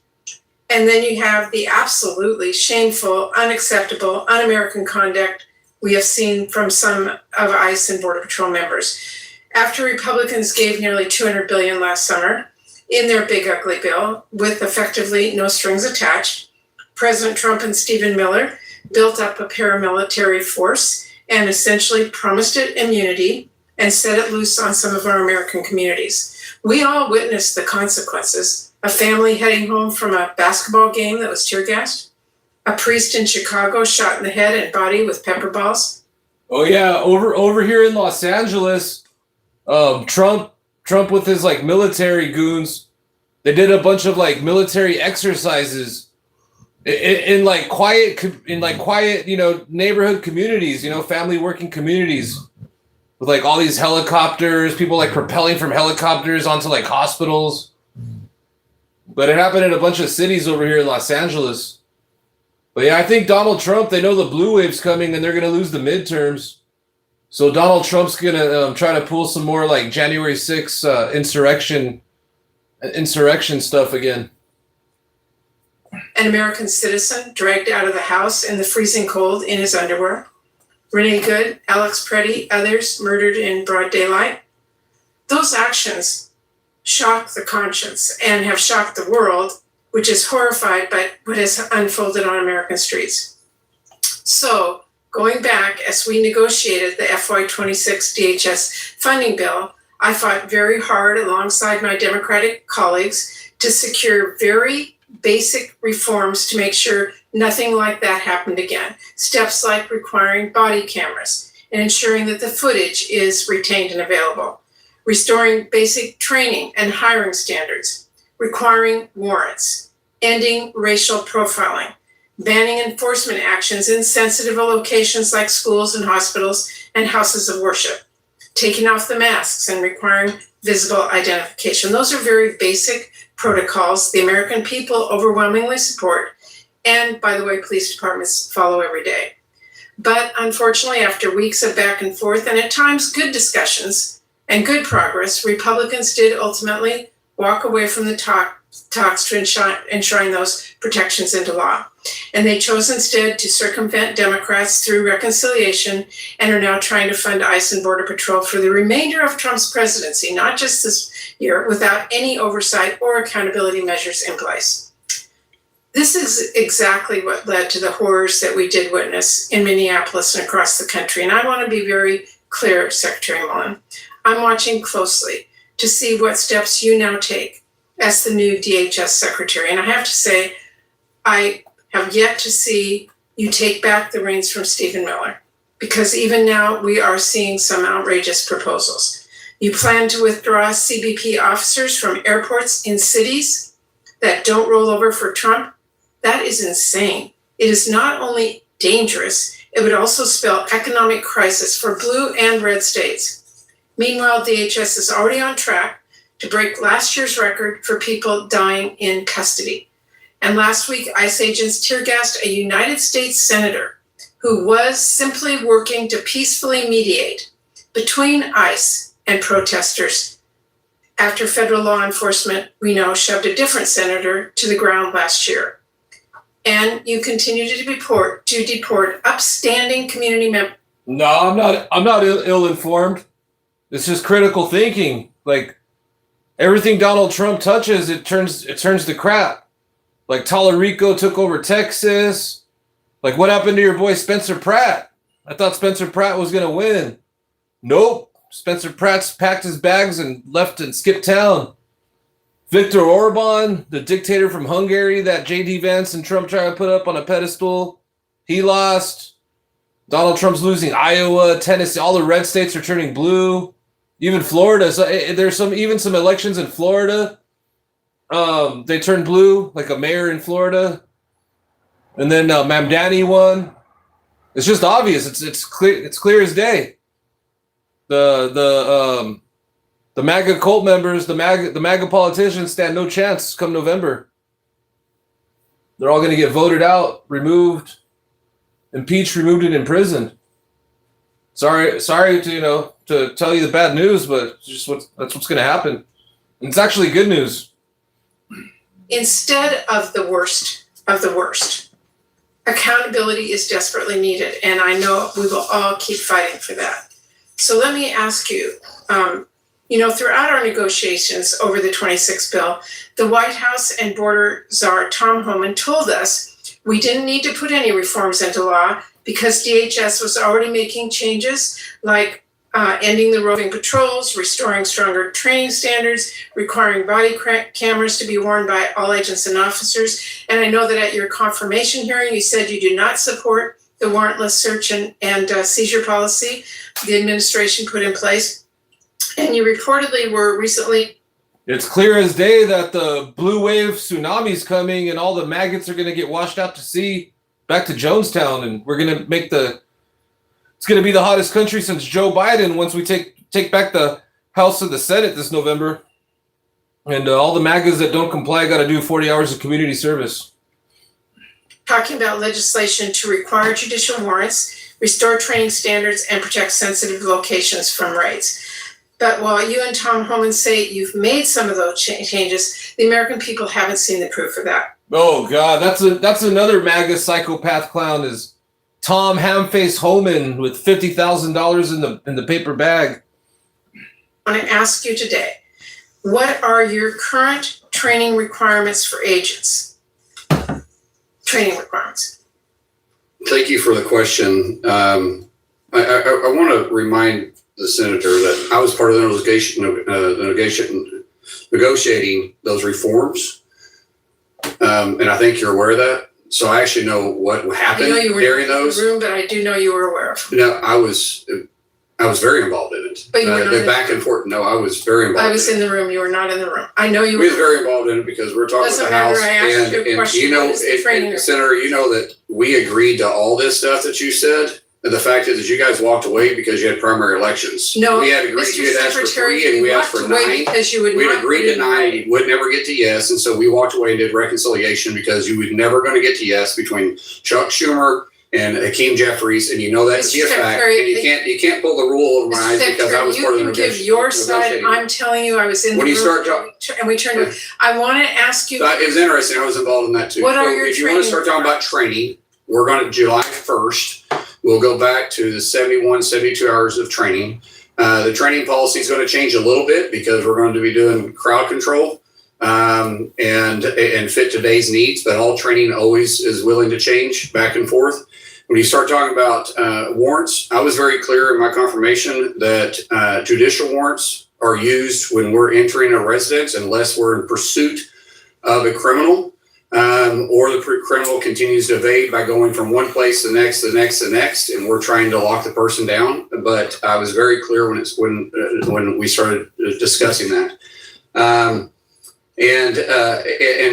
on the sensitive locations, it's been asked multiple times. We're not actively being at sensitive locations. We do sometimes have to pick up a felon that is around sensitive locations, but we're not actively patrolling those. And I think you know that to be true. Okay, and can you give this committee in writing what your current training requirements are? You said as of July 1st. If you could give that to us so we can see what those are. And how about the updated departmental protocols for agents engaging with protesters? I'm sorry? Yeah, you have an updated department protocol for agents who are engaging with protesters. Can you describe that? And the time has expired, so if you can get your answer quickly, I'd appreciate it.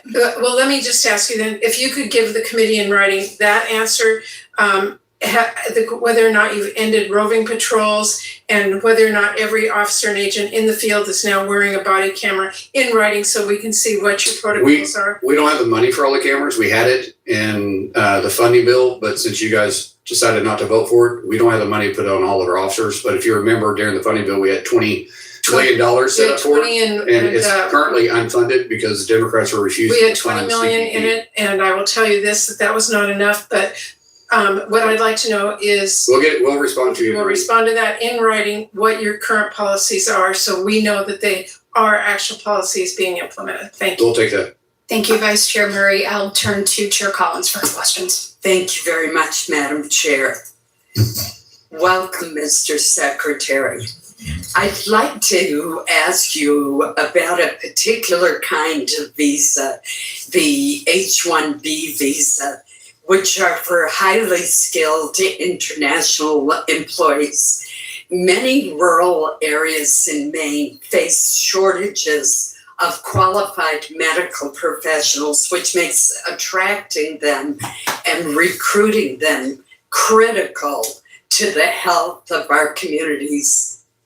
Well, I can understand why the administration might consider assigning fees to H-1B visas in the tech area or other sectors where there's a significant domestic workforce.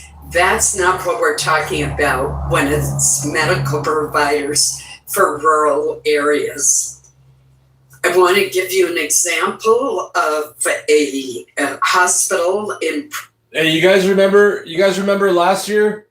Or I think it was like last summer that Trump, like, they agreed to like a contract with like South Korea to like bring a bunch of their workers over here to like teach the, US citizens how to do like, some certain task. And then Trump turned his back on them and he deported them all.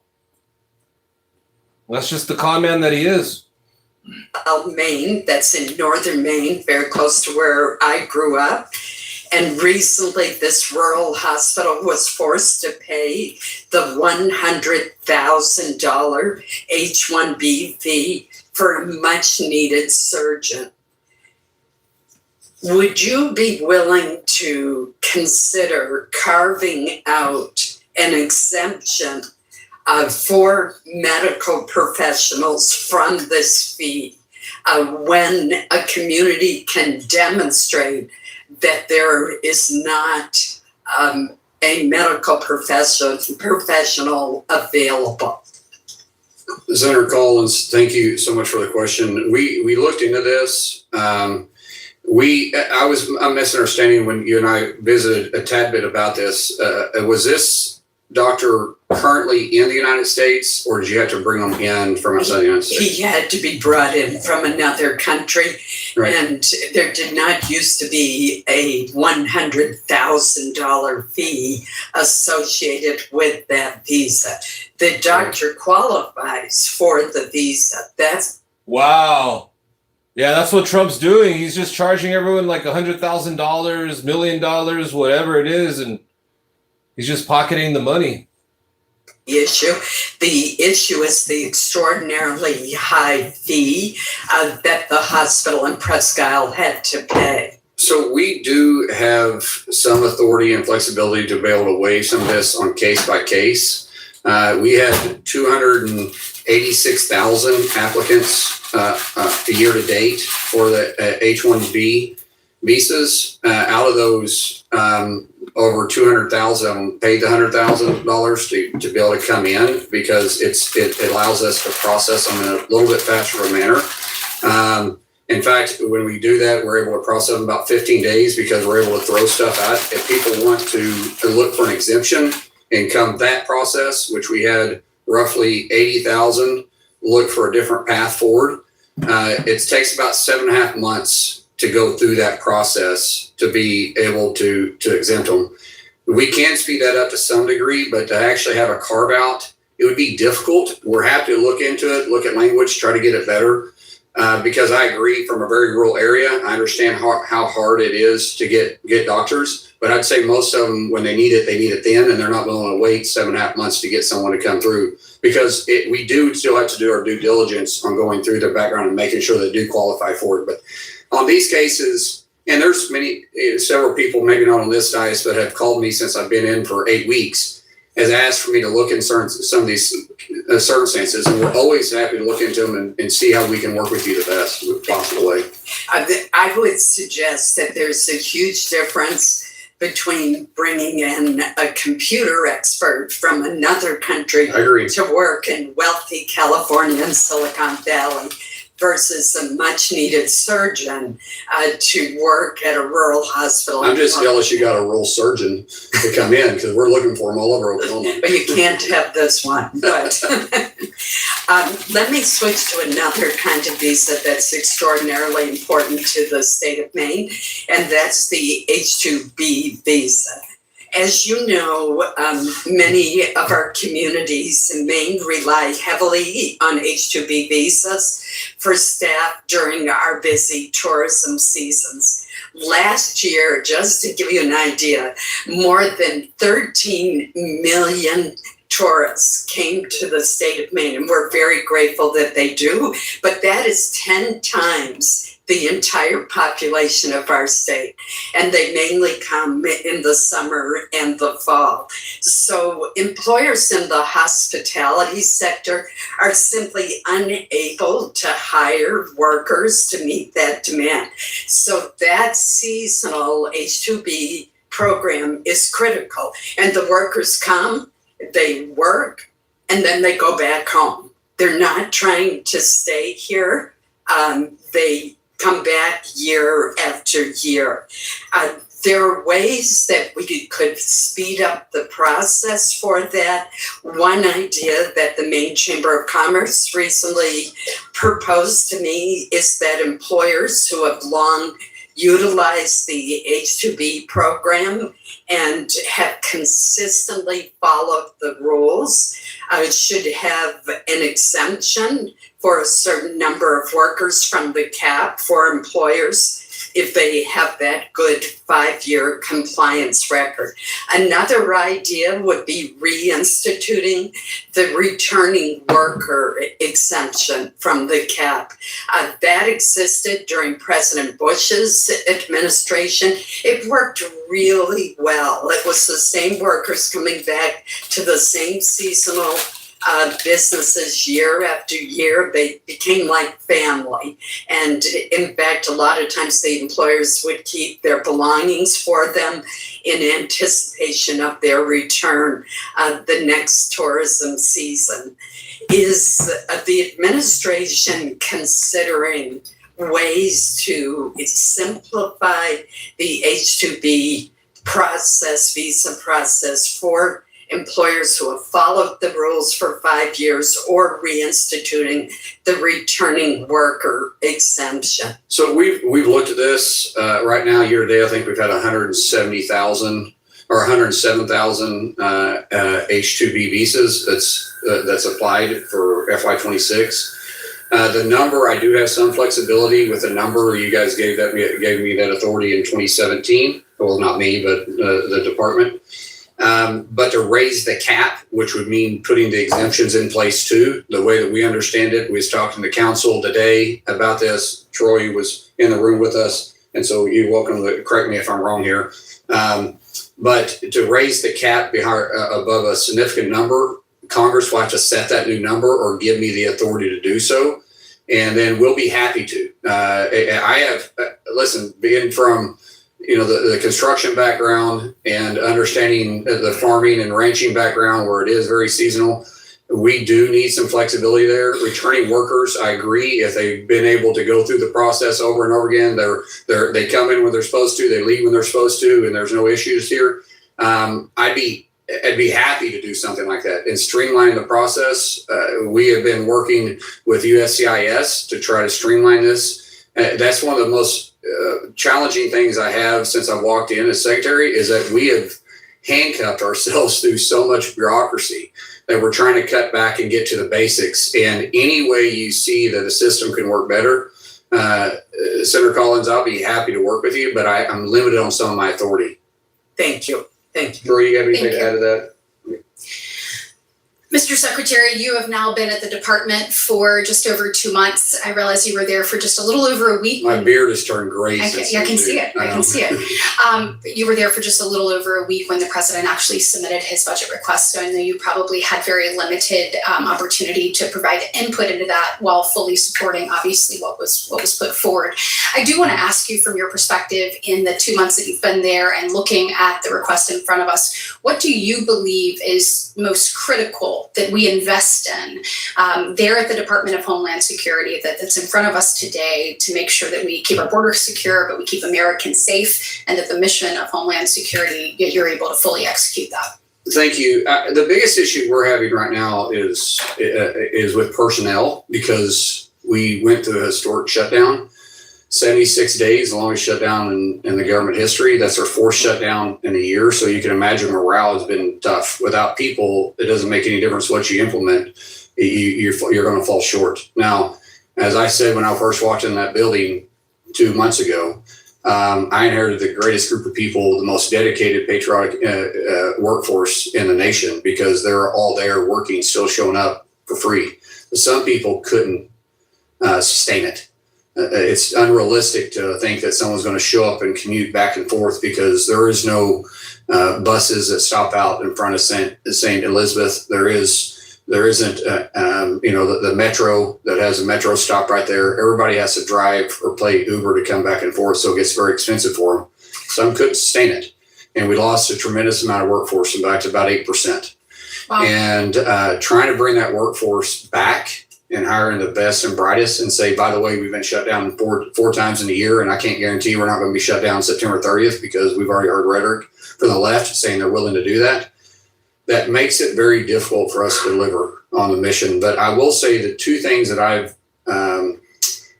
recognized that needs to happen, Chairman or Chairwoman, is, can I just call you Chair? Yeah, I like that. That's or good. Friend. Yeah, for that one too. Works. But the two biggest things that we have is DHS was stood up with 22 components, and we grew very quick.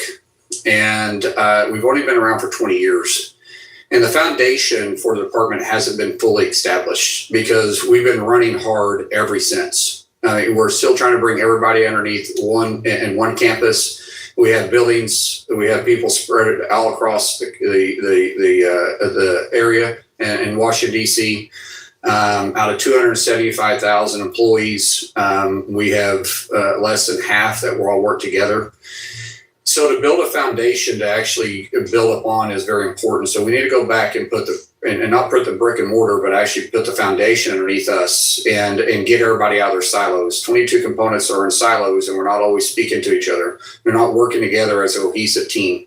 And that's true in the last 20 years. One thing that can help with that is the technology allowing us to all interface. And as you know, technology is very expensive, but we have the largest law enforcement in the country, and we have the unique authorities that no other agency and no other law enforcement has, from cyber to sea to land and to air. And with that, we need to be talking. So when Secret Service has an interaction with somebody, that what they're interacting with, we will also be able to recognize throughout all the other agencies that maybe USCIS has already had an interaction with, or ICE or CBP or the Coast Guard. And we are currently getting bids on what that's going to cost. Okay. And that'll be important to us. Okay. Mr. Secretary, in my minute remaining, I do want to ask you about TSA. I noticed in this budget request, there's a significant drawdown in staff, with expectations of fewer staff would be needed because smaller airports would be compelled to join the screening partnership program. I have also seen, obviously, the Gold Plus program. It seems as though TSA is moving in a direction that might culminate years down the line and serving as more of a coordinator or a regulator of security rather than performing security screening functions themselves. Can you just tell me what your vision is for TSA? And we only have 26 seconds here, but 10 or 15 years down the line. So ultimately, we want to have TSA is the most forward-facing government agency we have in the United States. They interact with more people every day than any government agency does. And we want to have best performers. 10 of our top 20 airports are part of this program, but it only deals with personnel. San Francisco Airport and Kansas City International Airport both are part of this program. What we recognize with the shutdown is those airports didn't miss a beat. They were able to continue to perform. So what we're asking is let's expand on that, since we know it's a success. Okay. And let's partner with the public, and let's partner with the private industry with some of the best technology to move us to the gold standard of traveling, moving down the road. And we can get there faster because private industry can adjust faster than we can, but to lower the mission or the requirement to keep our skies safe is not an option. We want to actually elevate that, and we can do that with the help of the private sector. Absolutely, and appreciate the men and women of TSA and what they've done, particularly in some of the most challenging circumstances over the last few months. Now turning to Ranking Member Murphy. Thank you. Mr. Secretary, this is from a federal court decision regarding ICE's activities in Minnesota. ICE is not a law unto itself. ICE has violated nearly 100 court orders. This list should give pause to anyone, no matter his or her political beliefs, who cares about the rule of law. ICE has likely violated more court orders in January 2026 than some federal agencies have violated in their entire existence. That's not a Democratic appointed judge. That is a Republican appointed judge describing the scale of illegality. I understand your MO and others in the administration's MO is to attack us personally or to claim that we're inciting violence when we point out the widespread illegality. But this is a Republican appointed judge who is saying the exact same thing that I am saying. This is a really important discussion for us to have, because this is, whether you want to believe it or not, at the root of our disagreement, is that it is very hard for us to figure out how to fund an agency that is violating the law. Again, that's not me saying. That's a Republican appointed federal judge. Now, this widespread violation of court orders admittedly largely happened before you got on the job. And as a senator, you always struck me as somebody who cared about the rule of law. And so maybe the easiest question is this. When DHS gets a court order telling them that something they are doing is either illegal and unconstitutional, prior to you taking office, the approach was to ignore that court order. That's what this judge is saying. 94 times you got a court order, you didn't implement it. Now that you are on the job, can you commit to us that if a court judges something ICE is doing, something DHS is doing as illegal, unconstitutional, tells you to stop, that you will comply with the court order? Ranking Member Murphy, I will tell you that we will never break the Constitution, and we're not going to break the law, but we're going to enforce our nation's laws. And we're going to enforce the laws that you guys passed and that we implement. We will never go outside that, and if we do, we'll hold each other accountable for that. But that doesn't sound like the same thing as committing that you will obey a court order. Obviously, the entire structure of the federal government gives the power to the federal courts to divine whether you are obeying the law or not. I mean, I think it's an easy thing to say. Will you or will you not implement court orders? If we didn't think courts were politicized, then I would probably be able to answer that. But we see courts over and over again that use their bench for their political opinion, not just the rule of law. And we can see that because we see how many times there were choose court orders you obey based upon whether you believe that what I said to be political. Don't put words in my mouth. That's what are you saying that? What I'm saying is we'll enforce the law and we're never going to break the Constitution. You just said that you will not follow every court order because you Chris or Senator, don't start putting words in my mouth. That's not what I said. I said I will never break the Constitution. We're going to enforce the law. Will you implement court orders when they tell you to stop? You're making an assumption on court orders I haven't seen. Or will you not? I am going to enforce the law, and I'll never break the Constitution. I think, listen, if you're a Republican or a Democrat on this committee, you should be really freaked out. We should be really concerned about the rulings that come out of the courts and how often they get overturned. It falls apart if you are telling me. Wow, the Senator Mark Wayne Mullin guy, man, he's a corrupt fool. Fall apart when you have a judge that makes a political opinion from a bench, and they're outside the law too. Not all judges are above the law, but sometimes they think they are. That's why we see lower courts get overturned by higher courts constantly. Let me ask you about what's happening in Delaney Hall. So in other words, they're just not going to follow any court's decisions that they don't like. You said that detainees are protesting there because they want their, quote, ethnic food. I have 3 official letters that were sent to the administration from about 300 detainees there. It won't shock you that there's no mention of ethnic food in these letters. These letters allege that there has been spoiled food, delayed medical treatment, sewage backups, undue pressure to sign deportation paperwork. Madam Chair, if I could submit these letters for the record. Without objection. Nowhere in these letters is a demand for ethnic food. They describe pretty horrific conditions. This administration has defunded the ombudsman, the independent office that used to exist inside DHS that would do an independent investigation of claims like this. Can you just tell us, if you're taking these claims seriously, these allegations seriously, and looking at them, or whether you've prejudged this to be, as you stated, about a demand for ethnic food? These seem pretty serious, and it seems like you would want it. So since the history of that facility being open, not one single health violation has been written. In fact, just recently, the state of New Jersey's health inspectors went in. They didn't find one single violation. But if you compare it to what the state prison system is, state prison system, they have 3 prisons that are in deplorable conditions. Quote, that's what the health inspector said. Delayed health care is average of 32% delayed within 48 hours. We have more help. We have 2 times.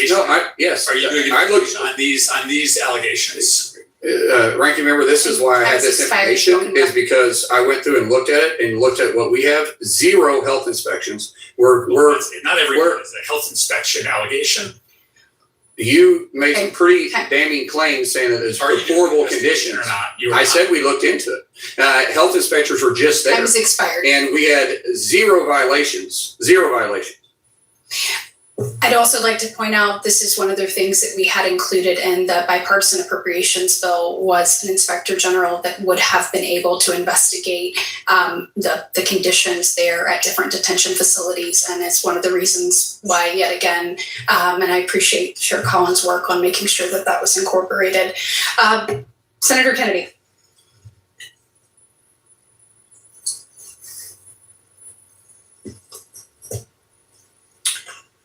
Mr. Secretary. Oh, God.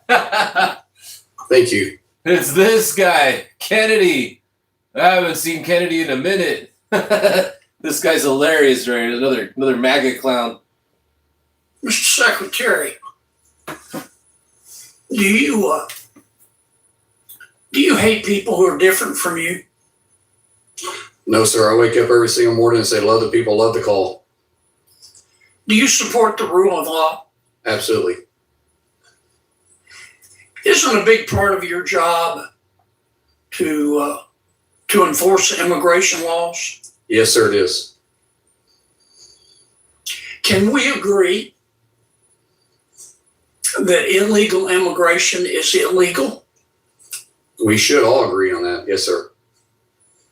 How many people do you think the Biden administration allowed into our country in violation of our immigration law? That is foghorn leghorn. Unfortunately, they didn't keep good records. We don't even know how many kids were let into the country. Estimation is somewhere around 340,000 kids that we're trying currently to look for.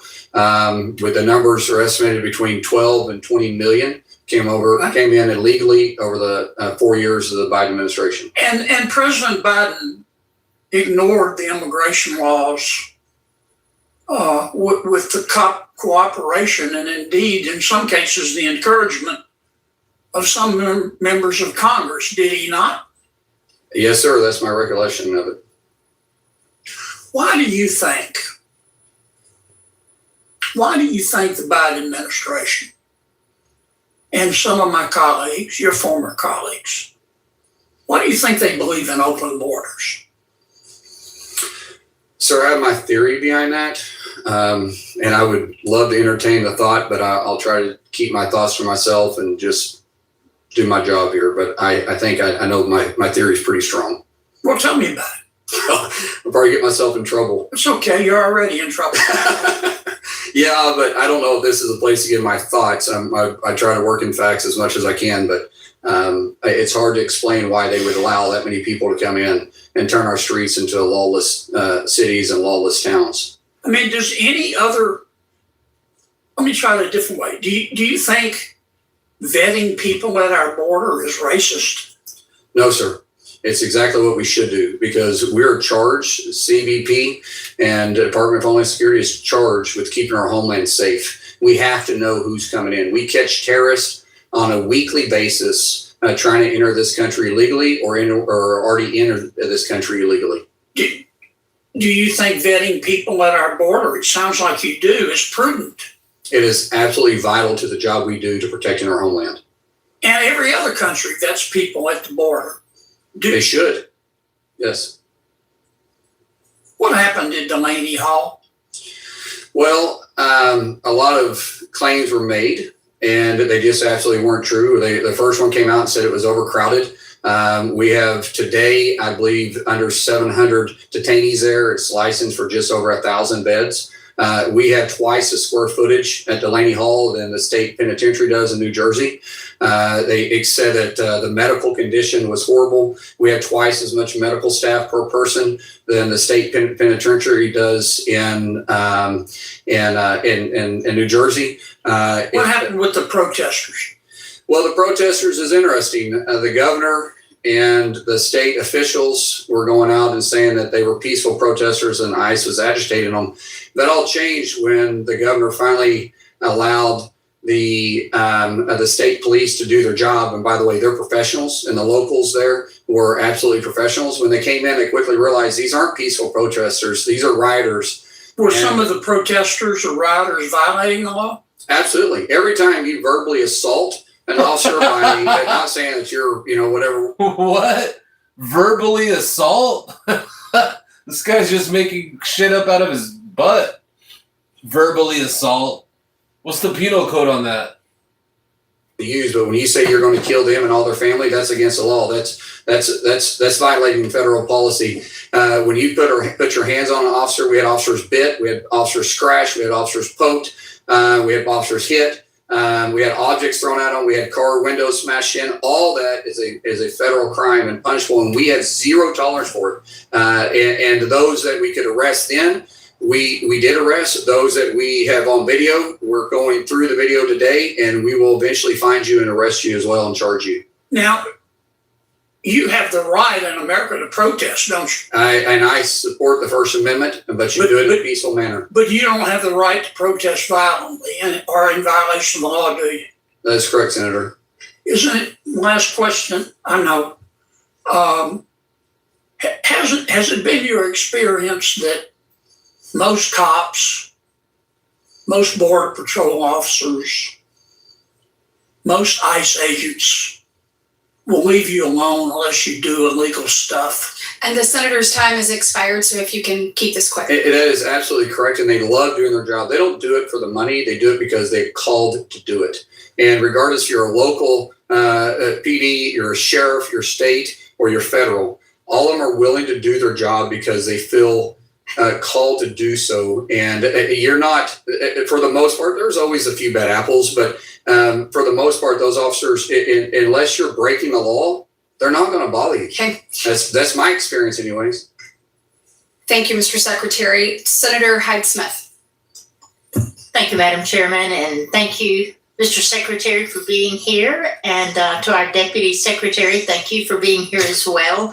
Before I begin, I want to note that we are getting some really positive feedback from my stakeholders at the state level in Mississippi regarding FEMA's recent progress, particularly that funding is moving more efficiently and responsiveness appears to be improving, and we're very grateful for that. We appreciate that work, and with that in mind, I want to talk about several issues that's affecting our state now.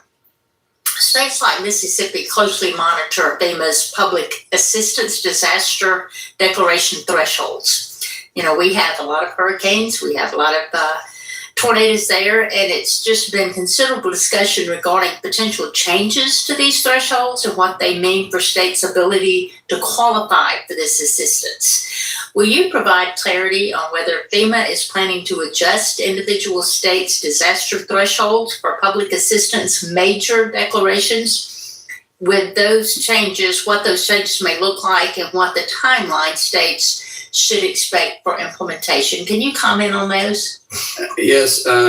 there was quite a backlog of the public assistance dollars that needed to be put out since we've been in office. The president has just signed off on 15 last Friday. Before that, there was 22. So total, we have 37 now that have been out the door in 8 weeks.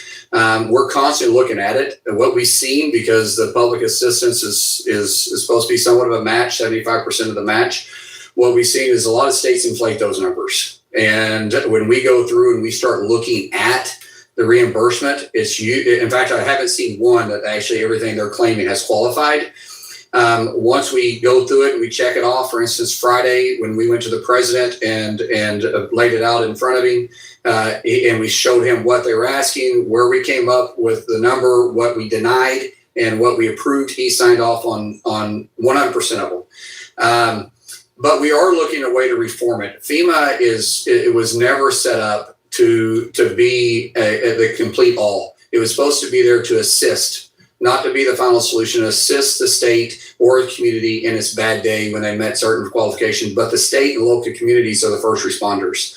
Ever since really Katrina, we've seen that shift, and more dollars have went in. We see a lot of wasteful dollars going in. We know the states can do it much quicker and much faster and much cheaper than we can as the federal government. I'll just use this one example. This is some reforms we're looking at. In order for FEMA to pay for a haul off, it has to be hauled from the person's property, dumped out of whatever it's hauled into onto the street, and then the FEMA or beside the street, then the FEMA approved contractor has to go in and separate the waste, because each different products get paid different and they have to go to different sorting facilities, and then we have to go out and then dump it. And so most of the stuff is getting touched 2 and 3 times. From a construction background, that's a waste of time and a waste of money, and it costs way more to do it. So for us to look at grant systems for the state and allow them to be responsible for it when they hit certain thresholds is something that we are looking. Well, look at the big brains on Brad. For public assistance, and we think the dollar will go farther. The president has made it very clear that he wants to put the dollar closer to the resource. And from Washington, D.C. to wherever it happens in Mississippi or in Oklahoma, it's a long ways away, and that dollar gets added to usually anywhere from 100 to 200% before it actually gets to the resource. Yeah, just reasonable solutions. Sounds great. But while we're on the topic of public assistance, Mississippi recently submitted requests for both public assistance and individual assistance. Following the tornadoes on May the 6th and the 7th, very close to where I live, and we're still waiting for a determination. So can you tell me the status of those requests, and will you commit to working with our office to ensure we receive timely response so disaster-affected communities can start rebuilding and get back to as normal as possibly that we can? My understanding, and Troy, if you have an update on this, let me know, but my understanding is that we're still working with the state to do the final assessment. We know the declaration has been made by the governor. We know the president did accept that declaration, but now we're looking at what the cost is for our funding to actually reimburse for public assistance. Troy, you have something to add to that? Yeah. So we did get that. It was approved by the president. We do go through the process to be able to make sure the validation of all the costs. As you know, the public assistant grants are pretty formulaic. You kind of submit through, so no big surprises. Like the secretary said, we have 13 open right now that need to go all the way through to get passed through. If you like, I'll take an action to get with your office after this. Thank you. That would be great, because I toured just about all that devastation, and it truly was devastation. Thank you, Madam Chair. Senator Hyde-Smith, Senator Shaneen. Thank you, Madam Chair. Secretary Mullin, thank you for being here, and Deputy Secretary Edgar. And Mr. Secretary, I also very much appreciate your willingness to engage with me on a call last week to talk about a list of concerns that we have in New Hampshire with respect to issues within the Department of Homeland Security. One of the things that we discussed, and we owed you some information, was a college that we have that's applied to the Office of Students Exchange and Visitor Programs in your department for approval to enroll F1 students in their new doctoral program. As I explained on the phone, there was real urgency about this because without approval by July 1st, they're going to potentially lose 2,000 students, graduate students. This is a university that prepares students for jobs in artificial intelligence, national security, healthcare management, a lot of other high demand, high skill professions. It's very important to the community in which it, where it is, and also very important to the state of New Hampshire. So can you give me any kind of an update on the New England College Form I-17 application to allow those F1 international students to enroll in the college's new doctorate in business administration program? Sure. We've got the point of contact. We'd asked for a point of contact for the college. I believe we did receive that. And we give it to USCIS. We could give you an update. I don't think there's going to be much of one because we just talked about this Thursday, I believe. And so I think we're working on it. I'm assuming they've already made contact with the college. I don't know that for a fact, but we'll get back to you and get you that information. Okay. When we last talked, they had not yet heard from the department. So I appreciate that. And as I said, there's some real urgency about if they haven't heard back answer. from them, they will hear back from them today. Tomorrow. Thank you. I very much appreciate that. The other issue we discussed was one affecting our northern border in New Hampshire. We have very difficult communications across our northern border, and we border Canada, Vermont, Maine, and New Hampshire are all there in a very small region. We don't have good cell service in much of that part of New Hampshire. We have a cell tower that we're trying to get up in Pittsburgh, New Hampshire. We have a cell company that is prepared.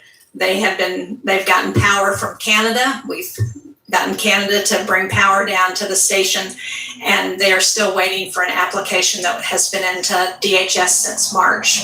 So will you commit to following up and trying to see if we can get an answer on this agreement as soon as possible so that it's a safety concern in northern New Hampshire? Yeah, so immediately after your phone call with us, I turned around and called the director and had the conversation with him. There's a couple of paperwork because it's a combination between us and Canada. There's something that's still set in that State Department that I believe they're waiting on some paperwork to be done. I'm trying to recall this from memory, but I believe we're ready to move, but there was just some final paperwork that either got to be clarified by the contractor or something. I will get you an update on that. We'll try to get that to you tomorrow. And we will certainly, if there is something missing at the New Hampshire end, we will work to make sure that gets done. But I believe we're waiting on some clarification on some information. I believe that's what I was told. But whatever the update is, we'll get your office the update tomorrow. And again, there's some real urgency because of safety concerns. I completely understand. On a broader issue beyond New Hampshire, the Department of Defense has provided hundreds of millions of dollars in non-reimbursable support to Homeland Security for immigration enforcement. Last year, with several other senators, we visited Naval Station Guantanamo. And the amount the department is spending there for just a handful of DHS detainees is really shocking. And I know that given your background, you want to spend money in a way that is most efficient and effective.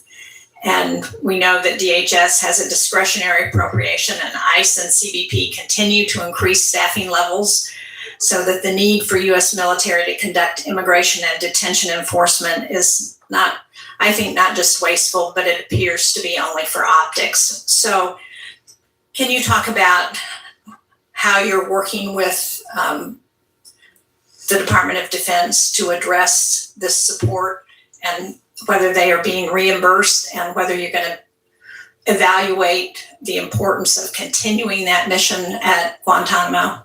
And Mr. Secretary, the time has expired, but if you will answer this. Yeah, I'll do it. Senator, we looked into this. It was a high contract and the beds we weren't using. There is a need. It's not optics because we don't talk about it. There is no optics for it, but there is a need based on some of the terrorists that we do find come across the border before they enter the country that we need to put them someplace other than a detention center with normal population. We saw that during the War on Terror. And so we are looking at a different contract that we're going to be having moving forward that will be a less cost instead of us having so many beds that we're renting off of them every single month. It'll be on a case by case situation. And we looked at this early on because we were trying to get our hands around some of the money that was leaving DHS too. Well, thank you. I appreciate that. I have some further questions, but I will follow up with QFRs. Thank you, Madam Chair. Senator Capito. Thank you, Mr. Secretary. Great to see you. And thank you, Deputy Secretary, for being here. I want to make a point. When I look at the videos of what's going on in New Jersey, I wonder the calculated measures that the rioters are taking to try to provoke a response from the professional men and women is just beyond the pale in my opinion. But I would like to point out that the bill that the chairwoman of this committee wrote and that has been denied in the Senate by every Democrat in the Senate had extra dollars in there to teach de-escalation training. So I commend the ones that are there now, but I do see what the need for more de-escalation trainings because there's more methods, there's more ways, and it's a profession, I'm sure, on how to antagonize and try to goad our law enforcement into making a mistake or overreacting or whatever. So I'm sorry this bill is not coming forward because I think it would be answering what I see on the videos. I do want to go to the Coast Guard very quickly. You all selected Carneysville, West Virginia as the location for the Specialized Forces Command Center, which will bring in a broad range of high-risk missions where you're centralizing it. And in Carneysville, West Virginia, in a facility there that you already had and you're now using, but you have in your budget an extra $20 million to help establish this facility. I'm wondering, is that adequate? What will be used for, and will you need additional funding for this?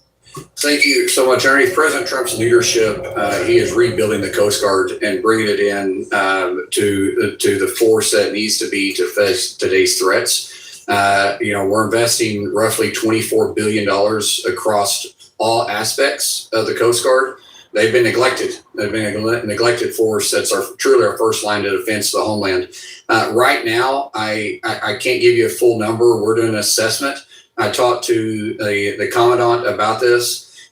He felt like we're in good shape, but we're just now starting. In any of these facilities, when we get into it and we start doing building and rehab, we usually find that we try to keep it under the budget, but it can quickly get out of hand. So before it gets to that point, we want to have a good solid number moving forward. So when I find out I need something else, Senator, you'll be the first call I make. Thank you. And these are critical functions for the anti-drug trafficking and functions that the Coast Guard does so very well.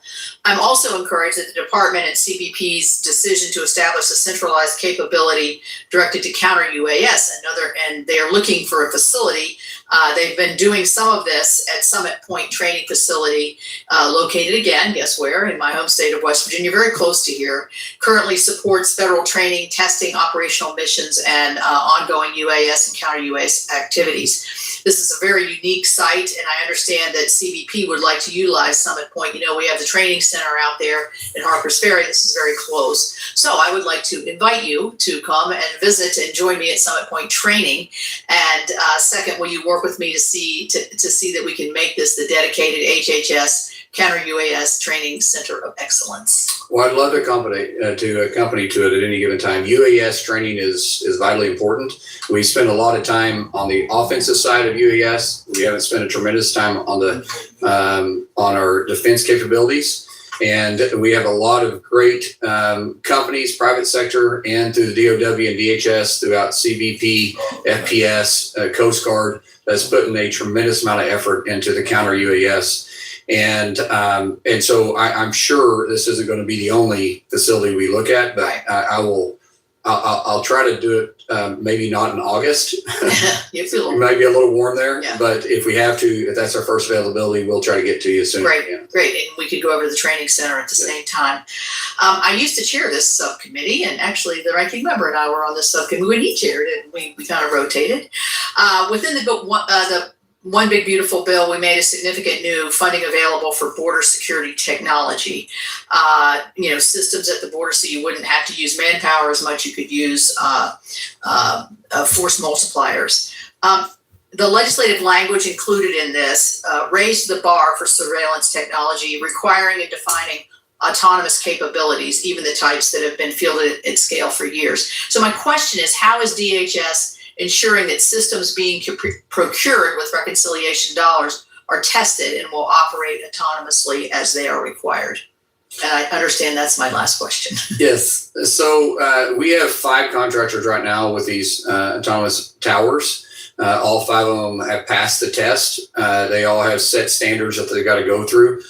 From what we had last time around, we changed it a little bit because technology has changed. We are seeing now the cartels are using more UAS and more technology than they have in the past. But we see these towers are moving in the right direction and could really be beneficial with the new AI technology. But we're not completely there, but we're definitely moving in the right direction. But we've had 5 contracts awarded to 5 different companies. They've all 5 passed the same test, and they're all performing on today's needs. Thank you, and I appreciate your good work. Thank you. Thank you. Senator Peters. Thank you, Madam Chair. Deputy Secretary Edgar, welcome to the Senate. Secretary Mullin, welcome back to the Senate here today. Secretary Mullin, in response to a question for the record from your nomination hearing, you committed to taking action on implementing a law that actually Senator Collins and I passed that would create a Northern Border Mission Center. And in that question, you responded that within 1 month of your swearing in, you would work to get that center set up. So unfortunately, it's been 2 months now, 2 months since you've been sworn in. Have you taken actions as required by law to advance the center? We have the personnel there. We're fully staffed. We just haven't got the structure built. We can't do that in 2 months. So we're still looking for funding and contracts, but we are mission capable with the personnel in place. So you've directed components to assign staff that have been there? That was as of today. Oh, great. This morning. Well, that is the latest as of today that I was briefed on this, that the personnel is in place, except the structure obviously hasn't been built. I think there was contracting. I can't. Troy, what was that today? You remember? Yeah, the facility's done. The contractor is finishing off items. So at this point, right now, the contractor the building is ready. The staff is ready to go in there, and I think that there's also some discussions going on with Canada as we're going through that too. No, you're talking about the bridge. Oh, yeah. Yeah, you're talking about the bridge, not the facility. Separate thing. Sorry. Look at that. Yeah. I referred to him on a question. That'll be the next question. So no.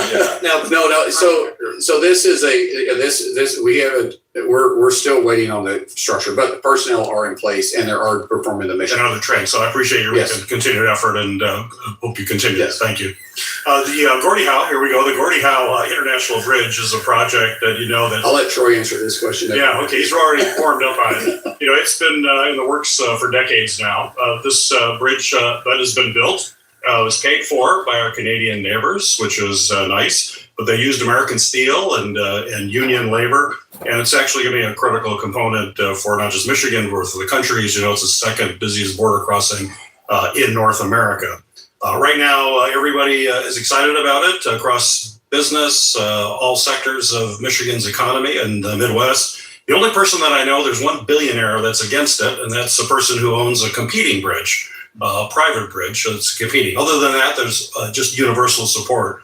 So my question, this is to Secretary Mullin, or you can defer it, but is DHS and specifically CBP prepared right now to facilitate trade and travel at the bridge?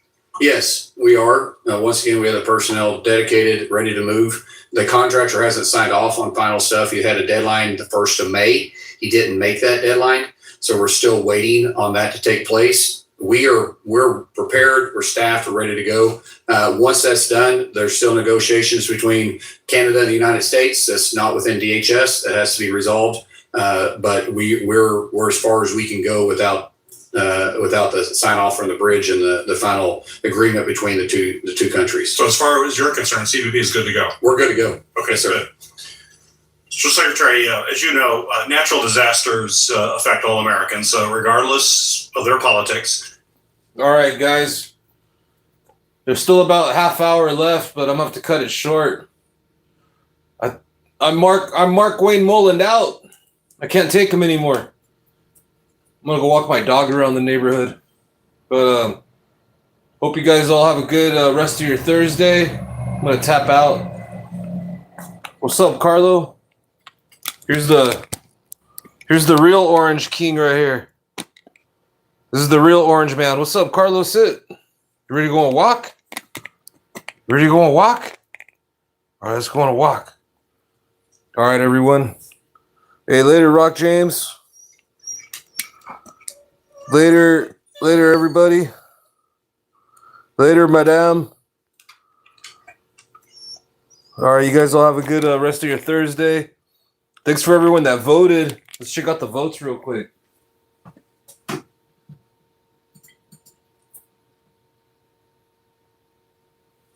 Is Donald Trump violating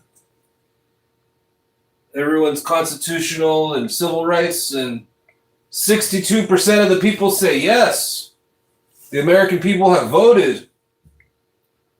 And that's out of 1,000 votes. So that's pretty much the consensus of how everyone in the country feels. So we'll see what tomorrow brings. Who knows what's going to happen, but hope you guys all have a good rest of your Thursday. It looks like Donald, the Iran war is getting crazy. See what happens. Trump and Hegseth over there committing war crimes. So we'll see what kind of new war crimes they commit tomorrow. All right, peace out, everyone.